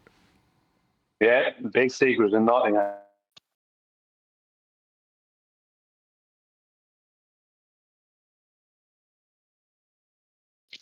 Who was it that was chatting to us anyway? That's that lady with the bears in her she has bear where she lives. Bears? Scary. Got some newbies in there. Frank Noble. Sure, I've spoken to Sergeant, whatever he is, before. Oh yeah, who's that guy, Buck Buster? Brian, is that the guy that gave you the pitch data? Yeah, that's the name. That was the name he had on his account. I don't know. I know his real name is not Buster, obviously. So he could have different accounts. I don't know. He is sending me messages telling me I'm wasting my time here on FED, how Nathan is a liar and you got a family to worry about. Your perspectives are wrong on everything. I find it funny that people, like, I don't care what he does with his time, never once came into my head, but they want to give me advice on where I spend my time. Isn't that strange? Well, why is he so worried about what you do with your time? That's my point. This is what I want to. This is what I want to compare notes with the guy from Growing Up in Scientology. Aaron, his name is. I want to talk to him about this stuff and compare notes. So you can say, you've got a guy, you don't even know his name, and he's a faceless, nameless, inconsequential troll who has taken it upon himself to convert you back to ball and tell you how I'm wasting your time. Nathan Oakley's wasting Neil's time. It's like, who are you? What's your name? So we can compare notes with the Scientology guys. Like, what's it like for you, having left Scientology? It'd be an interesting video, Nathan, actually, one of our interview. Because the parallels, they're nearly exact, you know what I mean? Yep. It's like, wow, so you leave a cult and this is what you get. Oh. Yeah. I mean, Buster. Sorry, go on. I was just going to say, hold an acceptable mirror up to it. Because if people can look on and see that that's how Scientologists get treated when they're leaving Scientology, it's easier to digest. So you can hear that from an ex-Scientologist. And then you get to hear Neil say, I had that yesterday with Buck Sodbuster. Then it hits home with the audience that we want to reach. But initially, it's a digestible pill. Oh, so your ex-Scientology cult leaders tried to convert you back into the fold and stop you telling the current members that they're in a cult, and they went to these extreme efforts to do so. Yeah, we experienced the same thing. Let me tell you about what we experience. And so it goes on, right? Yeah, it's crazy. Like, even the guy that Neil's talking about, he's the guy who gave me the pitch data. And he even made a point of looking for and getting me pitch data from a flight. Because I told the first pitch data he gave me, I said, this is good, but people got injured on this flight, so there's no way I'd use that. I can't use it. And he went and got the pitch data, a couple of different, 2 or 3 actually, versions of data from flights where no one got injured or hurt or killed or anything. And I chose the best one or whatever. So he then, I had to then ban him off my channel some while back. The same guy who's now telling Neil that, worrying about Neil's time and Neil spending time in your show and with you and me and who knows else. I had to remove him off my channel because he was just not being honest, about something. He was being dishonest about something. But he just now supposedly, Neil told me this a while back, he keeps contacting Neil, telling Neil that Neil must, you know what I mean? You get out of this cult and you're in it. That Nathan is only a lawyer and that Brian is blah, blah, blah. It's like, why are you putting this effort in? You know what I mean? Why are you putting such effort in if you're not trying to get Neil back into the fold of your cult? That's the only, do I do that? Are any of us doing that to Ranty? No. Do you know what I mean? Is Ranty? I don't know if any messages going to Ranty or Jaron or whoever, you know what I mean, is Patricia Steer trying to get them back into our cult or some nonsense. No, we're not. That's a brilliant point. Yeah, we're not in the cult. How many times? That's a superb point. As Patricia Steer being contacted by a flat earther saying, come back to the fold, come back to the cult. How many times has somebody got in touch with Ranty? Quite the contrary. When he originally came into Flat Earth, it's like, sorry, what's this nonsense waffle about chemtrails burning you, you complete batshit insane wanker? That's what he got. Yeah. Yeah, it's different, isn't it? That's an interesting point. It's true. Like, nobody cares. You leave flat Earth, oh, well, good luck. Have a nice life. I mean, I really couldn't care less where you go. Now, if you're going to promote arguments that are not true, like Jiren, we're going to put you in your place, but it's in no way to get you back over here. Yeah, I'm not over at Jaron saying, sending messages saying, come on, Jaron, you need to get back over on this side. They're not your friends over there. I mean, you can't trust that Ruth. I'm not saying any of that rubbish. I couldn't care less. I'm happy he's gone, actually. I don't know. It's stupid, isn't it? But yeah, Nathan, as a comparison, it only compares in one direction. No, it gets worse. I'm racking my head around this. Yeah. On the contrary, my reaction was the antithesis of that. My reaction, good, keep him. He was a useless twat. I was constantly having to appeal to him to put decent arguments across, and he never did. Can't I have him? I can sleep better now. Yeah, that's my the antithesis of that. It's not just that we're not trying to get him back. We want him to stay gone. It's completely the opposite. That's not how a cult works.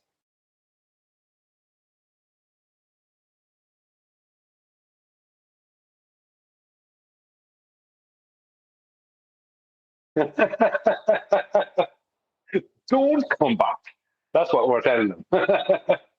It's funny. Yeah, my general attitude is keep whatever belief you like. If you want to believe there's a glass dome over us, then fine, I don't care. If you want to believe that the miles you're measuring in a linear fashion actually representing a ground that's bent, then you can believe that if you want. If you want to believe that the elevation angle measurements in Antarctica aren't angle measurements at all because one of the lines is bent, again, you delude yourself all you like. I do not care. Makes no difference to me. Earth's always going to be measured flat regardless, so who cares? Like, literally, who cares? Believe what you like. Good for you. But they're not happy that we know it's flat.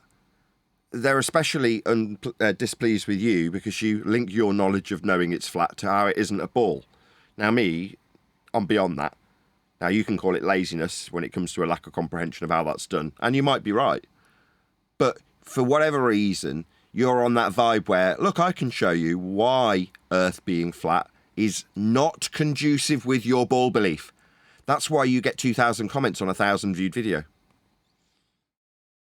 Yeah, I'm doing that for people to be able to take the video and share it with their friends, family, whoever else. I'm doing it because there's so many people out there who don't know any different. And when they're shown the actual just plain geometry of the situation, they go, that doesn't make any sense. He's right. Do you know what I mean? And even if they're unsure of their maths, they can go to someone who does know, like a family member or a friend or something, or anyone, you know what I mean, who they know has an understanding of geometry, and it will, you know what I mean, it can't be denied. So it's like, yeah, I do give them certain leeways to be able to show geometrically how their claims don't work. But that video then can be shared with anyone and no one can refute it, if you understand what I mean. Whereas if I just show the flat Earth side of it, I'm leaving it open for hundreds of comments saying that I didn't show any globe stuff, or that's not how it works on the globe, it works perfect, blah, blah, blah, blah, blah. This way I show the globe and how it doesn't work. So they can't claim it works perfect on a globe or works at all on a globe. I show how it doesn't work on a globe, it can only work over a horizontal plane. So that's why I do that. Do you know what I mean? And if you notice from my video, I don't swear, I don't do anything like that in the video. And in the videos, I try my best not to do any of that. Although I do get a little bit pissed off at the boys, but I don't swear and stuff. So even if someone doesn't want to watch all the video, there's certain portions of the video that are showing the undeniable geometry of the situation, or whatever the video is about. And so they can't deny it, no matter what it is. So yeah, I do, and I do give them a certain leeway. I do, but it's for that purpose. Because there's so many people out there who still think they're on a globe. They don't know any different. They just accept it, you know. Yeah, there's plenty of people doing the donkey work on their behalf so that they don't have to think about it too much. Yeah, look what's happening with Neil. He's getting hounded because he's after leaving the fold. He's hanging around with that lawyer Oakley, from what I'm hearing. And Brian, I don't know what he said about me, but he said something to Neil about me some while back as well. Neil was telling me like that Brian is only a something, or he gets everything wrong, or whatever rubbish. But it's all about Neil. You should be hanging out with your family. Forget about all this stuff, because you know what's the way they want to do that. This is not the first time I've heard that kind of reasoning from a bowler to a flat earther. They're looking, and I've gotten it myself. I've gotten this directly myself. It's like, and believe it or not, I still get it from time to time, right? And they'll use you, Nathan, or QE as the example to go, you need to forget about what Nathan and QE and are saying. Just live your life. You know what I mean? Get out there. You know what I mean? Don't forget about all this stuff. In other words, stop doing what you're doing. Stop being involved in this thing. Just go away and be a drone. Just walk out and be a drone for yourself. Just be, a cyborg person who just goes off and does normal stuff and doesn't get involved in this. They want you to forget that this arena and everything in it exists. Just go off out. Spend time with your family. You know what I mean? Do this, do that. Get out in the sunshine, as if like we don't do any of those things. Not only that, Nathan is getting blamed for Alwyn being a nut job the way he is. They throw the blame on Nathan. Isn't that something? Oh, well, I don't know. That's just ridiculous. But that's something stupid. That's never going to stick. Well, that's what he said. If I spend 10 years in here, so in other words, I'm in the right area because I came in 2019. Coming into the show, but if I hit that 10-year period, I might start losing my mind, All right, so Nathan's show, let me see. So the FED show causes people to lose their sanity. Is that what he's saying? Yeah, basically, that's it. While he's contacting someone he doesn't know because that person is not part of his cult anymore. So this is the person that's telling you about sanity. Maybe you should tell him he needs to get out there and hang around with his family. He needs to get out into the sun. He needs to hang around with his friends. He needs to get proactive out there, right? Not hanging in, sending new messages 24/7. He needs to do that. Arwen went mad. Yeah, but then he's achieved what he wanted. Then you're engaging him. He's engaging you. That's what he wants. That's all he wants. They're vampires. Yes, I totally agree, because I've noticed myself with my own commenters that they keep on wanting me to come back. This is the thing they have. They keep wanting me to come back. When I'm not engaging with them, they start making new comments and new threads and directly addressing me. Hey, Brian, blah, blah, blah. Hey, Brian, blah, blah, blah. Trying to get me to come back in and address their comments or their new thread. And it could be about something that's not it's hardly ever related to the actual video itself. They don't address that. I saw in your most recent video the strawman use of a constant, like almost every comment is about you not being able to dish out a height for the star. And while I'm reading them, I want to respond to each and every one of them and go, you accept that we're measuring Earth flat then? Your only critique is that Brian can't give you the height? But beyond that, there's no critique of you not accepting the flat Earth measurement. And I'm thinking, why would I do it? Why would I waste an hour of my time? I don't have an hour to waste. But while I'm looking through the comments, I'm like, okay, so all of these people are working under the premise that we now understand implicitly. They must have a flat Earth measurement. It's part of their prerequisite for a globe. It's come from flat Earth measurements. So they're not going to deny the flat Earth measurement when they demand that you prove the height of the sun. Why would you do that? It's not part of your video. It's not part of your claim. It's not what you're suggesting. But that's what they're responding to you with. Yeah, that's what you get. It's a non sequitur away from the actual video, and they all in unison start coming at me with the same questions about the same topic. And it's always like, what was the topic yesterday? What was it? Something to do with gravity? Yeah, it was. I made it about gravity because what I'll do is I'll give them sidebars. I'll actually red herring them away from what they're trying to get me to waste my time on. And I'll ask them a question, and they'll go off and come back with a big 4-paragraph answer, and I won't reply. Do you know what I mean? I'm trying to steal in their energy if I can, because they're trying to steal my energy and time. And you know this because they do it to you. They're trying to steal your energy and your time. They want you, because it has happened, as you said, you would waste an hour. I've easily spent an hour commenting and replying to comments to these people on regular basis, and you do on a regular basis over the years, and you don't realize that you are. You don't realize that it was 6 o'clock and now it's 7:10, and you're going to go, hey, where did that time go to? And you're a pain in your thumbs from replying to these people, and all they want is your attention. They want you to give them attention. They want to waste your energy and waste your time and wear you down. That's all they want to do. So I reply less to the comments there. I still reply, but I reply a lot less than I did, because I mean, the problem is that if you start replying to them, they will never stop replying to you. They'll keep it going, and they will keep it going and keep it going and keep it going. There's threads out there. I have on my videos that hundreds of comments just in one thread. Just one thread. I mean, if you go through that thread and you see the amount of them that are agreeing with each other, and the amount of BS that's going on, but also the progression from the start, the first part of the thread, the first comment in the thread, to where the thread goes to and ends up, it's bizarre. It's anything. It's just like, take as much time out of your day as they can.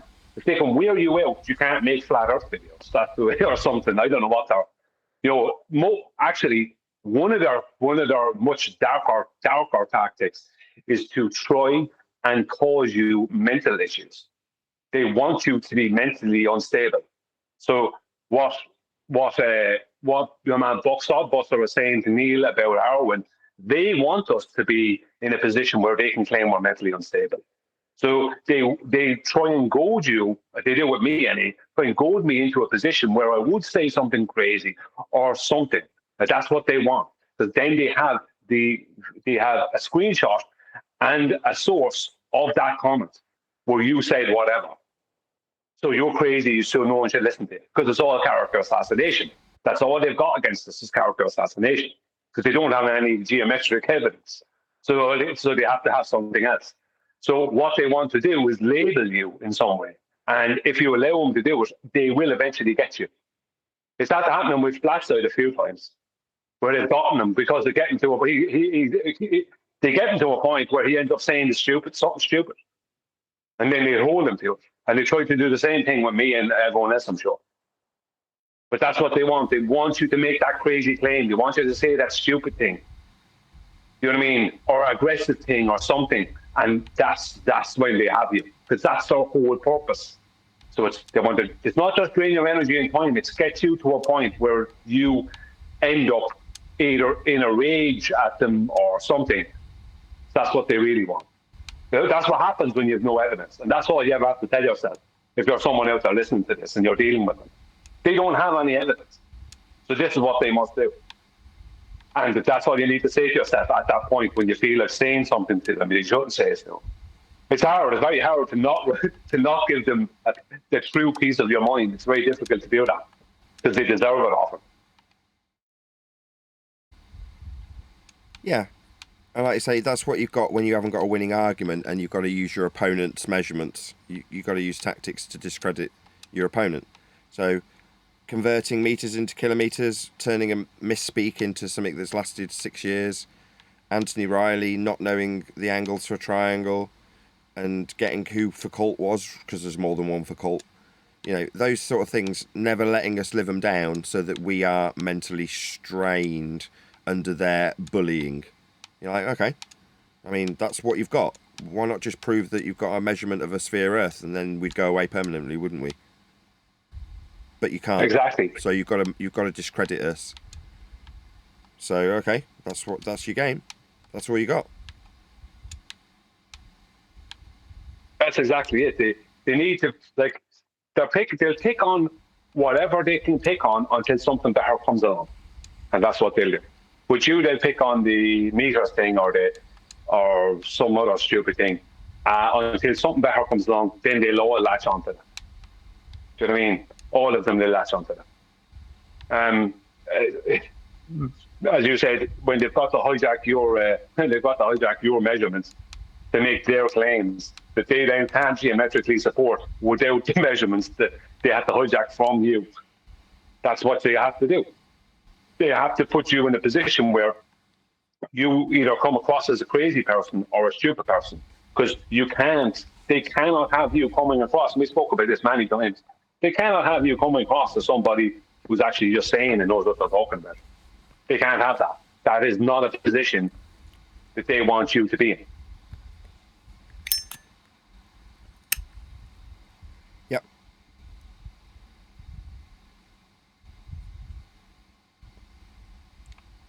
See, the thing is, I don't recall them ever doing this to globe busters or any other flat earthers. I'd never seen ballers so anxious to break apart something.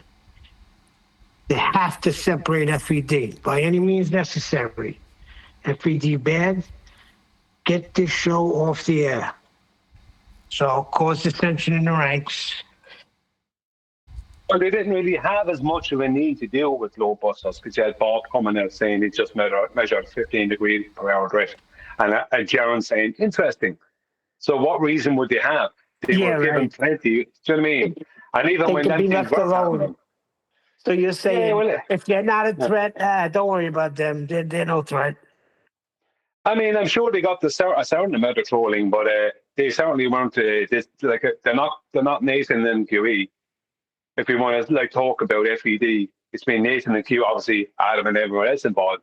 But we're talking about the two figureheads, it's Nathan and QE, because they're the two shows. Now QE basically became a mainstay on FED, and consequently, you know what I mean, you have Nathan and QE on the same show going out 5 days a week. That's a problem. That's a major problem for them. And that's why they had to deal with it. But they couldn't come and address it. It wasn't working for them coming in, trying to address the situation on the show, because they weren't being allowed to get away with their tactics and nonsense. And they didn't have evidence for stuff and whatever else. They couldn't claim science for things and all this kind of stuff. So it became very problematic to them. So the focus is always going to be on FED. There's no other show that's going to match it. You know, Bev, they get Bev a lot. You know, Bev got a lot of crap off of him, but Bev also kind of played into it too much, and he ended up. I'd say Bev ends up. I'd say he ended up with no ends of personal nonsense, because they want to get into personal nonsense with you, and I would say Bev kind of fed the trolls too much, and he ended up dealing with him any of them, you know, to his detriment. But he's not a group. He's not a bigot. He's not like a group threat. Like, this is like a little army here. You know, they see Bev as like some. I wouldn't say that. I would say he's probably thinking, like, when they stick to geometry and when they were doing their thing, I don't know what they do now, but when they do their thing and they do their thing, they do a good job, and they cause the borders a lot of problems. I wouldn't say they don't do that, because they do, but they stick mainly with geometry, and that they don't really, and as well as that, now they make silly claims the last time I listened to them.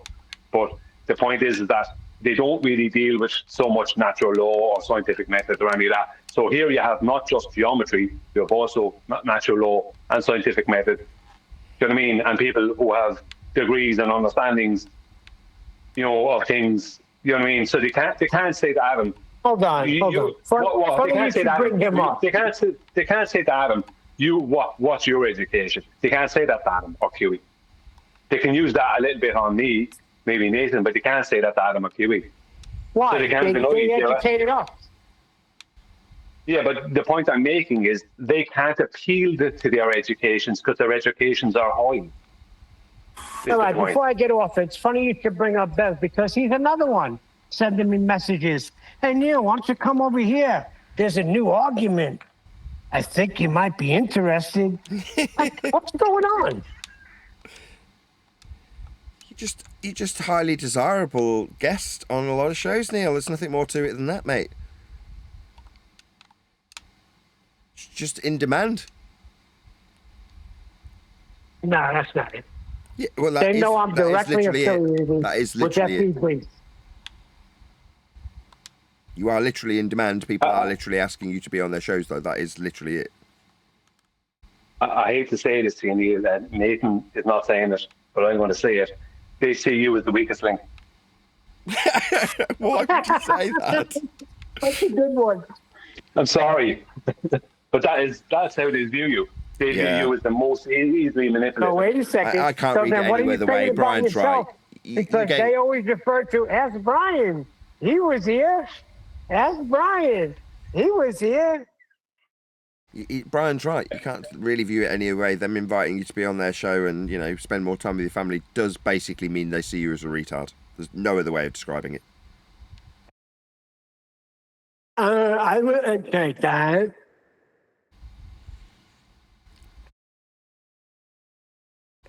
Just do it. Just go and spend some time with Bev. It's very I good. just put my hand in front of my face, and my hand is not bigger than my face, so I'm not retarded. I'm not asking you to cup the man's balls. Just, you know, pretend you're displeased with this family. You know, and maybe you want to join us. Oh, you what am I, Luca?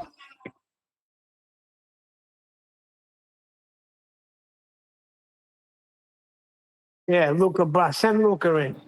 I want you to go to the detalles, tell him you're not happy with the family, and see what you can find out.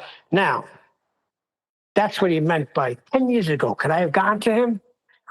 Now, Luca was a big dummy.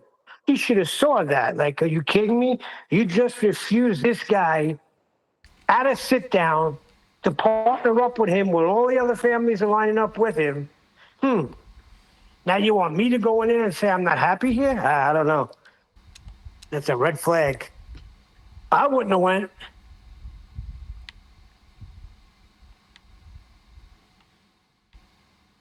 Well, you don't seem very loyal to me, Neil. I mean, I've got to be honest. Well, I would have said, I don't think that's wise right now. Maybe let's sit back and wait and see what they do. But I'm not leaving your side. Hold on, let me finish. I'm not leaving your side. I know I'm here to do jobs for you, but right now, I'm your bodyguard. And if Luca would have never left his side, retard Fredo wouldn't have been driving him to get some fruit. Yeah, but they see you as Fredo. That's the problem. That's exactly the character I was going to bring up. Get the hell out of here, bro. Don't ever. They see you as Fredo. That is sacrilege to do. Yeah. I have always kind of seen you as the Fredo of this group, Neil. I'll be honest. That is sacrilege. Hey, that's what we used to do to my brother. He used to go, "You're Fredo with a family." I'm not Fredo. Oh, you're Fredo. Yeah, there's no bigger insult. But I hate to say it, but they think you are. They think, why are they contacting you and not me? Well, maybe they're sending me messages. I don't know. That's what it's about, Neil. It's just jealousy. You heard it. No, they had you already. That's what I was saying before. You were there. They couldn't break you. Nah. They tried Ryan to just refer wants to them you. all to himself in his comment section. What you notice I don't know what. I'm not If you're responding. are you ever on the show and all of a sudden a Discord message will pop up? Like you see Beth pop up, hey, there's a new interesting argument. You should come and listen. No, I really don't care. Maybe that's maybe he's sending me messages. Well, we're saying over here, there's no argument. There never was. They needed to measure Earth flat to even pretend that there was an argument. So, saying, well, there is an argument to be had, it's like, oh, then you're our enemy. There isn't an argument. There never was. Yeah, the difference is, Neil, is that Bev might be sending me messages, but I have loads of missed messages from Bev and lots of other people on Discord. I completely ignore, and I blocked Fox Allbuster off of the channel. So I don't know. I mean, I have loads of missed. I just don't address them. I don't address all this. Yeah, I don't either. I don't answer them. I said they pop up while I'm on the show. I never even answered him. I'm saying to myself, nah, no, thank you. But you're not in chat either, Brian. I'm in the chat moderating here. Yeah, but that's why they see you. But it's not just in the chat. That the fact that you're responding to their messages is telling them that you are the weakest link. I haven't responded. That's what I'm saying. Fredo. Other people I'm talking to in chat, not freaking Bev. I don't even know where his channel is. When they start calling you Fredo.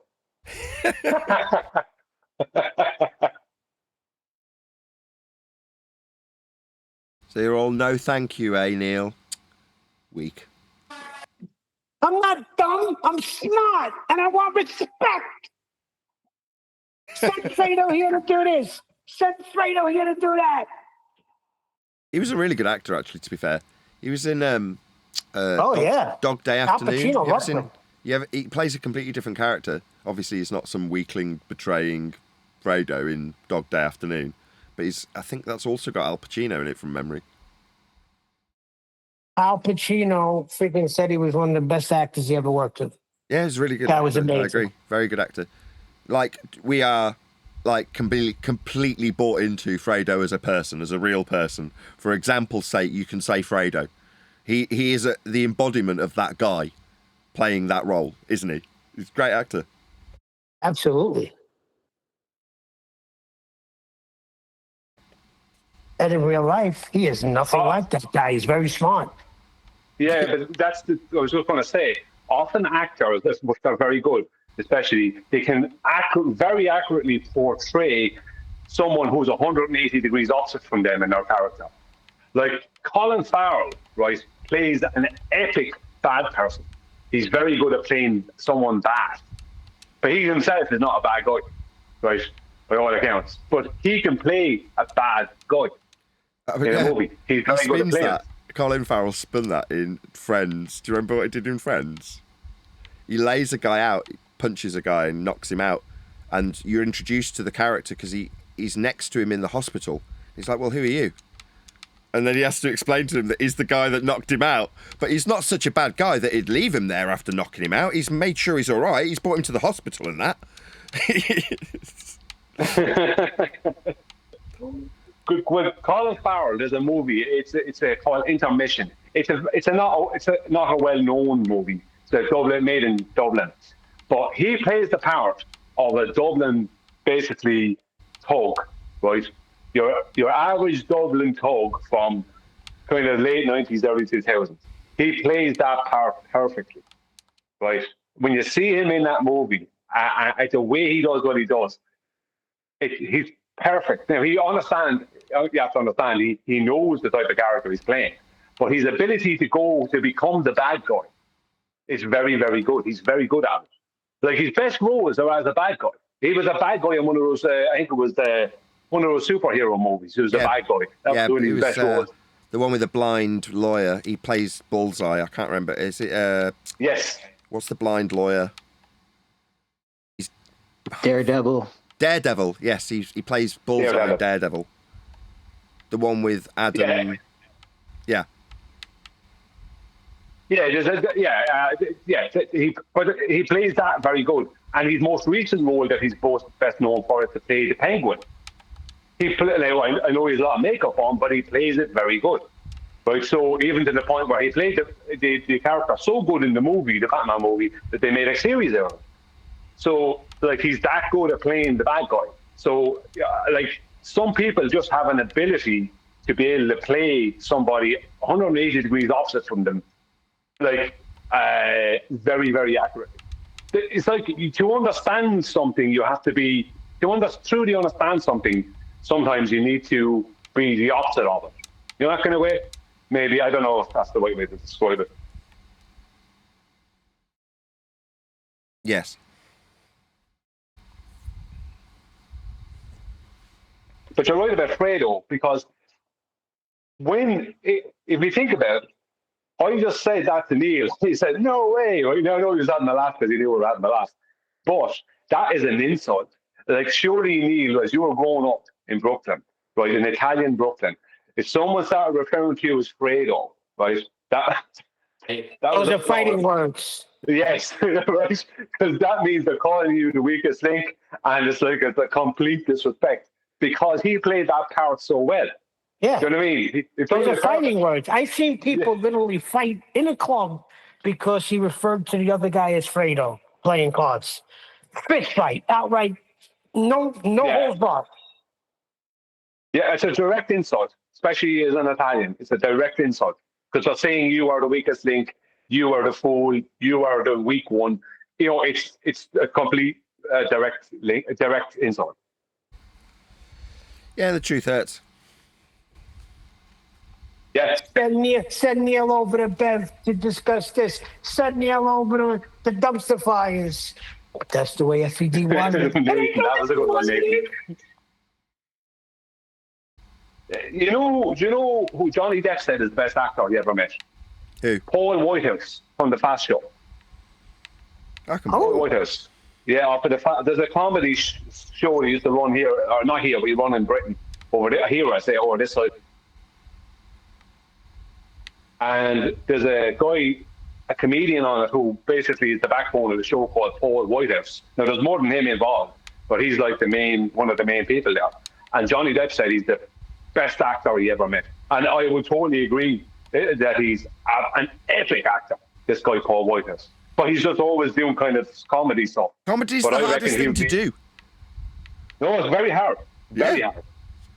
Leslie Nielsen was a brilliant actor. Remember from the Naked Gun movies and all that? Leslie Nielsen was an epic actor, serious actor. But because he did so much comedy, when he was in a serious role, people didn't know what to make out of it. It was weird for them. Yeah, you're waiting for the punchline.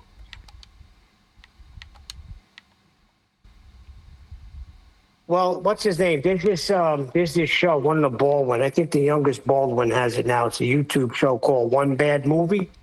And it's pretty good. But they had Michael Madsen on. And he was talking about the Johnny Brasco movie. And they had pulled a prank on him. Right? And he never freaking forgave them for that, Johnny Depp. They pushed him in a room, in a total dark room with a big rat or something, because he plays a rat in the movie.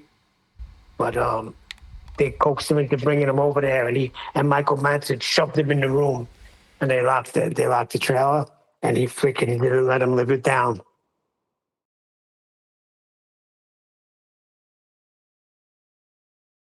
I thought you were going to say the lion, because there was a lion in that movie. Locked him in a room, dark room with a lion. Now that'd be problematic. I'll deal with a rat. You know what I mean? A lion. That wouldn't be funny. Yeah, he just died, Michael Madsen, too. Not too long ago, a few weeks ago. Only very recently, only a few weeks ago. Do you know who died yesterday? Oh God, am I entering that area of my life where the people around me talk about who's died recently? Oh God. No, but he was in a movie. Michael Madsen's talking about a movie that he shot in, I think, Ireland or Scotland, about a boxer. Oh shoot, what the heck was the name of it? He said he thought it was his best role. He could have got an Academy Award for it, but they never put it out. I don't know what movie it is then. Maybe they will put it out at some point. No, he said it's lost it. He said it's lost its ability. You have to strike. A movie like that has to strike right away. Like Rocky. You couldn't come out with Rocky in 1986. Like, it had to hit right there, 1976. Yeah, he probably won't get an Oscar for that at this stage. But the movie itself, if it never came out, then, you know, you'd have to see it. It could be still a hit, but you'd have to see it. But do you know who died yesterday in a supposed skydiving? I think was it a skydiving accident or something like that? Who died recently, Mildred? Who was it? What was his name? Felix Baumgartner. Felix Baumgartner, the guy. We talk about him all the time, don't we, Mildred? Okay, I just thought that someone might want to know that.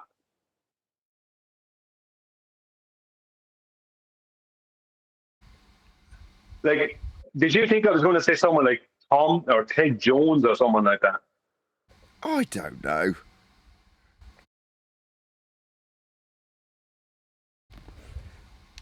However, it couldn't be more on topic. To be fair, I was surprised that it was that on topic. You quite literally stunned me to silence, haven't you?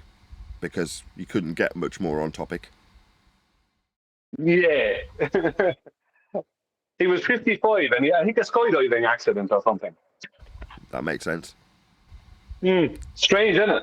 For anybody in Now, the you audience who could go doesn't know, Felix Baumgarten is the Red Bull Edge of Space jumper who has been discussed for 10 years straight in this subject, because when he opens the door, you've got a flat horizon, and through every other camera, you've got a bent one. So therefore, that's the order of the day. Let's discuss whether Earth's bent or not. Meanwhile, they measured his height off surface level. Would be what I said today if it was to come up. Yeah, and as he fell towards the Earth, the Earth didn't rotate underneath him. That's also another good one. I don't know. I'd probably moan at you if you did that, to be honest, because who's saying it would, and why would we concern ourselves with what Earth doesn't do? Yeah, I know it's a bit weak, but someone's going to add it. Might as well be me. Before I forget, the name of the movie is called Strength and Honor, and Richard Chamberlain is in it. Nobody was asking. Well, I'm just letting you know. Yeah, well, we're letting you know that we're the ones asking you about that.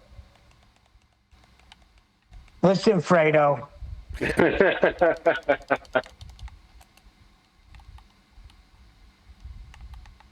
Yeah, well, isn't it funny? He died in a skydiving accident. It's nearly like, a big wave surfer dies. Who died? Surfing. Felix Felix Baumgartner. Baumgartner. No freaking way. When? Oh my God! Try and pay attention to the Yes, I conversation. did. You're paying attention I'm to the whole. working. I've got construction site here. What happened? He died? No, think he's it was fine. He's fine.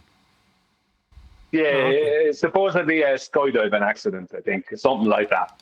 That sounds a little fishy to me. Well, I didn't want to say it, but as you said, it is a bit strange. Nah, people die. Yeah, and the other guy died taking a rocket up, right? Who was the other guy? The I one don't that know had who the you're- flyers. The guy that shot the Terry, rocket up. And, Fred, Ian, Oh, that. Roger, Simon. Sorry, no, he was in the beginning of Alan. Flat Earth. Billy. Yeah, well, I remember, but he was just advertising for. He was just. Yeah, he wasn't a flat thing earther. on. Nah, he was just looking to go up in rockets.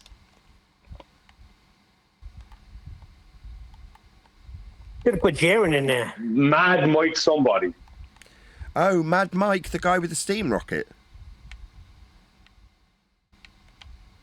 Yeah, he's the one that died years ago. Yeah.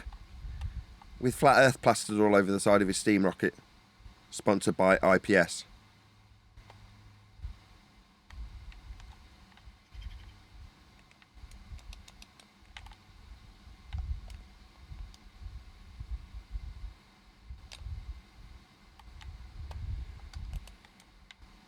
Hey, Brian, remember when you were telling me about pi, how you figure things out a different way?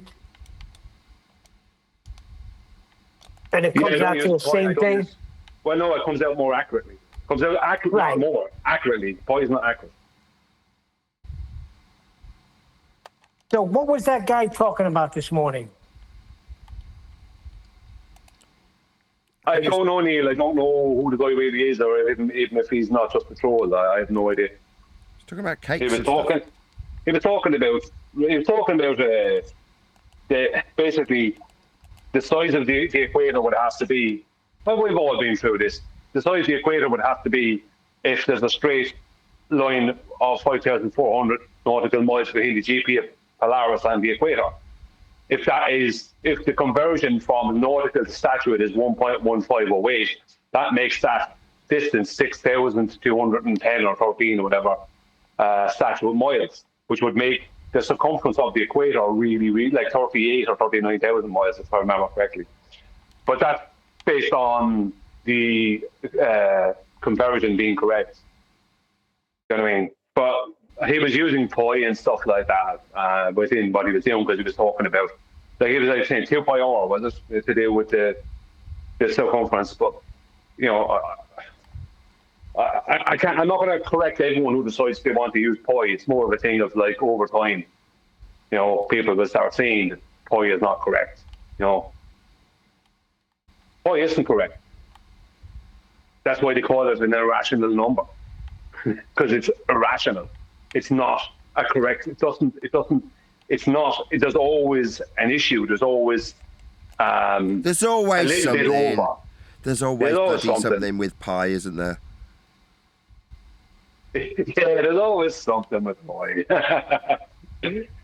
Like if you take the thing about it is that if you take the globe Earth's radius and you make a circumference out of it, and you then multiply that by, you multiply that, you turn that into nautical miles, you'll get more than 21,600. It'll be a little bit over when you use pi. You know what I mean? I think they were trying to straw man you there when I was listening to that. It sounded like they were trying to make the difference between what would be the equatorial value on a flat plane, different circumference, to what it would be on a ball. Which would be true, no, I agree it would be different. But, which is why they then claim this. And then what was strange, you see, was for them to say, resolve the equation in such a stupid way as to make pi change. Yeah, there was, I didn't fully trust those guys, to be honest with you. Yeah. Dishonest, mate. For anybody to claim that that's the only way you can resolve it is that, shows they're either trying to mug you off or they've got no idea what they're talking about. I'll change pi. Okay. You know what I mean? Yeah, that's liars and deceivers. Well, at one point, if you listen back to the audio, I actually at one point, the main guy talking does try and strawman me. He says, "So you're claiming this thing?" And I said, "No, I didn't." And even Nathan came in saying, "No, that's not what was said." So they were trying to hold me to a claim that I hadn't made. I was just pointing something out, And at one point, I even underneath my breath said, well, not so much underneath my breath, I said it, but I don't know how well it was heard. I mentioned, I don't know what's going on here. I don't even know if you're a baller or something like that, I said to him. Because the behaviour was a bit funny. And even when we were arguing, when me and Nathan were arguing, that guy was coming in with little gripes or little statements, kind of trolling us. It's like, that's not the behaviour of someone who's genuinely here to be part of the thing of what's going on, or to genuinely ask questions, So I have to admit, Adam, I was dubious of those guys until further evidence is given, Well,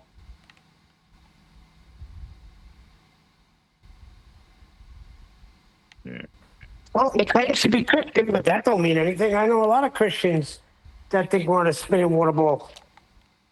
Yeah, but there's lots of ballers who will claim to be a Christian just as a cover to be in a flat Earth show. Do you know what I mean? Like they even said they have to go off and do some ceremony or something like that. But then they were back when we and Nate were arguing. Some way later, they were there getting involved, trolling us. I even at one point said to them, "We don't need any trolling." Do you know what I mean? It's like that was some ceremony you did. So it's 3 minutes of it, or whatever it is that you were doing. Do you know what I mean? Well, we have to go now. We have to do this thing.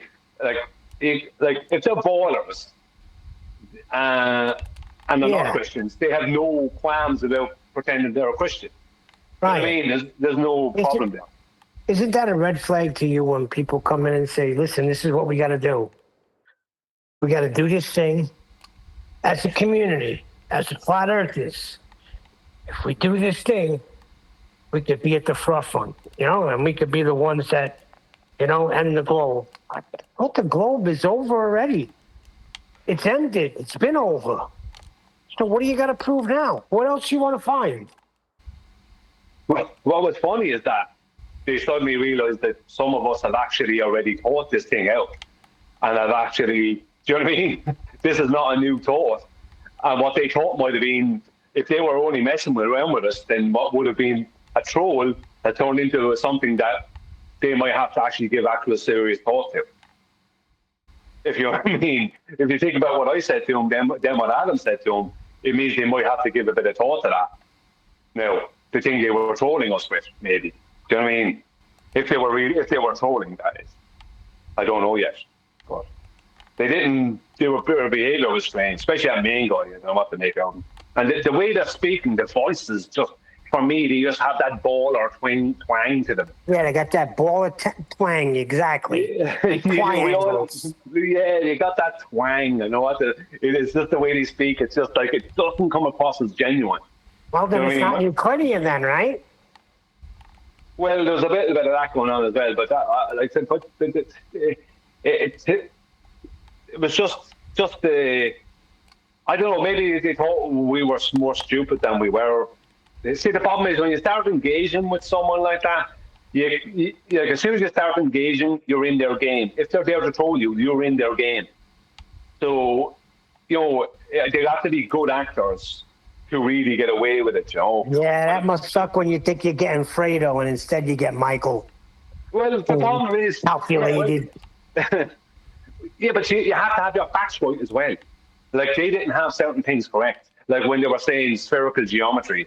Like, no, I instantly jumped on that. And I don't think they were expecting someone to say, well, actually, the conversion may be incorrect, because that actually could be true. And then give them some figures. They weren't expecting that. So this is the problem. When you're going to do something like that, you really have to have, it's like you can imagine some detective guy going undercover in some criminal outfit. You have to really fit in, otherwise it's going to be obvious. You know what I mean? Or pretend. Yeah, it's like me going undercover in a drug neighborhood with a freaking tuxedo and a top hat. Yeah, it's not going to work, you know, or being a spy in another country, or, you know what I mean? You have to really be you can't just be just a good actor. You have to have your facts correct as well. You have to have things, you know, otherwise you're going to be shown up to either be stupid or to be ill-informed, stupid, or, you know what I mean? Or just a liar, you know? So it's hard to say. But I definitely got that, and I didn't want to go into it because I didn't want to start straight away saying these guys are ballers. But I was getting that feeling off of them when I heard them speaking to Nathan at the start. Before I came in, I heard a little bit, and I came in and I tried to find out what it was they were actually saying. You know, sometimes the problem is like your intuition is telling you there's something wrong with these guys, something wrong here, and you know. You won't go. I suppose I won't always just go straight to you're a baller, but a lot of the time I'd rather just do that because it's kind of like I'm so 85% convinced you are a baller that I'm willing to be wrong here. You know what I mean? You're giving off a lot of traits. Sorry, go on. Craig's asking me if I can go for a curry. I'm on my own with Eleanor, so I can't go anywhere. But thank you for inviting me. That's no curry for you today. No curry for me. So you could have brought her along, but I don't think my wife. Craig, I'll be right there. Yeah, I'll see you there, Neil. Don't be late. It's happening in an hour. We still got Concorde, right? A couple of hours. No, they scrapped Concorde, haven't they? It's gone now. Yeah, had that one crash and they scrapped it. I don't think that's why they scrapped it, Neil. Yeah, that's why they scrapped it. They were trying to be the only freaking plane that never crashes ever. What about it? What about it? They were claiming people were seeing the curve of the globe Earth from the windows in here. Oh, yeah, that's right. They weren't. You know what I mean? So. But they're talking about bringing back high altitude flights. You know, what's the supersonic? The term supersonic. Yeah, supersonic flights. Concorde was just such an amazing piece of machinery. So on the last flight, the captain and first officer both tucked their hats into the expansion joints so that they'd be trapped there forever. So as the plane went supersonic, it would get bigger, physically expand, and to account for that, they had to put these like concertina joints called expansion joints right next to where the literal head of the pilot would be, like 6 inches away from his head is this expansion joint. So as they're going faster and faster, the plane's getting physically bigger and bigger. But then what they did was when they went supersonic for the last time, knowing that that's when the plane would get retired, they put their hats into the expansion joints and held them there as the plane slowed down so that it would trap their hats. So if you go and see Concorde in whatever museum it is, if you're privileged enough to see inside the cockpit, you'd see these hats trapped in the expansion joints from the final captain's final, flight. Very cool stuff. There's just so much cool nostalgia with Concorde. You know that it was so fast, that plane, to stop it going into outer space and keep it going around the ball, they bent the nose a bit. Is that why it had the top nose? That was to stop stalling. That's what that was. Because they had to have the nose pointed down, so that when they were flying at high speeds with the wings, the chord line above horizontal, if they didn't have the nose pointed down, because of this, you'll see it sometimes with some fighter jets, even the way that the nose is orientated, is that when they start flying really fast, the plane can go into a stall too fast. That's like basically the plane starts going vertical, basically. And that's why they had the nose pointed down. Also, with the force of the air they were going through, that also, I think, the nose pointed down helped that matter, I think. But I remember reading about it. Made a bit of sense. But you know what Boeing made? Boeing made a supersonic, an American Concorde as well. And they actually never went to production. They made one, but it didn't become a passenger plane. And so did the Russians. They made one too, but it never became like Concorde. But they're talking about now bringing back supersonic flight, and there's some companies who are claiming to have solved the sonic boom issue, because that's the issue, is that over residential areas there's going to be sonic boom if planes are flying over. So if they're flying over a city, you're going to create a big, massive sonic boom. So when Concorde was going from Paris or London to New York or whatever, they had to wait till they were at a certain distance before they could go into supersonic speed.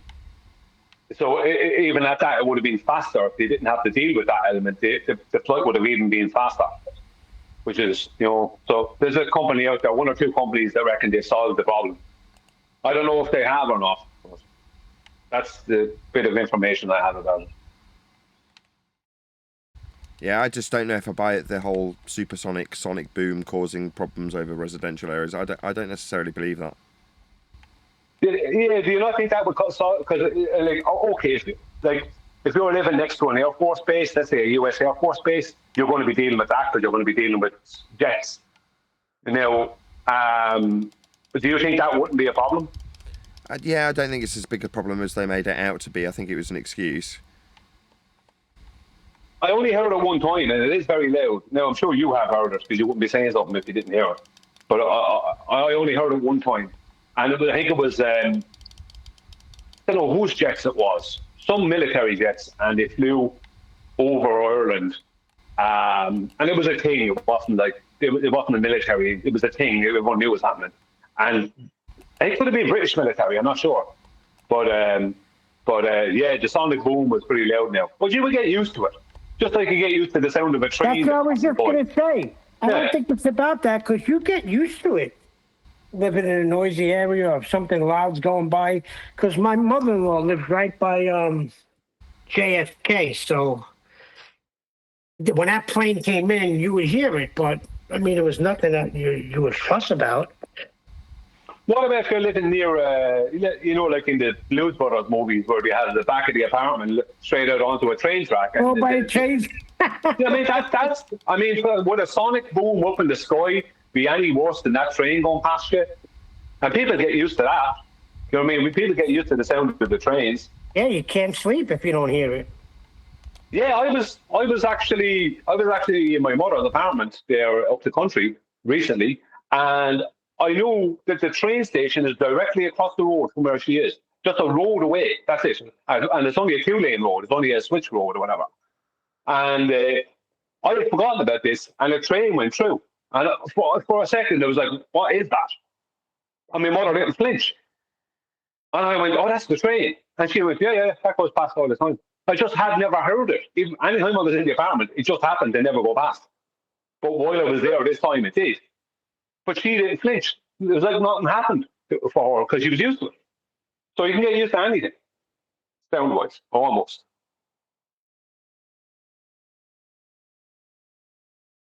Yeah, but what I mean is when they're at the high altitudes going supersonic, I just don't think it would have any effect on the ground whatsoever at those heights. I just think when they say that and they show you diagrammatically this line leading the front of the plane and a line behind and describing the two sonic booms, and then they cut to an example where they show you that you can break glass with them. You're like, you show me it breaking the windows of a shed that are one pane thick with a jet that's 500 feet off the deck. I mean, it's absolutely absurd. I'm pretty sure that if you had any plane going at that height over the shed, it'd probably shake the windows broken anyway.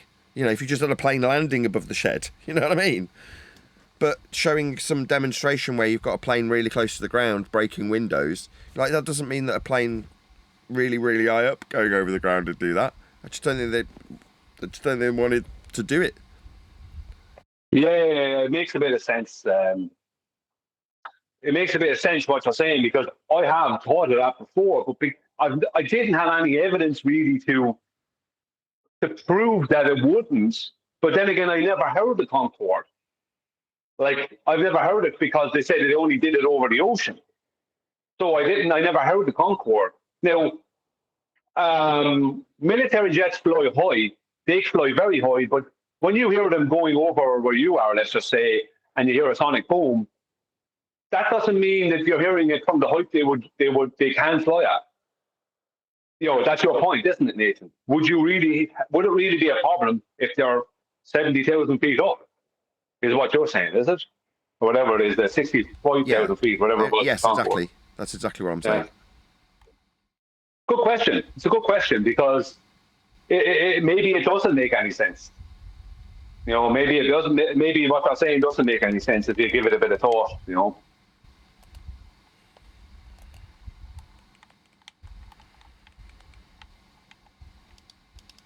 It's only going to sonic boom once when it breaks the speed. Therefore, it's not like it's going to keep doing it over and over again, is it? No, but they're talking more about, let's just say, a fleet of supersonic, like where every plane becomes a supersonic plane.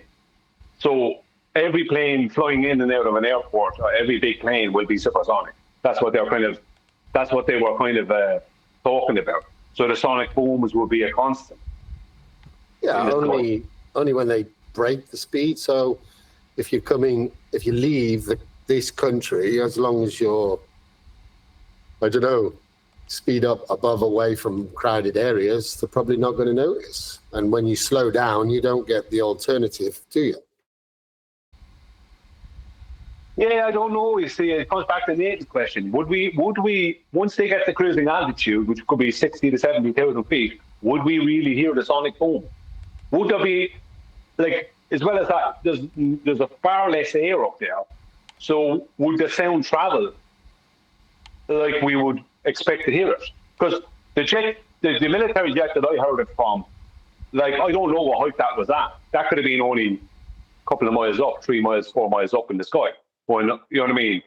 Over Ireland. Because there isn't any real high mountains in Ireland, so there wouldn't be much it would have to, you know, a fighter pilot would have to be worried about hitting into. There isn't anything that high in Ireland. If you were 4 miles up, you wouldn't hit anything in Ireland, because the highest mountain is probably only 2 miles, if even that.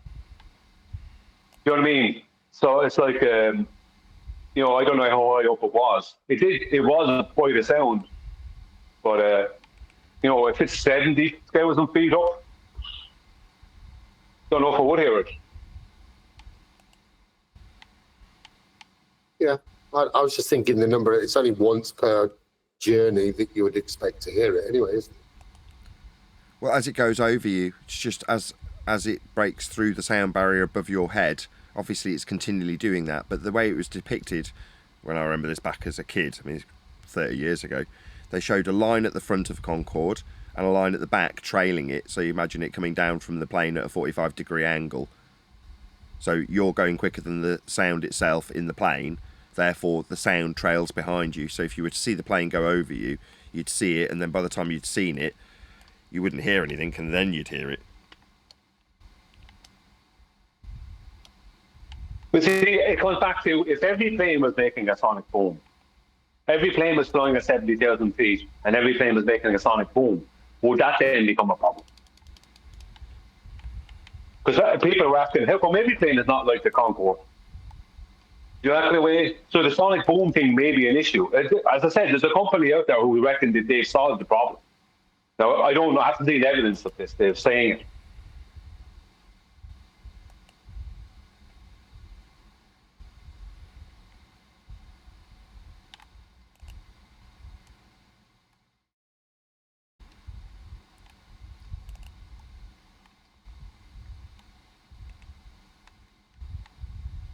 What was the maximum speed of the Concorde anyway? 17,500 miles an hour, I think.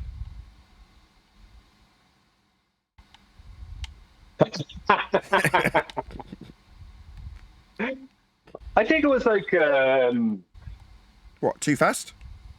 Well, what's the sound barrier? What's was that? It 2,000? Was it 2,000 or 1,500 miles an hour or something like that? I don't know, just make one up. Was it faster than ISIS? ISIS? You mean the ISS? ISIS is a religious group. The ISIS. 1,354 miles per hour. The Concorde's maximum almost double the speed of sound. Speed of sound, I think, is, hang on, the speed of sound 600? No, speed of sound is 760 or something. It says more than twice the speed of sound. A typical London to New York crossing would take a little less than 3.5 hours, as opposed to about 8 hours for a subsonic flight. So 1,354. I suppose if there's too many going the wrong direction around the world, they could slow it, possibly even go backwards, causing everybody to go back in time. Or is that a Superman episode?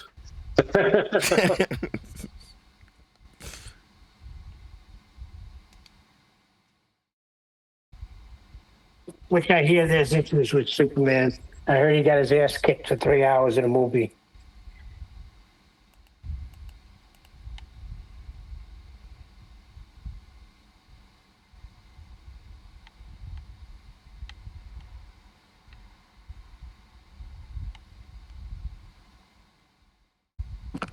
Does anybody know what the #1 song was this date in 1983?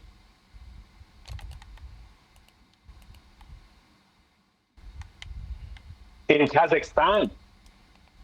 I'll give you a hint. It's about a stalker. Oh, it's got to be The Police. What song? Private Eyes. No. What song?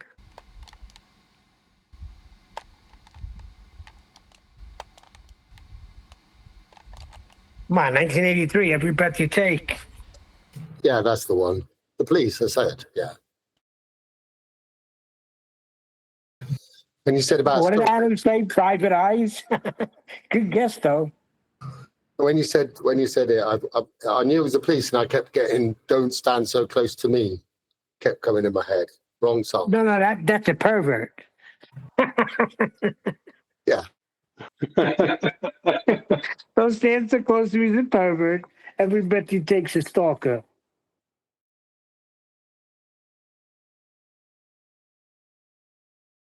I must be the pervert rather than the stalker then. Well, he claims when he was an English teacher that was a real experience. I was about to say, it's a bit worse than just pervert, isn't it? It's pedo. Yeah. Yeah. Yes. Even say that about yourself. I mean, come on, dude. I didn't change the word. Somebody else did.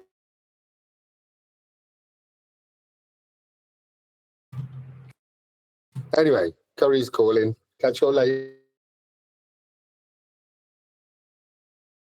See you, Greg. Thanks, Craig. You did. I'm going for Chinese in a minute. What about an hour? See, now, I grew up, we'd say we're going for some chinks. But from what I hear, you're not allowed to say that no more. Going for a Chinese, or you might say a chinky. Would be the English super shortening. We never say it like that. You just go into eat Chinese. We never say anything like that, ever. So no announcements, eh? Just go get it. No, you've got to have the Y on the end, like Adam said. If I said to Adam, I'm going to have a chinky tonight, he'd be like, oh, you're having a Chinese meal, right? Chinky. If you say chink, that's very racist. Yeah, that'd be bad. And what about the S at the end? We said we're going to get some chinks. That's even worse. Oh, boy. Yeah, that was like normal. Well, we're going to have some chinks tonight. Tomorrow, yeah, but what do you say if you're getting pizza? You just say we're getting some pizza. The thing is, no Chinese person will be offended whatever you say. It'd only be a white woman. Correct. Yeah, but I found sometimes people like they'll say something racist just to be like, some people will say something racist just out of hate, just pure hate. Do you know that kind of way? You know when someone's just saying something out of hate as opposed to not saying it out of because everyone else is saying it. They're not thinking about what they're saying. Yeah. Some people like to be racist. They like it. If you, as a British person, say the term chinky, there's nothing racist. It shows a level of cultural integration. It's a familiar, happy, positive term. There's no negative connotations to it unless you've got the problem and you're trying to look for hate and make hate when it's not there. If anybody says it, there is nothing negative. It's just like, oh, right, nice meal. Enjoy, you chinky. You know what I mean? That's what I didn't like about, the only thing I didn't like about my cousin Vinny. She would have never said, I bet the Chinese food is horrible here. She would have outright said, I bet the chinks are horrible here. Not the That's Chinese. a very different thing, isn't it? There's no...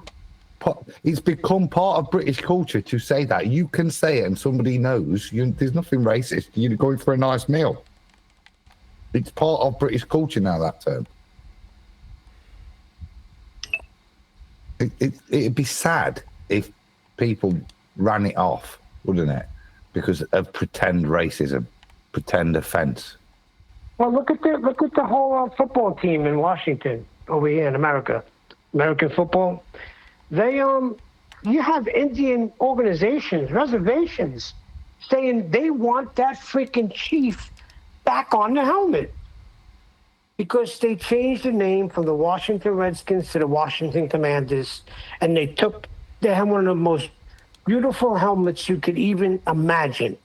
If you're looking at an old Washington Redskins helmet, they had an Indian chief right on the side of the helmet. Freaking beautiful.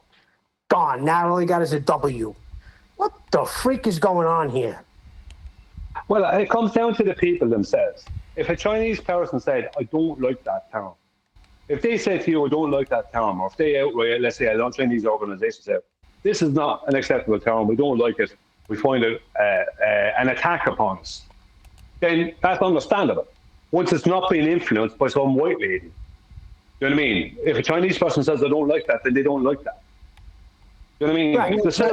Just equally, they can fuck off as well. Exactly. Same thing with the Cleveland Indians. They took away the little cartoon Indian they had. They had a cartoon Indian smiling with a feather. They took that away and they changed the name to freaking Cleveland Guardians. I mean, it's ridiculous, man. It really starts to freaking piss you off when you realize the world that you're living in.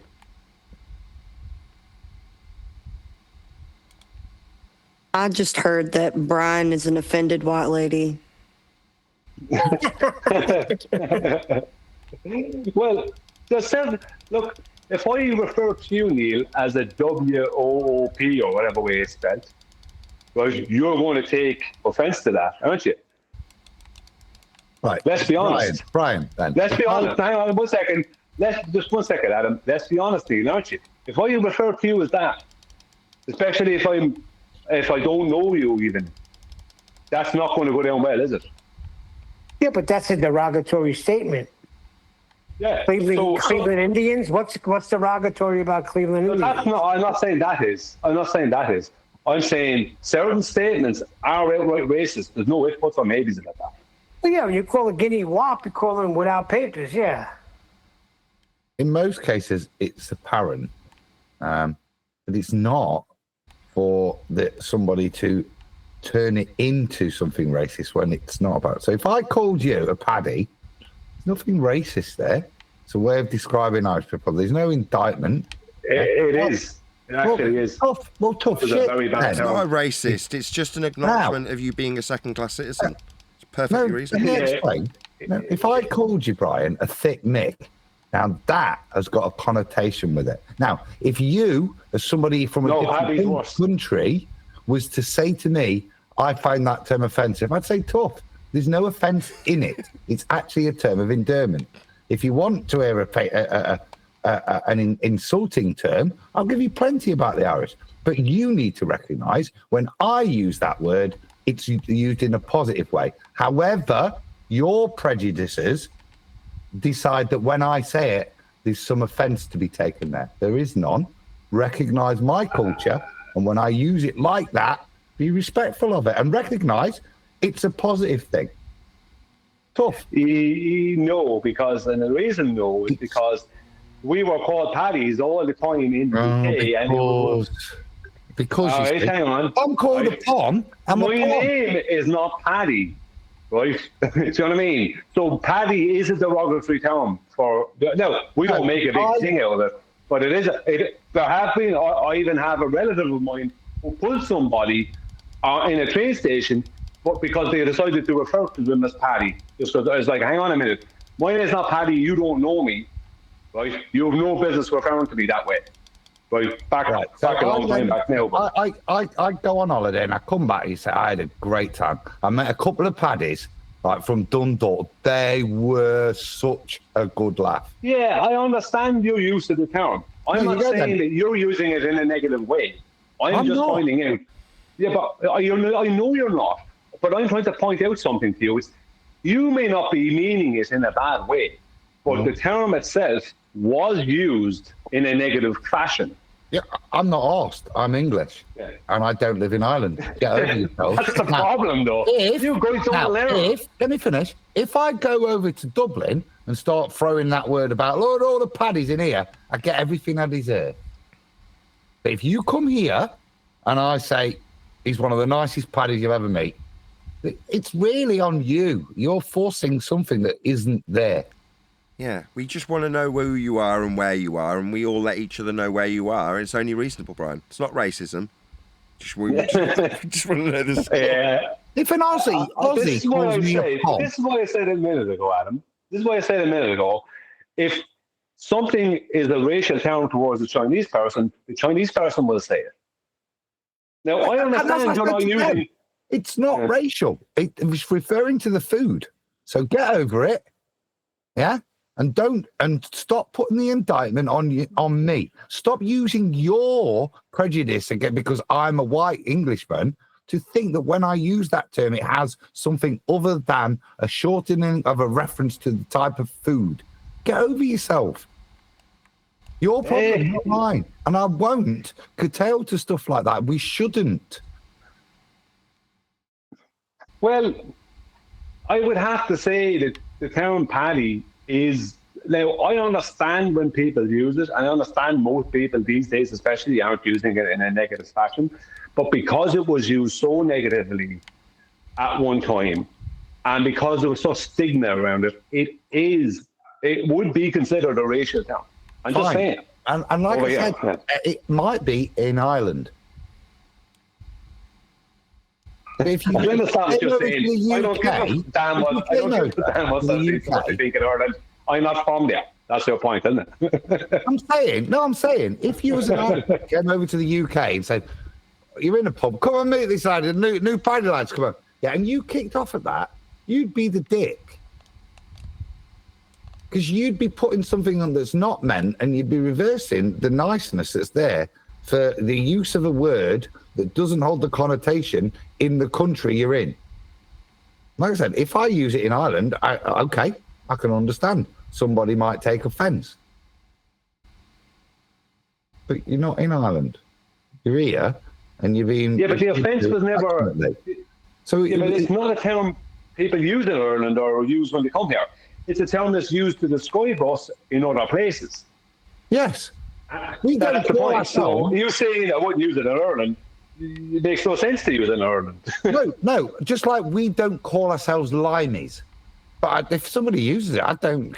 there's nothing positive in that term, I don't think. But there's no offence taken if I hear an American say it. Well, what does limey mean, Neil, when you say it about us? It's not a term of endearment originally, is it? I know where it comes from. It comes from us carrying limes to not get scurvy. Mm-hmm. But that's like...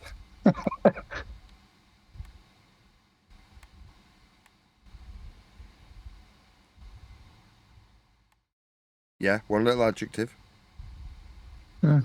Well, no, that's it, really. That's...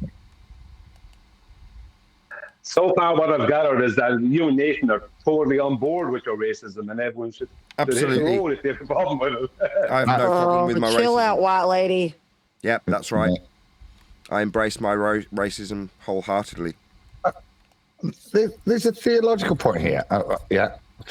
As you said, I would change it in another country, but in this country, yeah, no, I wouldn't change. And I would defend the right for whoever it is to be offended.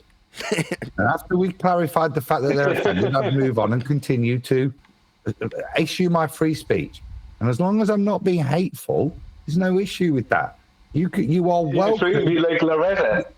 You are welcome to take offence at anything I say, right? And just because you point out that you're offended doesn't mean I have to modify my behaviour.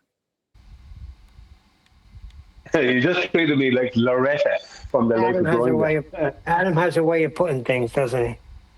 Yeah, he's telling me I don't care. I say what I want to you.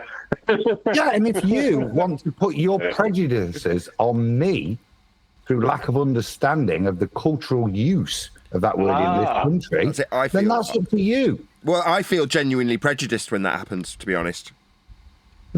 I hate punishment this involved, white oppression. frankly. Yeah. So let me gather this straight. So it's my fault. Yes. That yeah, I'm at fault.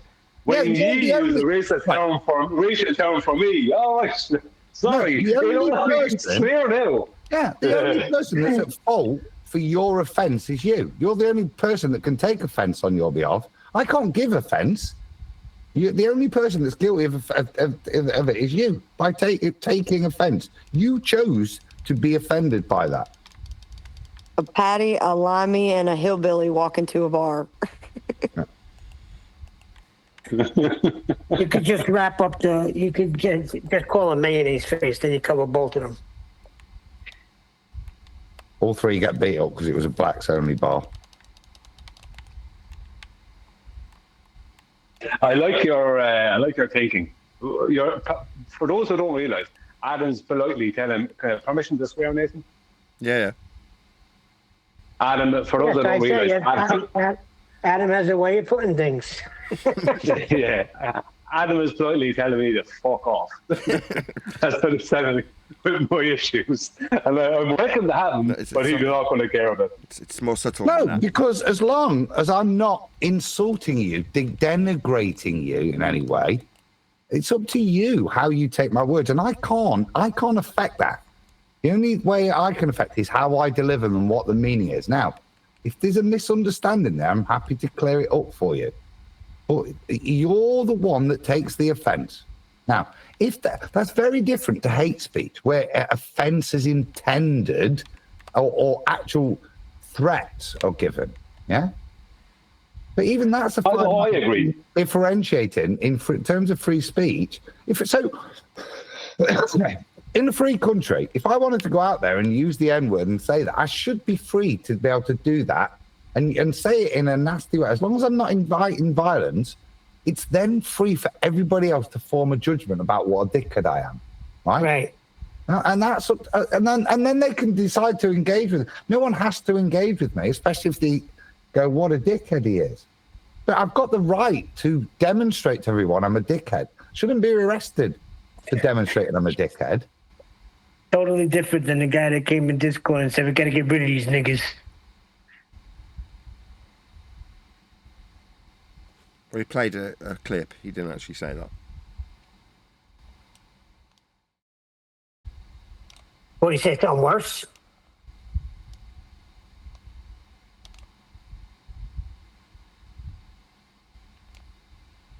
I'm trying to make it clear. It's up to me to say I'm responsible for my words, yeah?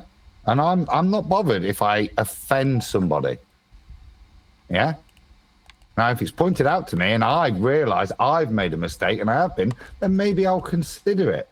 But if somebody wants to take my genuine words and twist them and say, because they can twist them in such a way that they're offended, couldn't give a shit, yeah? I'll explain to you why you're wrong and move on, yeah?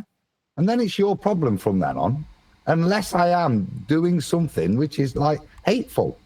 But there's no, like I say, in these certain terms, there's nothing hateful in them. No, I understand. You're talking about intent. Your intent is not to insult. Yep. Or to, yeah, I understand that totally. But I'm still pointing out to you how that particular term or certain terms will be taken up.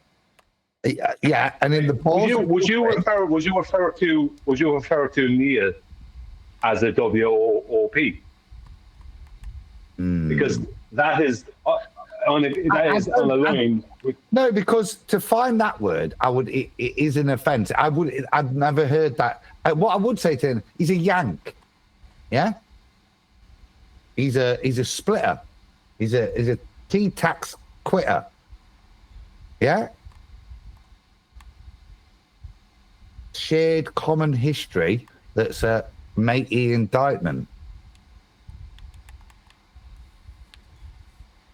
So I would use terms that aren't necessarily, yeah, well, I say lie me the other way around. It's not positive, is it? And it's not use that, it's to categorize someone, but that was back then. Now it shows common history.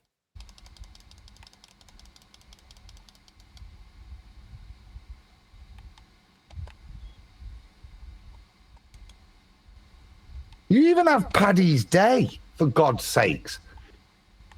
How unreasonable are you Irish? Yeah, you pimp this thing called Paddy's Day around the world, but we can't call you Paddies on Paddy's Day.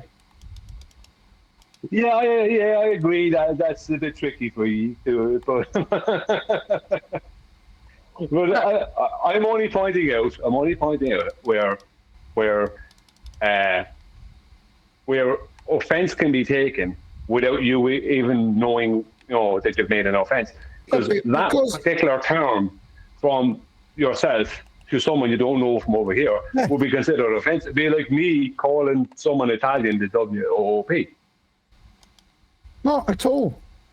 Because there's not become a point where there's been WOP Day.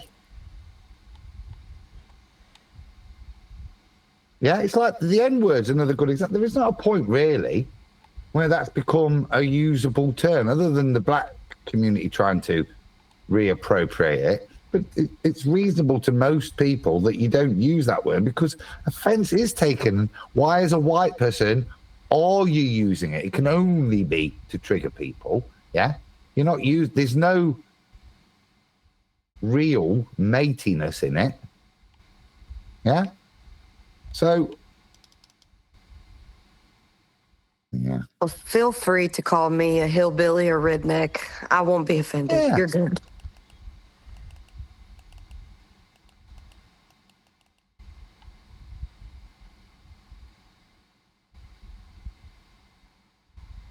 Not be using it abroad now.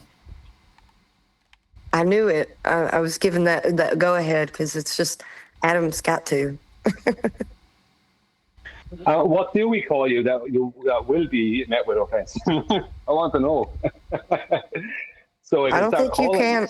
I don't really think you can call me anything that'll offend me. So there you go.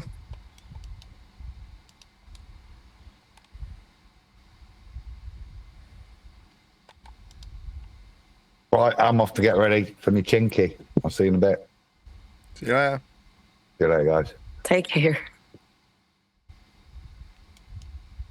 Got him.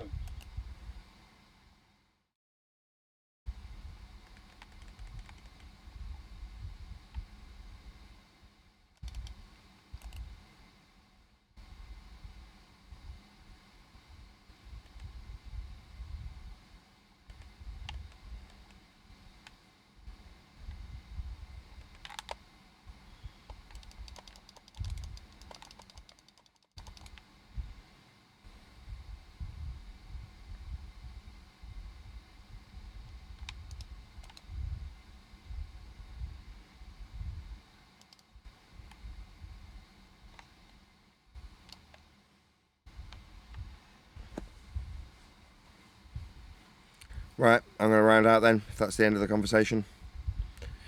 What about if we start calling Flatsy slow legs? Because she thinks he's a great runner. No, I'm going to round out.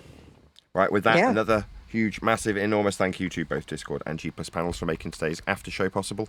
And of course, a massive thank you to all of you for liking, commenting, sharing, subscribing, joining as a Nathan Oakley 1980 channel member, and all that good stuff. I've been Nathan Oakley, and I will see you all in the next video.